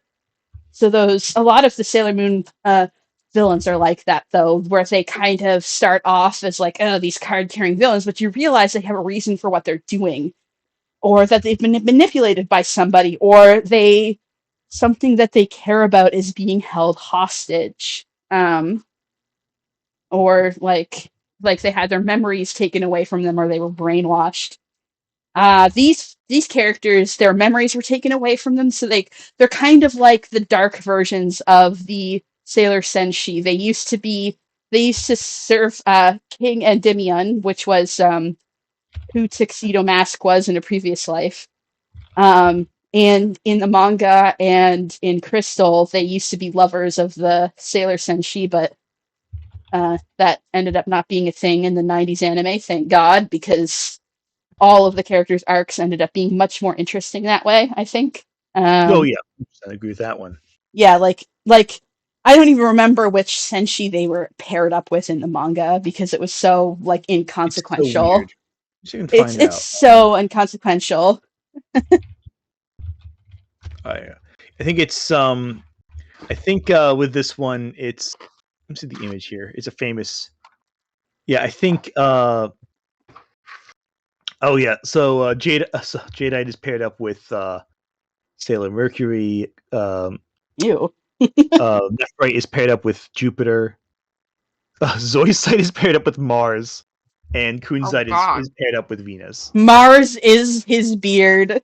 Yeah, absolute. They're both each other's beards. Let's be exactly. I don't know. Ray always gave me bisexual vibes. Which one? She's always after Mamoru too. Yeah, well, it depends if you mean the manga or the anime. Like in the anime, the manga very ace, but like maybe biromantic, but definitely ace. I think we all agree the 90s anime is better. Yeah, 90s anime. I actually really love the 90s because it's like there's more room for character growth and character conversation. There's a lot of flexibility there.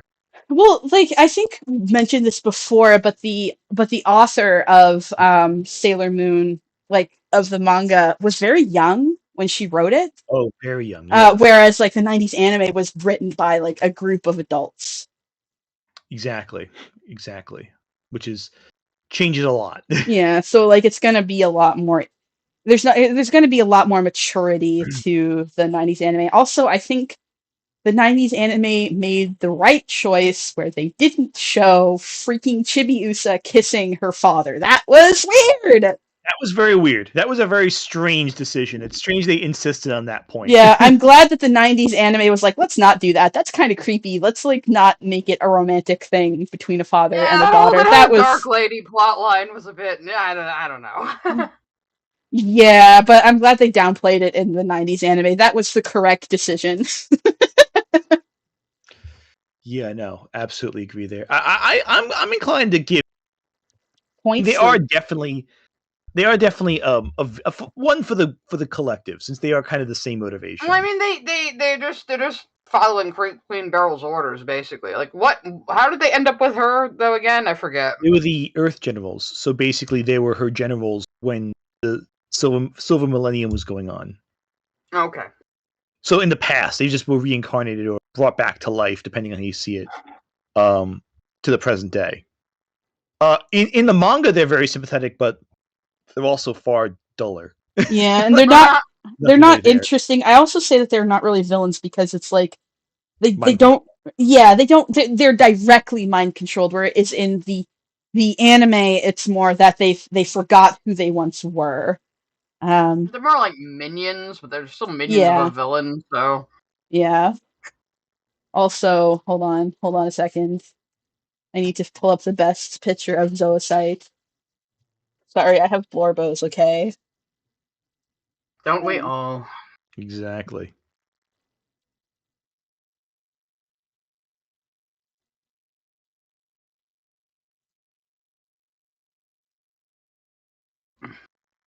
Here it is. Here is a picture of Zoisite pretending to be Sailor Moon to make her look bad. Oh my Oh, god! I remember. I fucking love it. remember that episode. He definitely pulls it off. I think the evil Sailor Moon look. I Anyway. have to admit, I kind of like the vibe of the female voice actor in the original dub, though, for Zoisite. Yeah, fair enough. Like, she was funny. And Zoisite is supposed to be a little dumb and over the top. Yeah, he's a bit of a bimbo. Anyway, all right. Your turn, Anthony. Okay. Let me see who is next on mine. The boss from Metal Gear. Metal Gear. Well, what did Lily Alright. say about this one again? She said it was disqualified because Metal Gear. Which is like, this what the fails fuck? number 3 of being good because of Metal Gear villain. Metal Gear's awesome. What is she talking about? She doesn't know a played it. goddamn. She's probably thinking this is a Metal Gear character like the fucking like Screaming Mantis or something, and not one of the more serious, grounded ones. Yeah. So, okay, how do we even begin to explain the boss's thing? It's a very Well, convoluted plot. well, I can kind of sum it up because I kind of read up on it again recently. Basically, because of some shenanigans with the U.S. government, she had to pretend to defect to Russia and then have her protege kill her to cover it up. And that protege is Big Boss. But her motivation for doing so was she was such an American patriot, she would pretend to betray America and then let them cover it up with her death to save America. And to control the enemy operatives from within. To keep steal something from Russia. Yeah. The Philosopher's Legacy, was it? I think. Yeah, something like that. It's just a fucking MacGuffin. It's not the real point. Yeah, really, the specific plot points of Metal Gear Solid are rarely as important as the motivations and it's less about what they're getting and more the chess matches to get it right. It's kind of amazing. So basically, the boss had to pretend to defect to Russia in order to do like subterfuge for America, and then have her protege who loves her murder her to cover it up, and she was willing to do so to save America. Oh yeah. And then of course her protege went on to misinterpret her will entirely, and Big Boss became the way he is. Oh yeah, became Big Boss basically. Mm-hmm. Yeah. Metal Gear is a lot about soldiers and the mentality of being a soldier and that weird headspace you're kind of in. So there's a lot of that in Metal Gear. A lot of you could call it glorification, but you know, Kojima's a bit of a Westaboo, a bit of a military boo. Isn't he like? He's kind of the blueprint of Snake, isn't he? Like he's Kojima. No, Big Boss. Big Boss is, yeah. Solid and Liquid Snake are clones of Big Boss, yeah. Big Boss killed the boss, who was a lady who was like an amazing military soldier and did all this shit in her life, but again, she had to pretend to defect to the USSR to save America. Exactly. And their last fight is like super fucking dramatic. Also, Revolver Ocelot is her son. Just thought I'd throw that in there. Yeah. It's very convoluted. Her motivation. The benefit I have is I've never actually played Metal Gear. I just know the lore and have watched other people play it, so I don't really get into the minutia a lot. Okay, but Raiden though. Raiden's sorry. Okay, like I'm showing my. Okay, anyway. Right now, though. Yeah, no, I'm just saying Raiden. No, yeah, you are supposed to think she's a man at first. She's got that headband on, then you find out, gasp! This badass is a woman. Oh my god! And the thing also is with the boss is that the whole game is essentially Snake kind of quote unquote betrayal.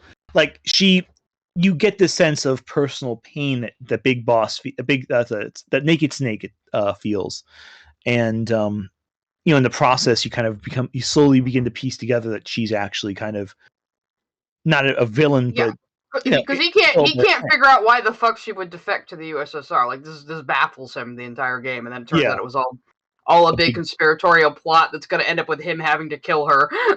And like most Metal Gear Solid games, the whole thing is a feint within a feint. It's all it's all facade hiding. But of course, the whole thing is like, yeah, I'm a soldier. This is what I'm for. This is what I do. I am a living tool. Is a big theme of Metal Gear as well.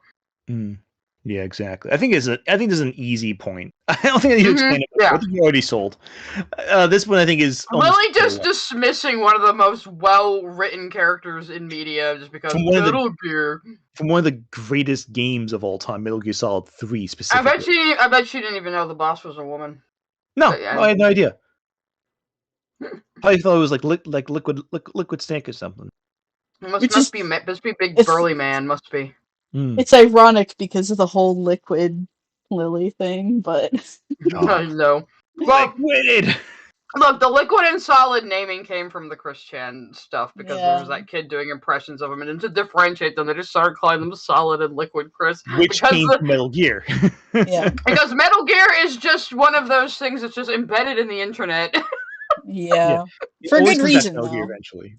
It's a great game franchise. I mean, just one day, just go listen to the AI dialogue from Metal Gear fucking 2 and how Hideo Kojima warned us 20 fucking years ago what algorithms were gonna do to us. Oh yeah, no, totally. So and then he has a vampire somewhere in there, and he's a madman. Oh yeah, Vamp. Vamp was the first time in a video game to use the word bisexual. Yeah, first usage of the word bisexual in a game was Metal Gear Solid 2 with Vamp. Vamp is very good representation. Vamp is great. It's like, they call him Vamp because he's a bisexual. No, they call him that because he's a bisexual. So he's a vampire. Yeah. Get the points? Yes. I accept that. The boss will definitely get a point. Okay. I feel like if Lily was a little better versed in games, she'd maybe... I don't know. Not knowing Metal Gear on the internet. Play other video games other than fucking Baldur's Gate and Kingdom Hearts. Seriously.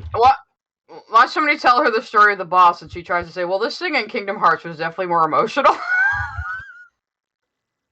Oh my god. Alright, my turn. My next one is... I don't even want to defend it. I can't because I haven't watched it in many years or read it in many years, so I can't defend Annie Wilkes. I love Misery, both the movie and the book, and I would say no, she does not get a point. She's a sociopath. Again, there is nothing you can say to convince me of that. I'm sorry. And Woods Rogers. Fantastic movie, amazing performance by Kathy Bates. Please watch it. Very good book. The book elaborates on a lot. One thing I really liked reading the book that you don't get in the movie is that the Misery book series is just this cheesy Regency era slop, and it's so funny the scenes where you have him writing it. And what's also funny too is that this isn't clear in the movie version, but the book that Annie gets like so pissed about when it's like all the swearing, and she starts losing it. It's not the Misery book she's getting pissed off by. It's his attempt to move past Misery that she's because he tried to kill off the character of Misery to start his new book series about like drag racing in the city or whatever. Yeah, and she basically forced him to write a new Misery book because she wasn't going to accept the character died, and she burns what he thinks is his escape from this series he's kind of been shoehorned into for money, Oh, he doesn't really care that much about it. And the book makes it more clear that he's trying new things and the fandom is rejecting him. The fandom being Annie. And I feel like with the modern perspective on fan culture we have online, that rings so true. It's more relevant than ever now, honestly. Oh, yeah. Where a creator, the moment they try to do something different and try to do something that's a little different from what they're popular about, the fandom rejects it immediately. And I do think the book... One thing with the book, they will yell at you about continuity errors. Oh, get out of the continuity car! The other thing is, though, I would still prefer Annie over, like, a Lily Orchard. As a fan. Do you think Lily Orchard would hobble your feet to stop you from escaping if she has you in her house? Yes. She probably would. If she thought she could get away with it, she probably would. Alright, I'm also gonna skip Woods Rogers because that one I remember specifically was a Mac edition, but Davy Jones from Pirates of the Caribbean. I will I would talk say about he's him. sympathetic Yeah, as a point. I would say so. I don't think Uh, even he missed me that one. That one's just very tragic. Yeah, like Lily said that he doesn't count because he's shirking his duties, but like, But that's kind of tragic in its own way, though. yeah, Like his the his fact duties are tragic. He's away from He's his trapped in them. He doesn't have a choice. yeah. that's the tragedy of it. Like the fact that he has these duties at all. The whole thing with piracy and Pirates of the Caribbean, especially, is the idea of freedom, and he has none. Okay. Yeah, he can only come ashore like a certain forever. Yeah, and I'm sorry.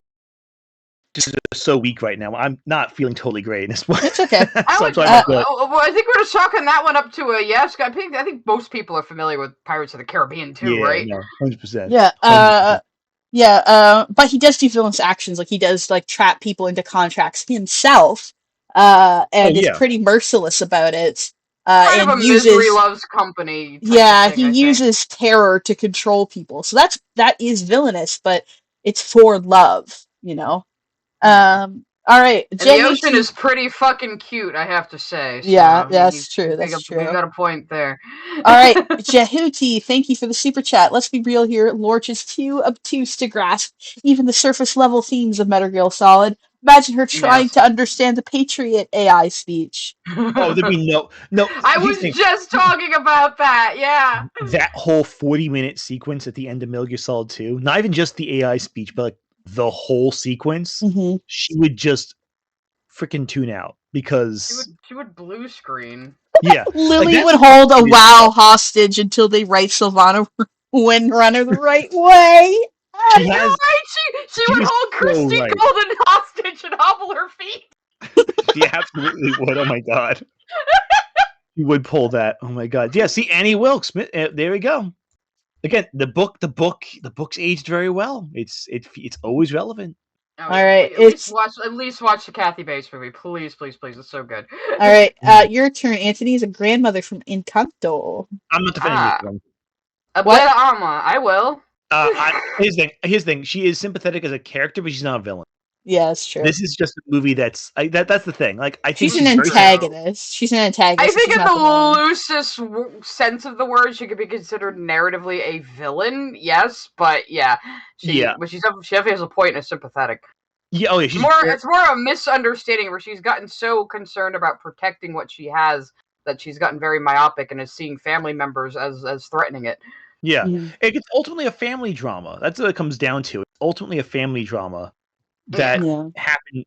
And she's a scarred woman who, you have those grandparents who have been through horrible things that their descendants couldn't possibly understand, and that does give them a bit of an air of unapproachability, which is why no one ever, wanted to admit to her, shit isn't really as good as we project it to be, Exactly. Yeah, so no point for that, I suppose. That's okay. No point because she's not a villain, basically. Oh boy, I was looking forward to this one. Erebos from the Dragon Prince. Erebos needs to be excised from the Dragon Prince and put into a better show, because he's the only good thing about this show, and he is very well written and very interesting. And he is a product of the one Fujoshi in that room. She was doing God's work it sucks when that happens. You have a character that's so good in a kingdom of thieves. She was the real one. I know it in my heart that he is the product of the freaking big brain Fujoshi in the writer's room. But anyway, So what is his mode? What is he? I've never seen Dragon Prince. So Erebos is this mysterious figure from history that has been manipulating the kingdoms into going into chaos. He's been manipulating the rulers there to basically tricking them and making them afraid and lash out at other kingdoms out of greed and fear. And he's been doing this for so long that they locked him in this metaphysical. It's very Baldur's Gate 3, this prison that he's locked in. And then then a mirror is discovered, and this mirror allows one to speak to Erebos in his prison. And the one who finds it is this guy named Viren, who is the advisor to the king. The king is his best friend. There are some implications there that he might have had a big, fat gay crush on the king, but it went unrequited. And in this show there is gay characters. There's also a trans mask character, so it's not shy about having there be gay characters. But it's been implied that Varen had a thing for the king, and Erebos starts filling Viren's head with all of these dark ideas, convinces him to betray the king. No, hold on. I think he was kind of going behind the king's back, but ultimately, it's Viren is not responsible for his death. It was a different kingdom. But basically, everything that's ever gone wrong in this world is because of Erebos. He just wants to cause death and destruction and fuck everybody over. However, the reason that he wants to do this was thousands of years ago, when he first came to the planet. He had a daughter, and his daughter was a very kind girl and wanted to give humans the gift of magic. He was a child. This was forbidden by his people, and so she was put to death. This child, who was effectively 10 years old, was killed in front of him. And he was like, fuck you guys, I'm gonna burn this place to the ground. And he was right. Because the kingdoms, the world that they live in is very restrictive in how they deal with magic. Like, if you do a certain kind of magic, you're evil and you should die. And he cannot abide by a world that would uphold those rules to the point where they would kill a child. And there are a few points leading up to that. There's a point where Viren, there has to be a sacrifice made. Viren has to make a sacrifice, and for a split second, he considers sacrificing one of his own children, and Erebos puts his foot down and is like, no, don't do that. So whenever it comes to a bond between a parent and a child, he seems more hesitant to act on his malice, but he just does not forgive the world for taking away his daughter and for killing an innocent child who acted out of kindness. So yeah. Also, he's very punishing people who had nothing to do with it, though. But the thing is that they continue to perpetuate the same laws that killed his daughter.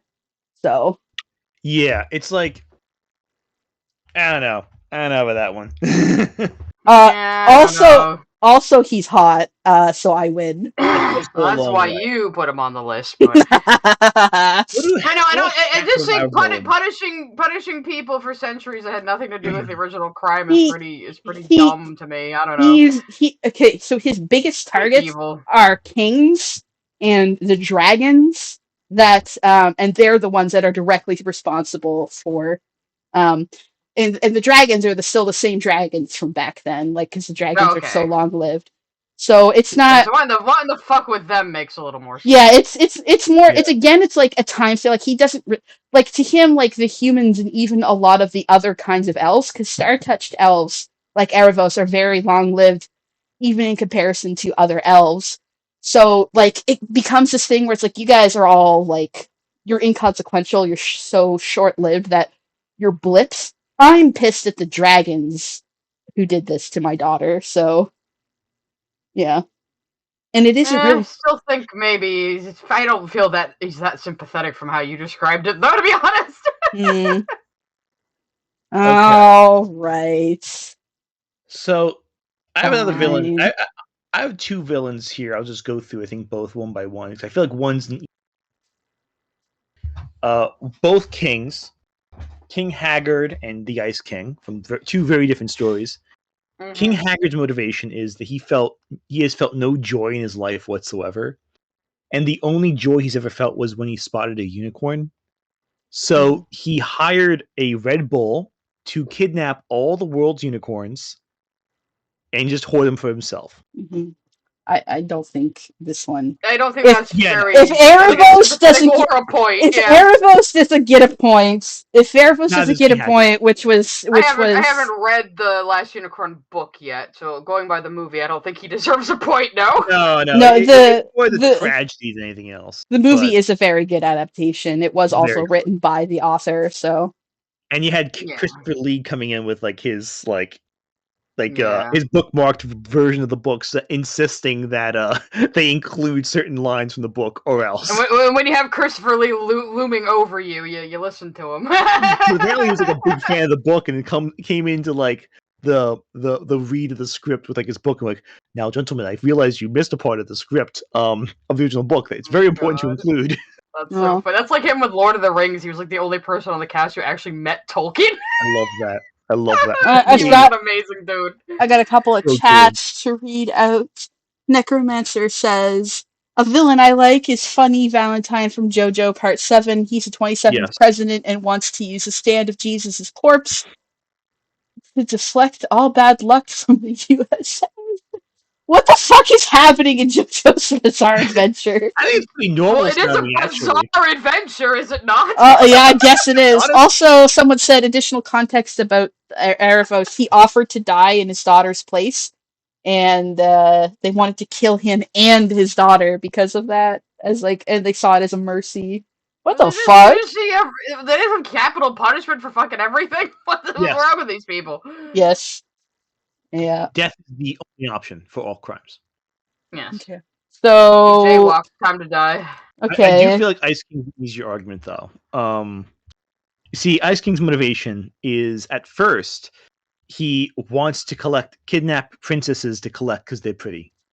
He's just for real. Well, he's just insane from the crown, isn't he? Yeah. That's what I understand. Yeah, but he's brainwashed. He's crazy. I wouldn't say that. Yeah, it's more the tragedy of Simon. It made him mad. Yeah.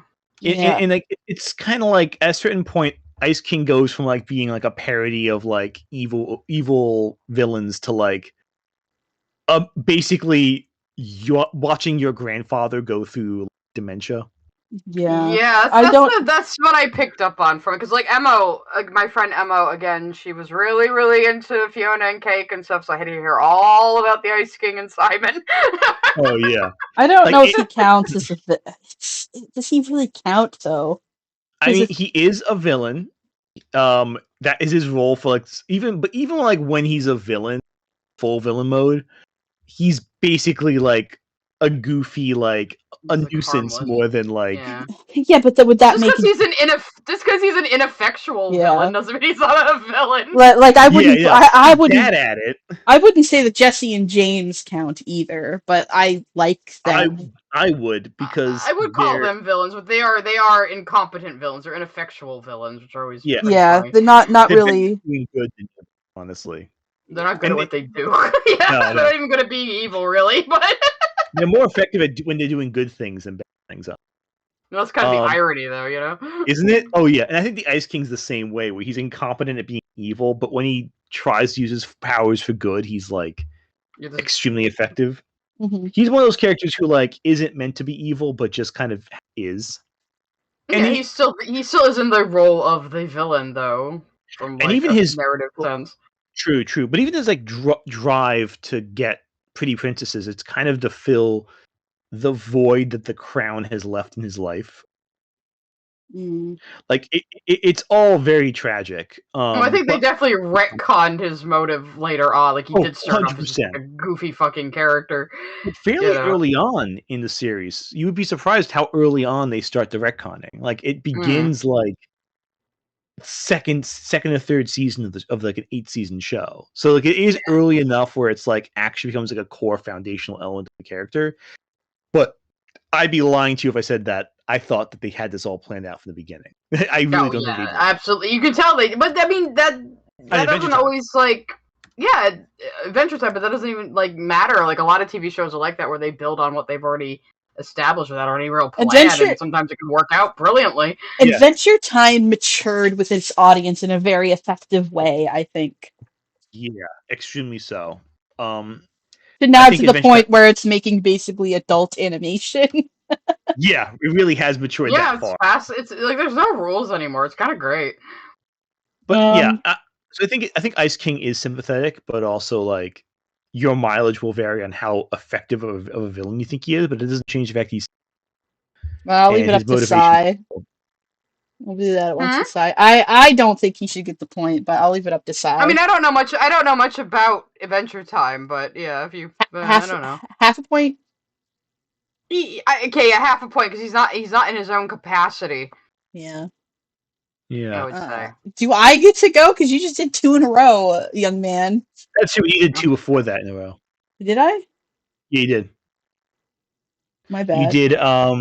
I think you did. Davy Jones. You did. Any. I was trying to skip over No, her. He I was trying to skipped skip. one. He skipped one. So Oh yeah. I you did tried to skip Annie Wilkes and Woods Rogers, but you guys wanted to linger. You can skip Woods Rogers. I wanted to talk about Annie Wilkes a little bit though, because I like Misery, so I did. Yeah.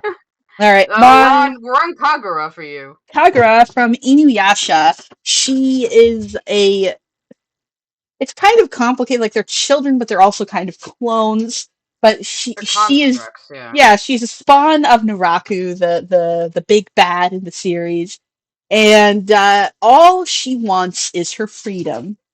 She just wants to be free like the wind, but she will also do anything to get it. She can't be free from Naraku because he controls all of his little constructs. She controls her heart.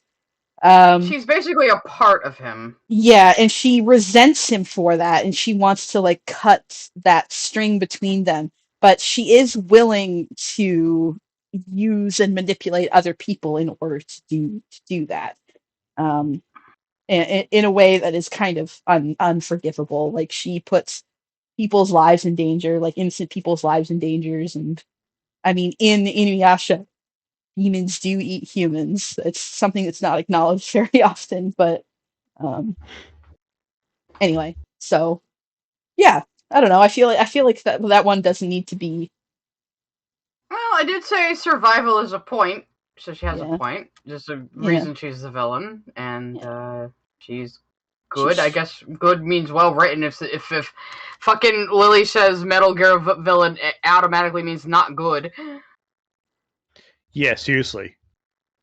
Yeah. She is well written. I remember a bit about her in the Mirror Girl that came from Naraku. It's been a while since I was into Inuyasha. Kana. Yeah. No, I agree with Yes. you. It's Rumiko Takahashi, so. Okay. All right, Anthony, your turn. Oh, you're right. King Kong. Okay. Monkey So time 2. Electric Boogaloo. King Kong. Okay, so King Kong, Lily dismissed because he is an animal, but King Kong is so much more than that. Yes, he is a giant gorilla, but he is worshipped as a god in his domain in Skull Island. He is ultimately enamored with, depending on which version of King Kong you're watching, and they are basically at this point they are no less than 5 live-action versions of King Kong. There is the 1930s original. There is the Showa era kaiju that was in Godzilla vs. King Kong. King Kong Escapes. There was the 1970s version of King Kong. There is the 2005 Peter Jackson version of King Kong. And there is the current live-action version of King Kong and the Monsterverse. All of which have different levels of intelligence and self-awareness. I will say this right now, the Monsterverse and Showa era Kongs were never villains. The 30s Kong is the most animalistic and the least intelligent, but even then, the same thing applies to the 30s, the 70s, and the 2000s version of Kong. Kong is ultimately this very intelligent creature who is taken out of his element by man and just wants the thing that he likes, this beautiful girl who's unlike anything he's ever seen before. Depending on which version of King Kong you're watching, depends on how much they reciprocate, how much the girl in question reciprocates. It's not always the same type of character. Reciprocates the emotions that Kong shares, but undeniably Kong causes destruction either intentionally or unintentionally. I think the 70s version is the most version of Kong by a mile. But ultimately, what does he want? He wants pretty thing and to kind of be the king of the domain. He causes destruction along the way. He is very well written, and especially considering there's very little verb, he isn't talking at all. It's all done through the motion, the stop motion, the suit work, the animatronics, or the CGI. In all cases, he's kind of it's almost like a Beauty and the Beast story in ways. But he is undeniably a monster and undeniably causes massive damage, especially in the 30s and 70s version. Mm. And intentionally so. It's not like he does it accidentally all the time. He takes a train and smashes it in the 30s version just because it's there to conquer it, to show. But again, he's an animal taken out of space. To him, it's like fighting a giant snake in the wilderness. Mm. So he doesn't fully grasp what he's doing.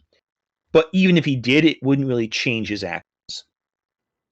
Because I'm not sure he counts, in my opinion. Yeah, because we've been a little iffy on characters with diminished responsibility and characters that are basically running on instinct. So he's not running on instinct. He's intelligent enough not to do instinct. He can choose. Kong is intelligent. This is especially true in later versions, but even in the 30s version, he is intelligent enough to know what he's doing. He sees at one point in Skull Island the film crew chasing him. He stops, waits for them to get on a log, and then shakes them off, knowing that what they are, knowing that they're going to fall to their doom. Like, he is aware of his actions. He's not instinctual. He is not stupid. He knows it's what also he's not. doing. He can't be reasoned with, though. Really, he can though. That's the thing that's wild. He does in every version of Kong. Someone reasons with Kong. Okay, I'll give you that. Except for the 30s version, but that's only because they don't try. But in the 70s version, they reason with him. In the 2000s version, they really. I mean, that one he goes ice skating, but so. Of course. Yeah, and that one he figures out how to ice skate. So it's like a little. That's a very intelligent version. I also think the more intelligent Kong is, the less violent he is in the movies. But I think the 30s and 70s version really shows that Kong is the bad guy, but he's not a bad guy. No, jeez. You gotta tie it back to Wreck-It Ralph, huh? Yeah, I go back to Wreck-It Ralph. But if he's not a bad guy, then is he a villain? Yes, because he still does want to cause harm to the protagonist of the story, knowing it will cause harm. Yeah. He wants to dominate it, yeah. Especially, like, there's scenes in the first King Kong where he's just casually cruel to his surroundings.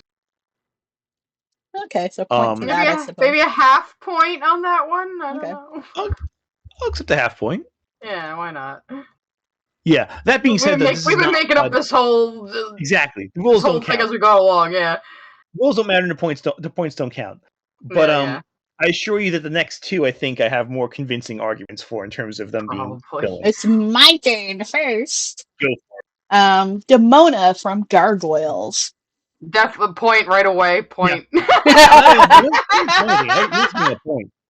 No, maybe explain her to the audience. Yeah, so Demona from Gargoyles is everything Mystique from X-Men wishes she could be. Yeah. She is part of the warrior race of gargoyles that are like protectors of, wherever they've been living.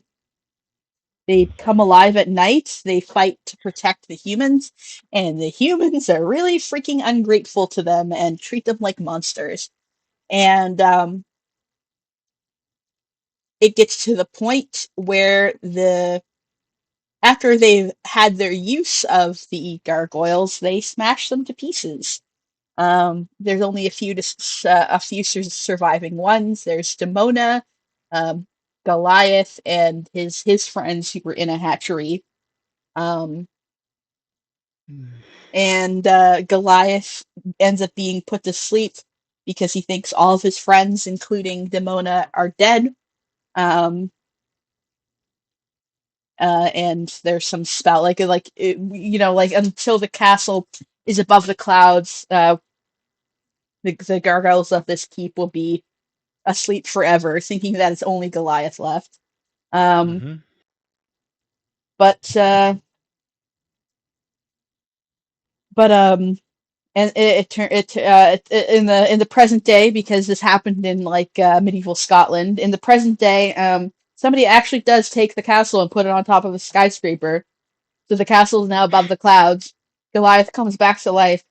It turns out Demona's been around like the whole time. She survived because she didn't fly back to the castle that night. And I can't remember Her and exactly. Goliath were also lovers, and he thought she was dead. He basically thought his wife was dead. Yeah, Yeah. exactly. I thought I said that, but yeah, exactly. But No, I don't think Demona, you mentioned that. Sorry. yeah, sorry. Demona hates humans. And just wants to get back at them for their treachery and the way they treat them like monsters. But she does end up betraying Goliath and the other gargoyles because of that, because they still want to protect humans, and it's like, why are you protecting them after what they've done to us, after what they did to our entire race? So Yeah, they weren't just gonna smash them as stone. They were gonna smash their babies too, the eggs. Yep. And the rookery. They were gonna smash those. They were gonna just genocide them. Yeah, Scotland. Yeah, Because I forget why they started to mistrust the gargoyles. Well, because the war was over. I think it's because they're different. Yeah, the war was over. They didn't need them anymore, so time to kill them all. Yeah, and Demona, she interestingly at one point changes her curse with the help of somebody, I forget, where she'll turn human during the day instead of turning to stone. Like up, basically. So, yeah, I get the point. Yippee! Yeah, she gets a point. She has very good reasons to be angry. She also thought like Goliath and them were gone forever, you know? Yeah, no, she's very justified in her opinions, and there's a great time travel episode where she goes back to her old self, and like you see like how time affected her experiences, how wary she's gotten, and how just run down and angry she is now. Yeah, it's tragic. Mona's a great character in general. Mm-hmm. Almost like very Shakespearean, I think. Yep. Yeah, absolutely. Well, they had a whole Macbeth episode, so yeah. Clearly, the whole thing is inspired by Shakespeare in some degree, so absolutely. Oh, yeah, Your turn. It's time for the specialist boy of them all, or girl. Really, depending which version. Depending on which version. Good old Godzilla. So depending on which version of Godzilla we're talking about, but they're all villains. And Godzilla, despite what certain versions of Godzilla will say, Godzilla is very self-aware. He can talk. He has his means of communicating with other monsters. And sometimes he just wants to just wreck shit. Like, he'll sometimes be a protector of humanity, but most often he's just there to cause harm. Especially if you're watching Godzilla -1, which is basically him being mutated by nuclear weapons, but overall just really hating humanity and just wanting to cause misery as much as it can. The original Godzilla exists as kind of this gigantic dinosaur that's reawakened by the nuclear weapons, and mutated by nuclear testing. Not the Hiroshima or bomb, but nuclear testing, and specifically like Bikini Atoll and stuff like that wakes it up. And he lumbers throughout Tokyo and Japan, causing wreckage wherever it goes. He can be reasoned with. We find this out later on when, especially by the time it gets by the time like Ghidorah shows up and all those other monsters, we can know the monsters can talk. But while Godzilla eventually does become something of a hero, Godzilla chooses to cause harm. He's aware that he's causing harm to humanity. and does it anyway, just because he really can't stand the world. He knows there's people in buildings. He knows all that. He just doesn't care. Come the Heisei era, which is the second continuity of Godzilla, Godzilla is just as violent, and in fact, will often after beating the monster go back to wrecking up Japanese cities just for the fun of it. There's one great scene in Godzilla versus King Ghidorah where there's this Japanese soldier.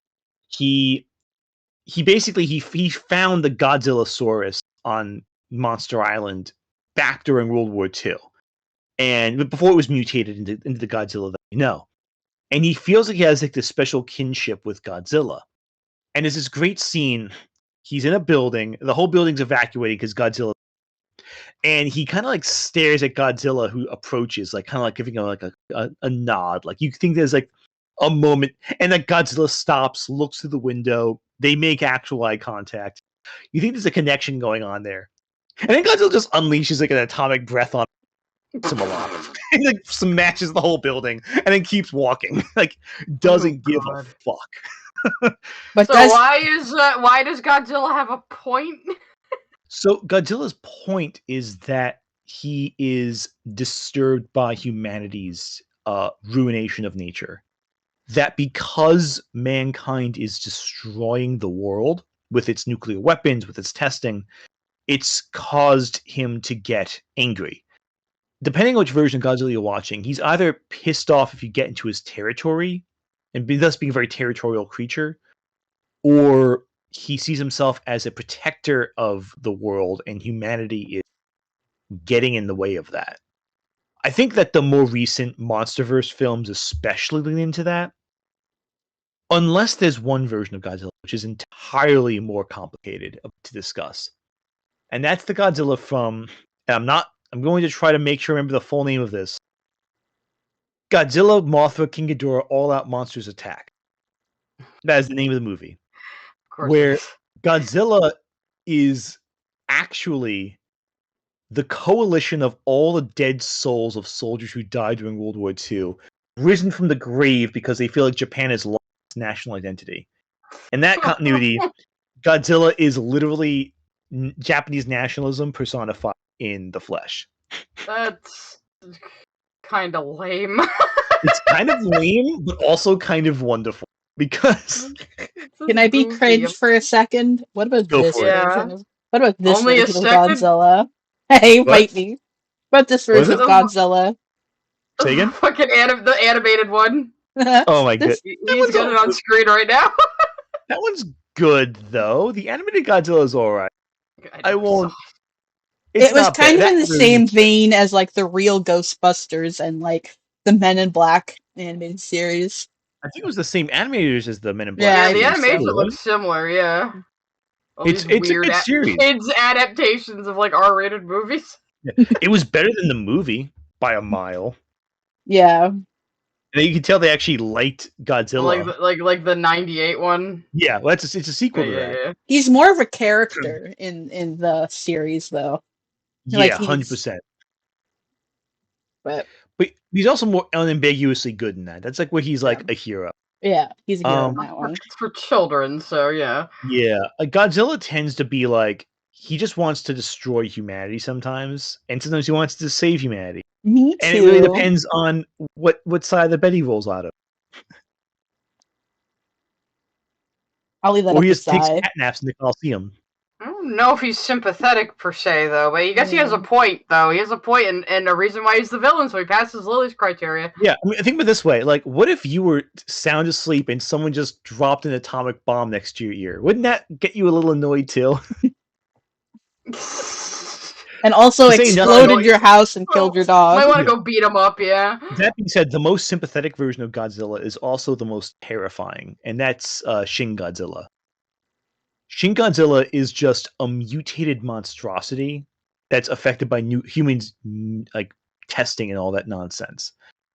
And he undergoes these multiple transformations, all of which are more twisted and gnarly than the last. and like his whole body in his final form, his body is so stretched out from its mutations and cancerous like growths that his skin is shredding over his body. Ew. This ain't nothing of the fact that he's sprouting like humanoid Godzilla spawn from its tail. Like What the fuck is with Shin these Godzilla- movies? Shin Godzilla is grotesque, and of course, it should be no shock that Shin Godzilla is created by Hideaki Anno.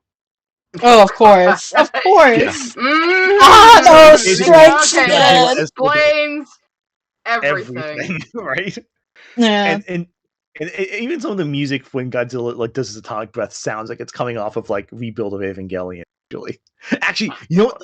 There's actually the music that they play in Evangelion when they go to the nerve like planning centers, like when they're planning things out. It's Anthony, in the Godzilla film. Anthony, we cannot go down this road. I'm sorry.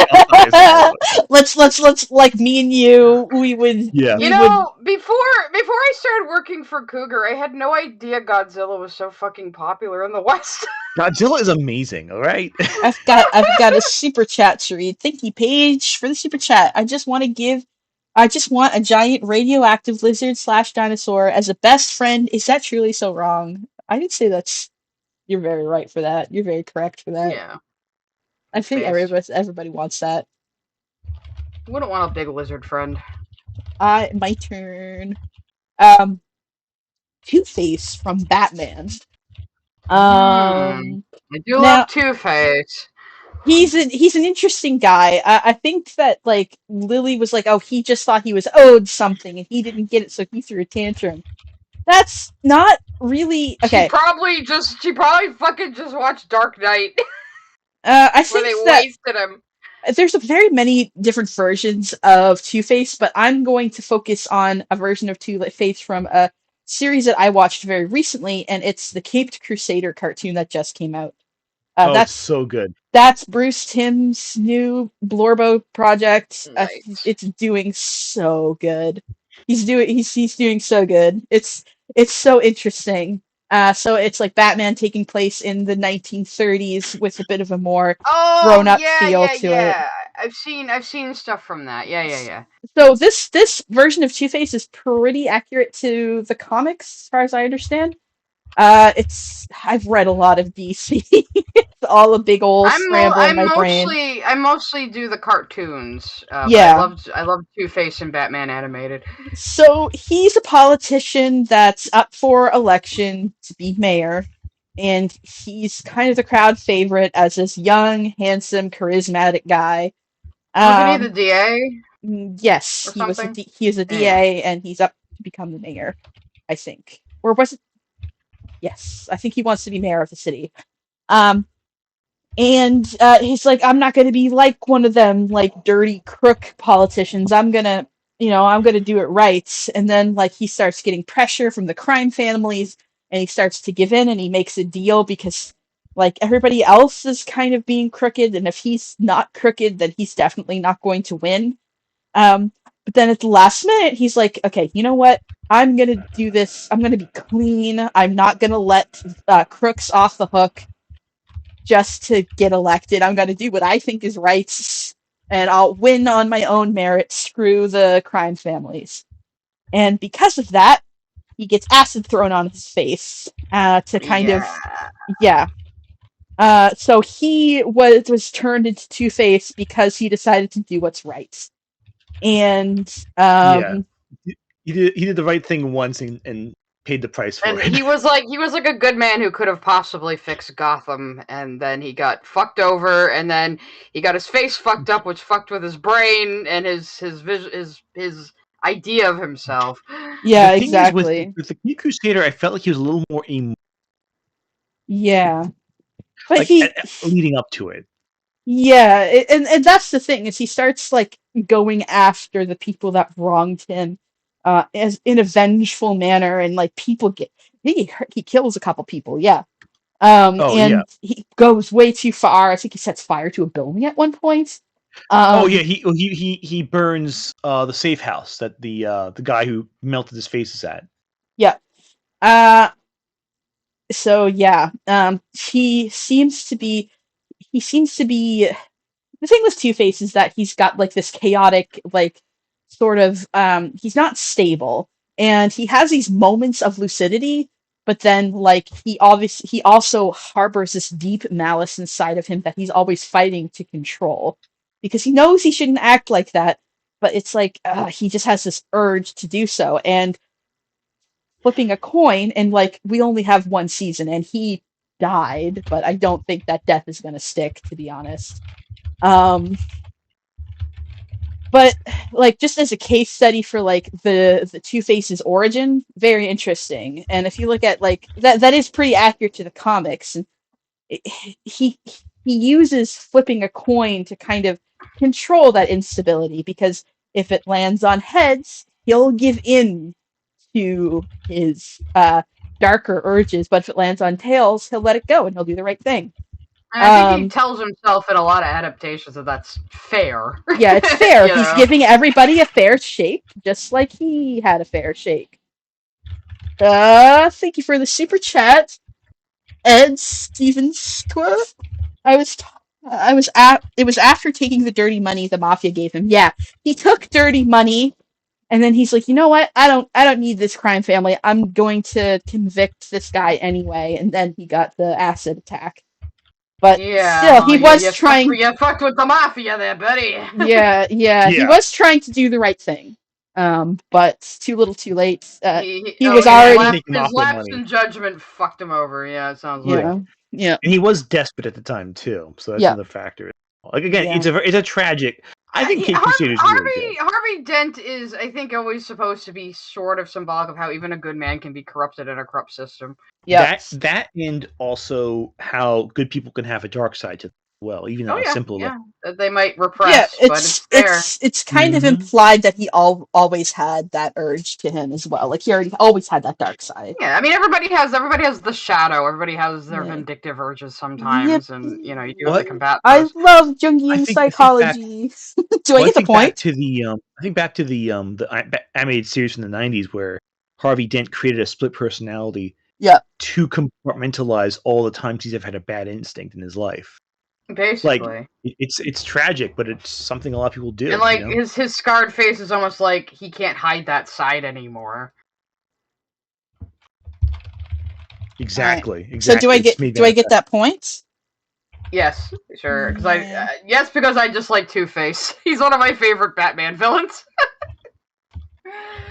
They wasted him. They fucking wasted him in the Nolan movies. God damn it. The Nolan movies. We could. I think if we had a stream dedicated to complaining about the Nolan movies, that stream would go on for 8 hours. Yeah, I have a lot. I haven't even seen the third one. I will complain about them though. I like the Burton ones. Fight me. Yeah, the Burton ones are fine. The new ones are fine. I did like the Batfleck, Batfleck was fine, but I did like the Robert Pattinson Batman. Everyone said he was surprisingly good. Yes, I wasn't surprised. Ever since The Lighthouse, I knew he would be amazing as Batman. If he can get into an argument with Willem, if he can compete with Willem Dafoe, you're right. On screen, you're right. He's doing something very right. Not just like compete, but exceed his mania. He's doing something very right. Yeah. All right, your turn, Anthony, for Gorgo. From what? What the fuck is Gorgo? Okay, you ready for this? Gorgo is the British answer to Godzilla. Oh boy. Gorgo from the movie Gorgo. So Gorgo is a beautiful monster. Gorgo is these British people find a monster. I think it's like underwater, and it's this colossal big monster, and they think, "Oh my god, I can't believe it! We've gotten this big monster in our hands. It's incredible. It's fantastic. Let's take it to London and put it on a circus." It's like this. It's the plot of King Kong with one key exception. They soon realize that the monster they got, who they nicknamed Gorgo, is a baby. Uh-oh. In that its mama is coming after the baby to pick it back up. And if they thought the baby was big, the mom is much, much bigger.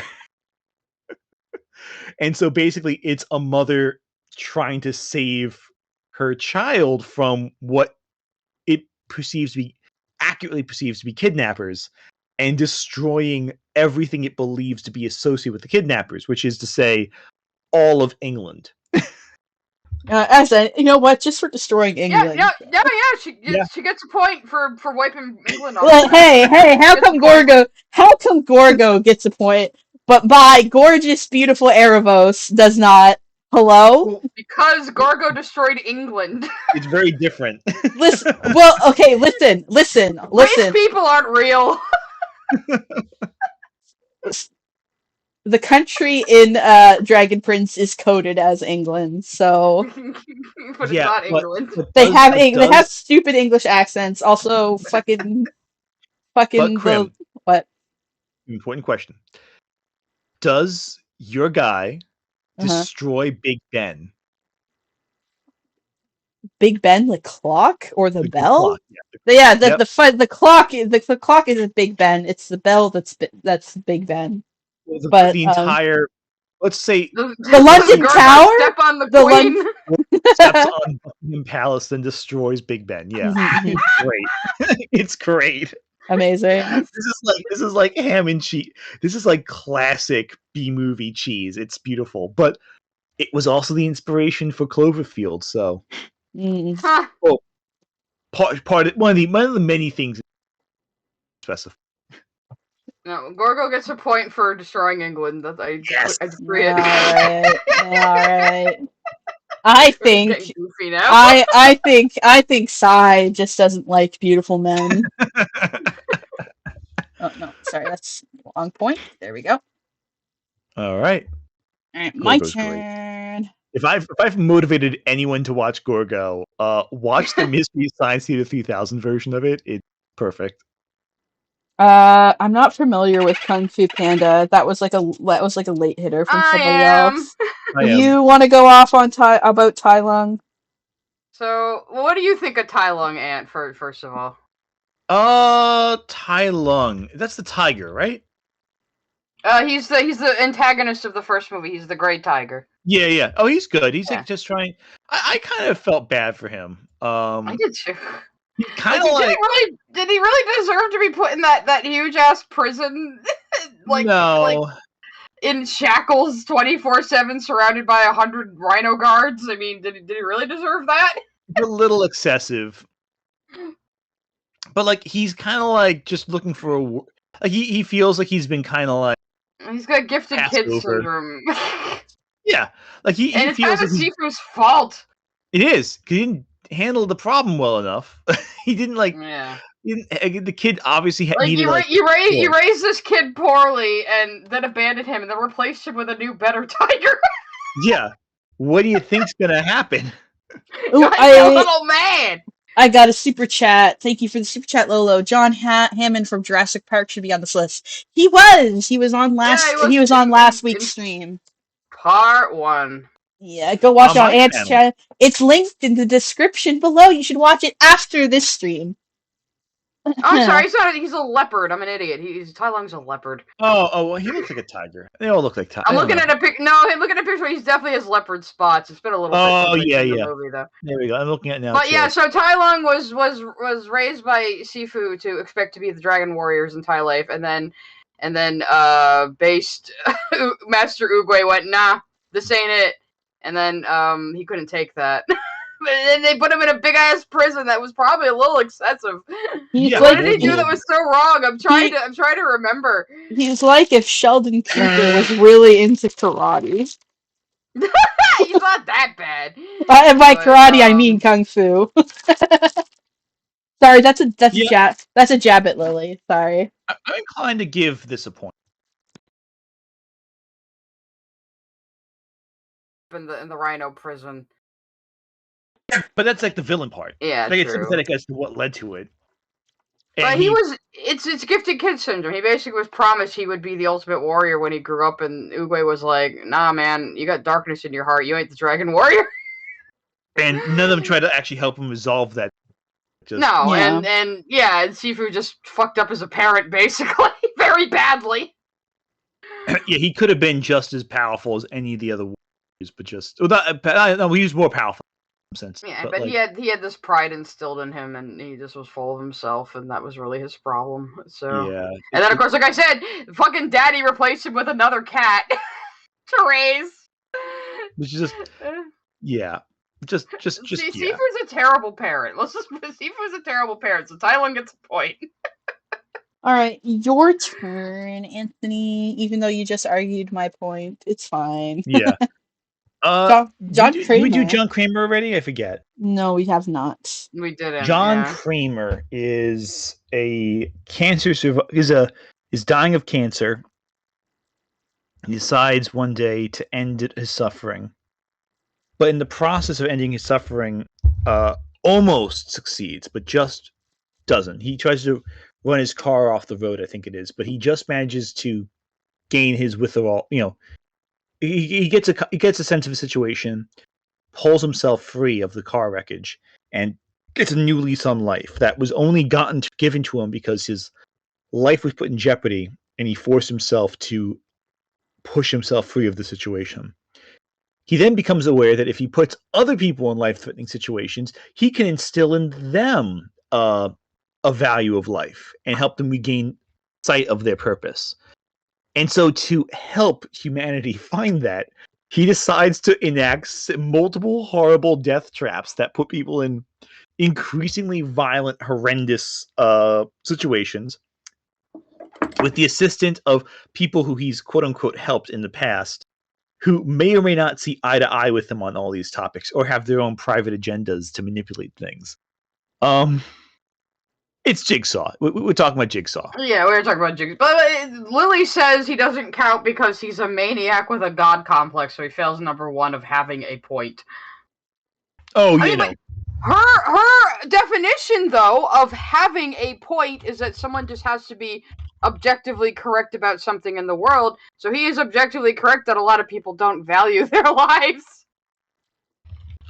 Oh yeah, no, 100%.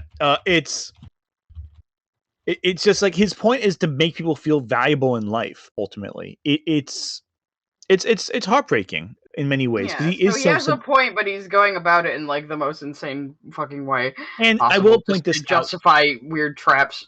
Oh yeah, and I think as the series went on, it lost track of his point. Like at first, it's like, oh yeah, you can realistically survive these traps. These are torturous, but there is a way to survive.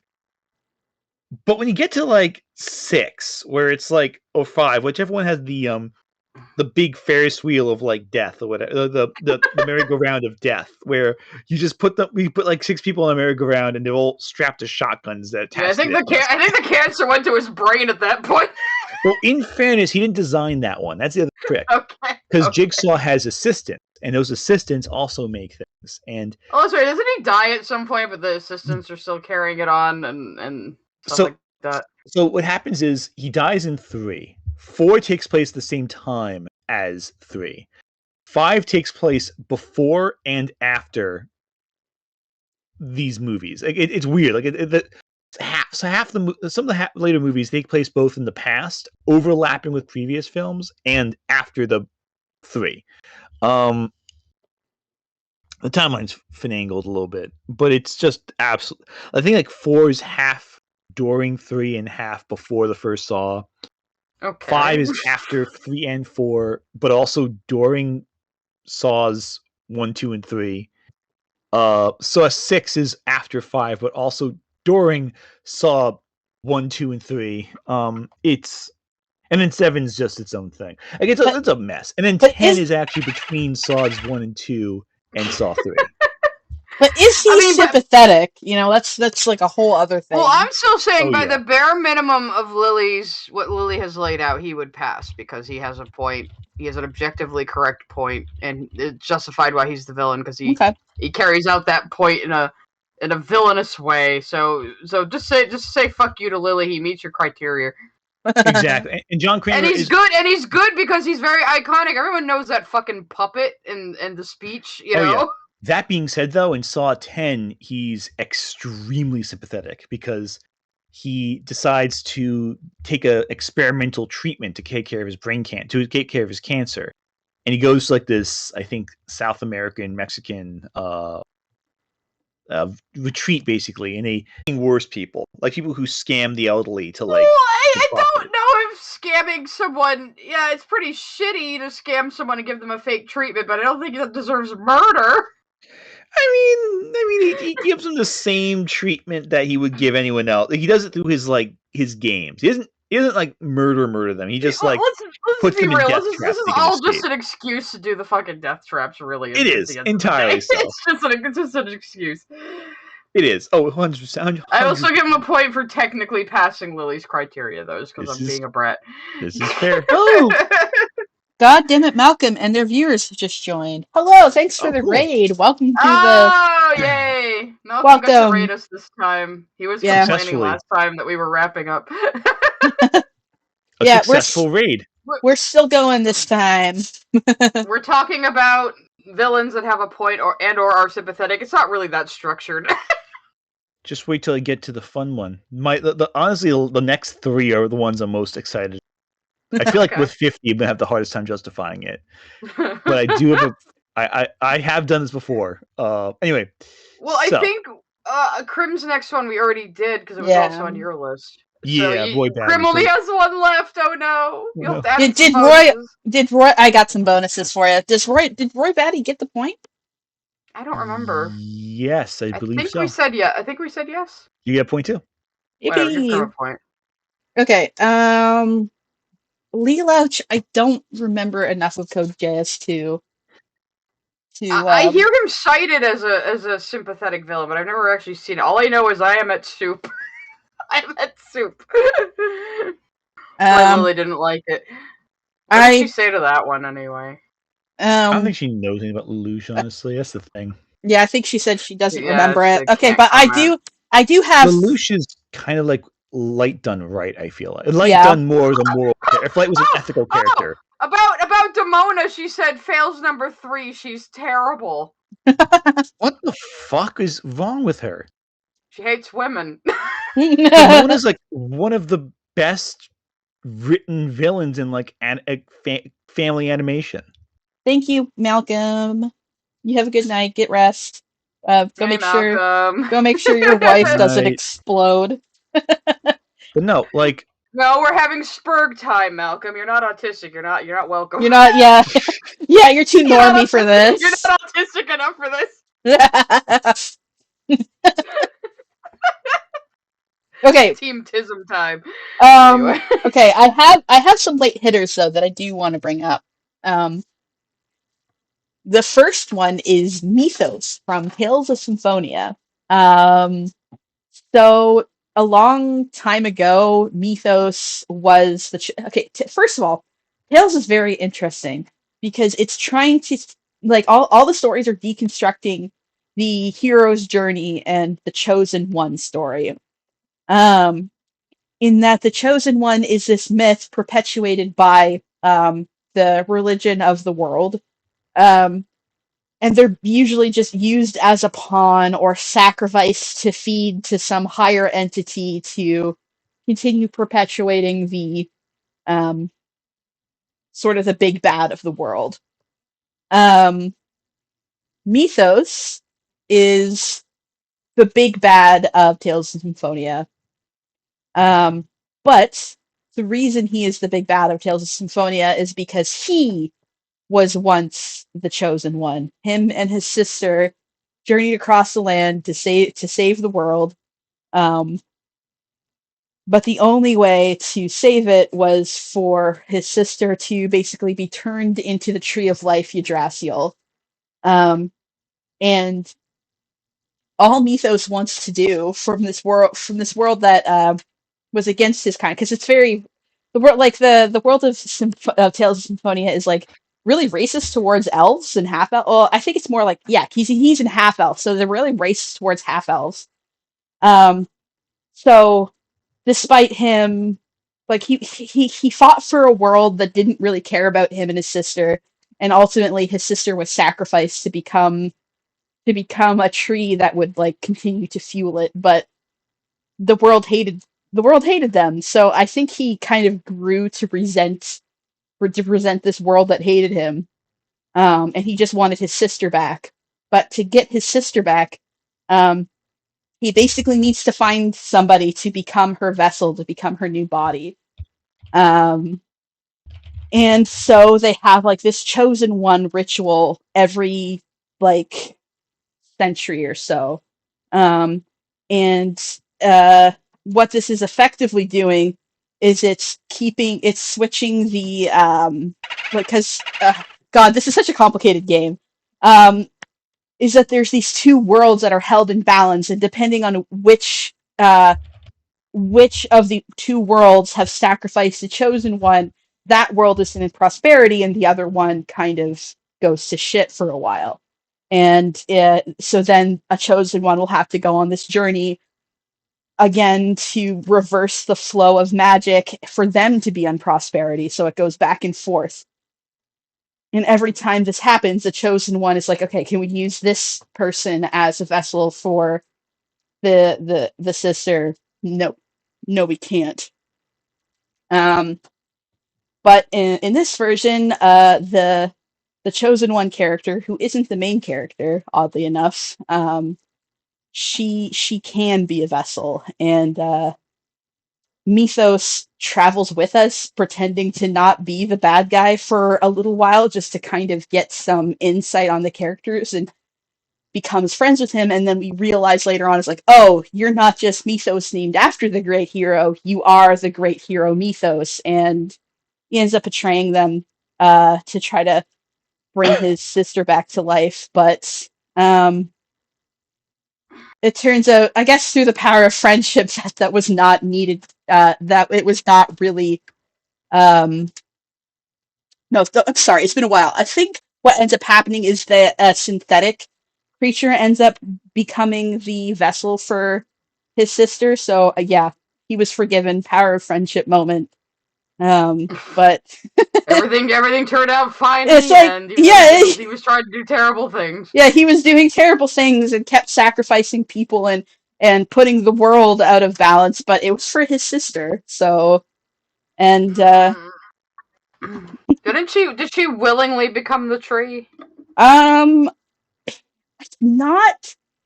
It's not clear. I think it's kind of a life-giving entity. Like it kind of needs to be there. Like it's the connection between the planets, and like the planets do need to be connected or they will be destroyed. But the way that the mana is manipulated to go in one direction or the other exclusively is unnecessary.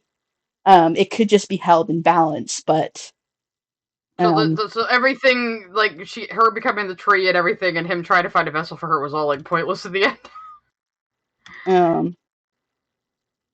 Yeah. Oh, hear the stream?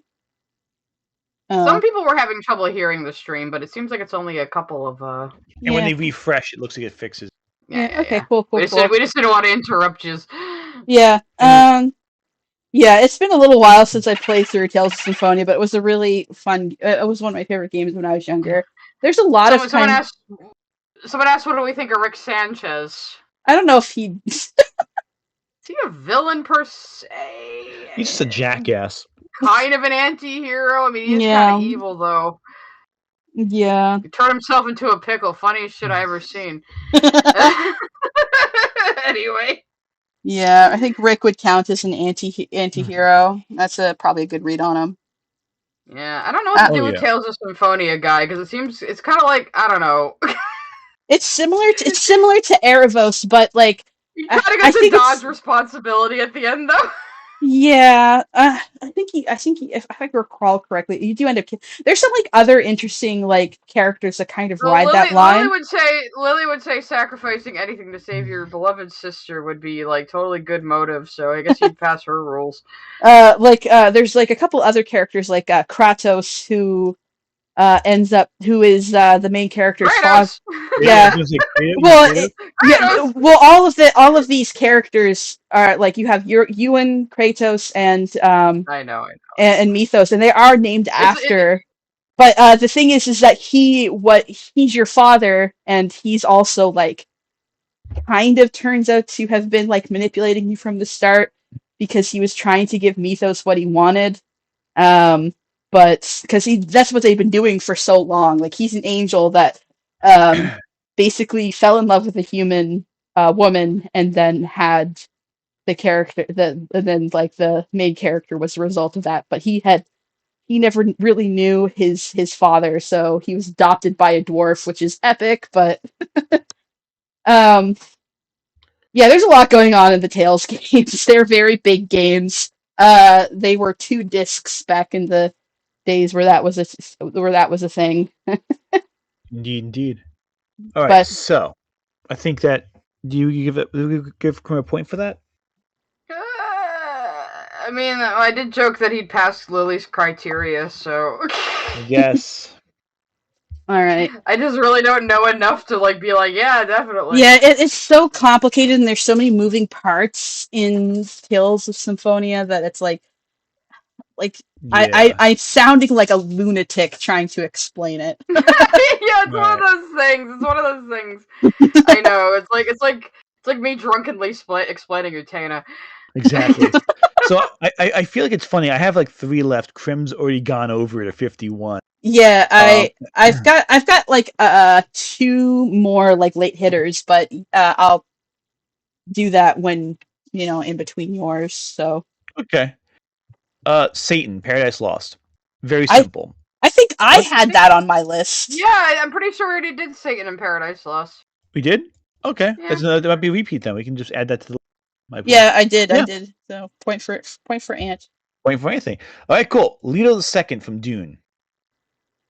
Okay, I so don't know this is anything about Dune. Oh God, explaining Dune. We're gonna be here for another hour now. Everybody get some snacks. explaining God Emperor of Dune is incredibly complicated. But basically, Leto. So Duke Leto II is the son of Paul Atreides, and he was born a lot. He was basically born using the sacred water, which means he was born with the memories of everyone who's ever come before him into his brain while in the womb. He is essentially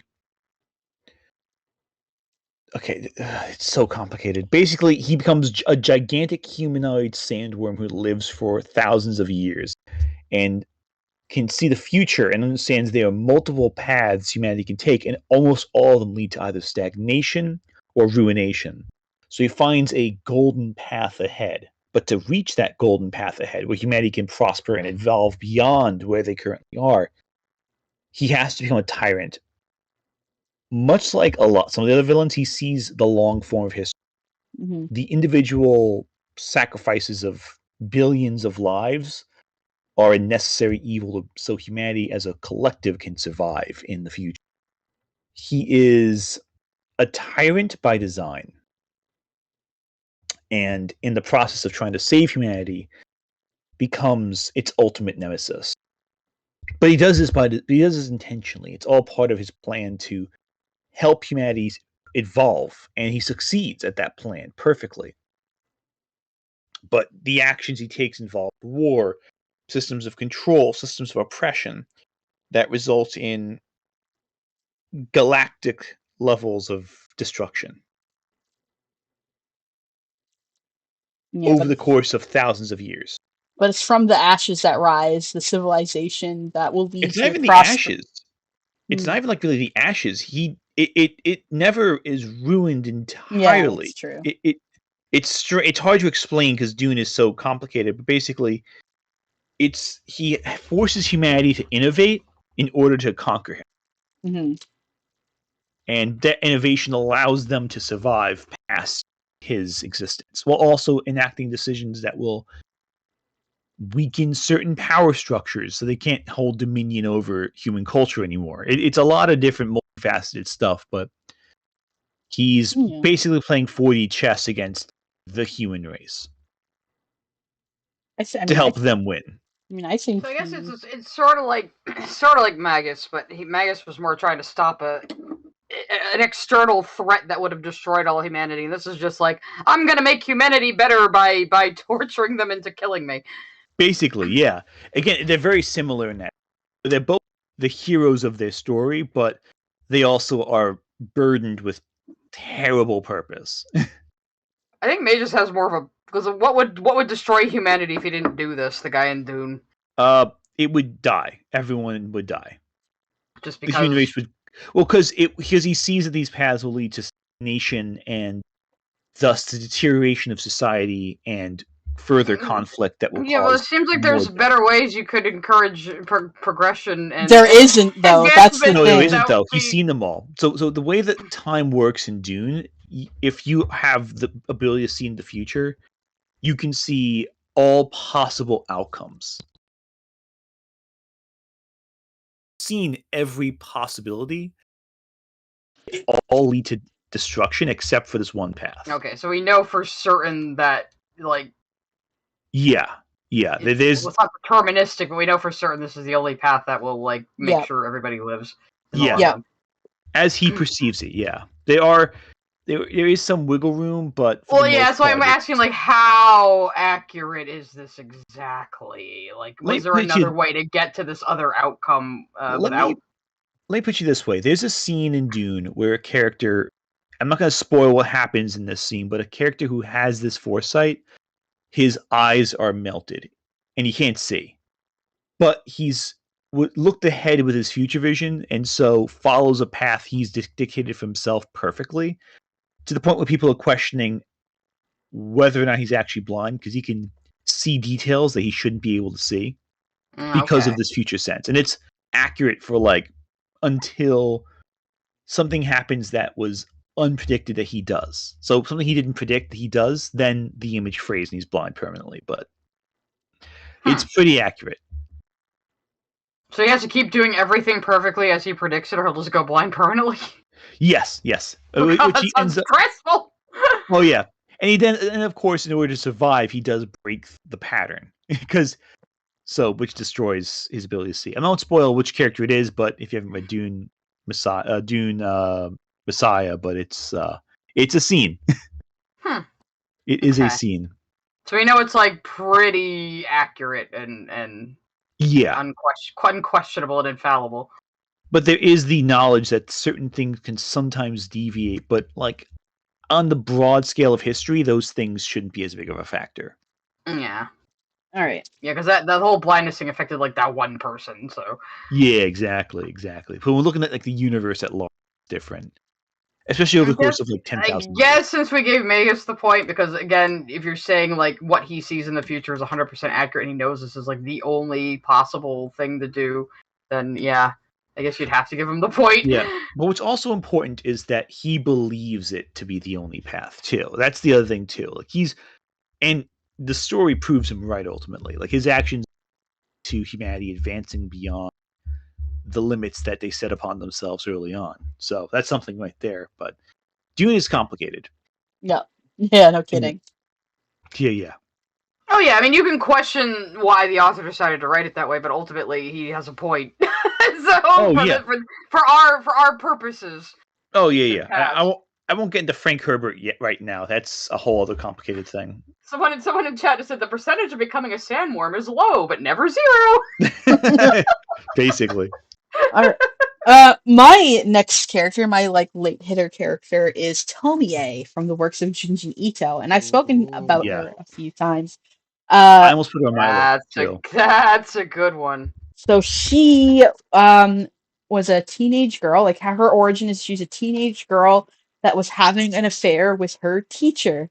And she was like, "When are you going to tell your wife about me?" Like they were on a field trip. They were eating lunch together. He's like, "When are you going to tell your wife about me?" And like she was like, "I thought you loved me, yada yada yada." And the teacher pushes her off of a cliff. And he's like, "Oh fuck, I've killed this teenage girl. Hey, students, help me chop her up into little pieces because if somebody finds out that I killed her, we'll all get in trouble." And because they're his students, they believe him, start cutting her to pieces, but she's still alive. And they're like, "Oh, now our hands are actually bloodied. We actually have this girl's blood on our hands, so we definitely need to kill her, cut her into pieces, and throw her in the river." Everybody's very disturbed, and they don't like that. And then the next day, she shows up at school again, and they're like, what? They're very confused, but Tomie is not a human anymore. She is something else. You could basically call her a yokai at this point, I Yeah, think. Kinda she's a hard to yokai. even- It's either a yokai or some So other dimensional. she entity. Supernatural. She has Yeah. this effect on people where they are unnaturally and irresistibly attracted to her. Well, And men specifically. Men specifically, yes. To the point of fanaticism, but it's not because they want to have sex with her, it's because they want to kill her. It always ends in them killing her. But Well, what it's like she gets them simping for her, literally. Like she gets them worshiping her. Exactly. And but she's very demanding and Yes. rude, and eventually, basically drives them to murder. yeah, well, it's not even just because she's being rude. It's just it drives them so crazy how infatuated they are with her that they rip her apart.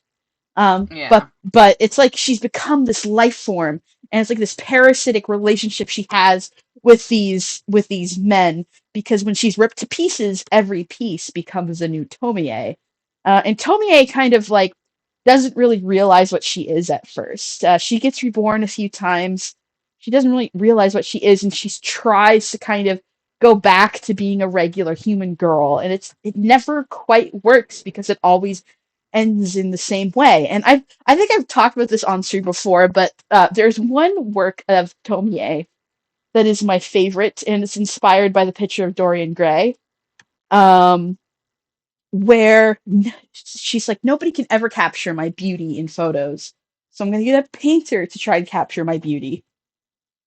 So she hires this brilliant painter Mm-hmm. to paint a portrait of her, and they sit together for days, and he tries to paint her portrait, and he finally reveals it, and it's this twisted monster. Like it's like there's like this grotesque face blossoming out of the side of her head.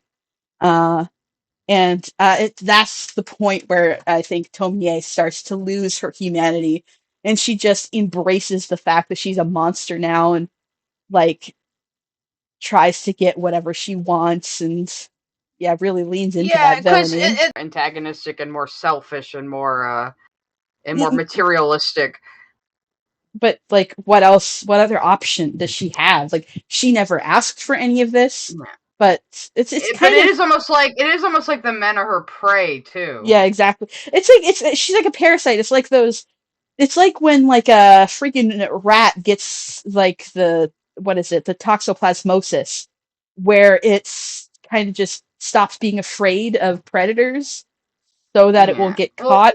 And the toxoplasm. Compulsion is a big thing in Junji Ito's works too. Yeah. Yep. Love it.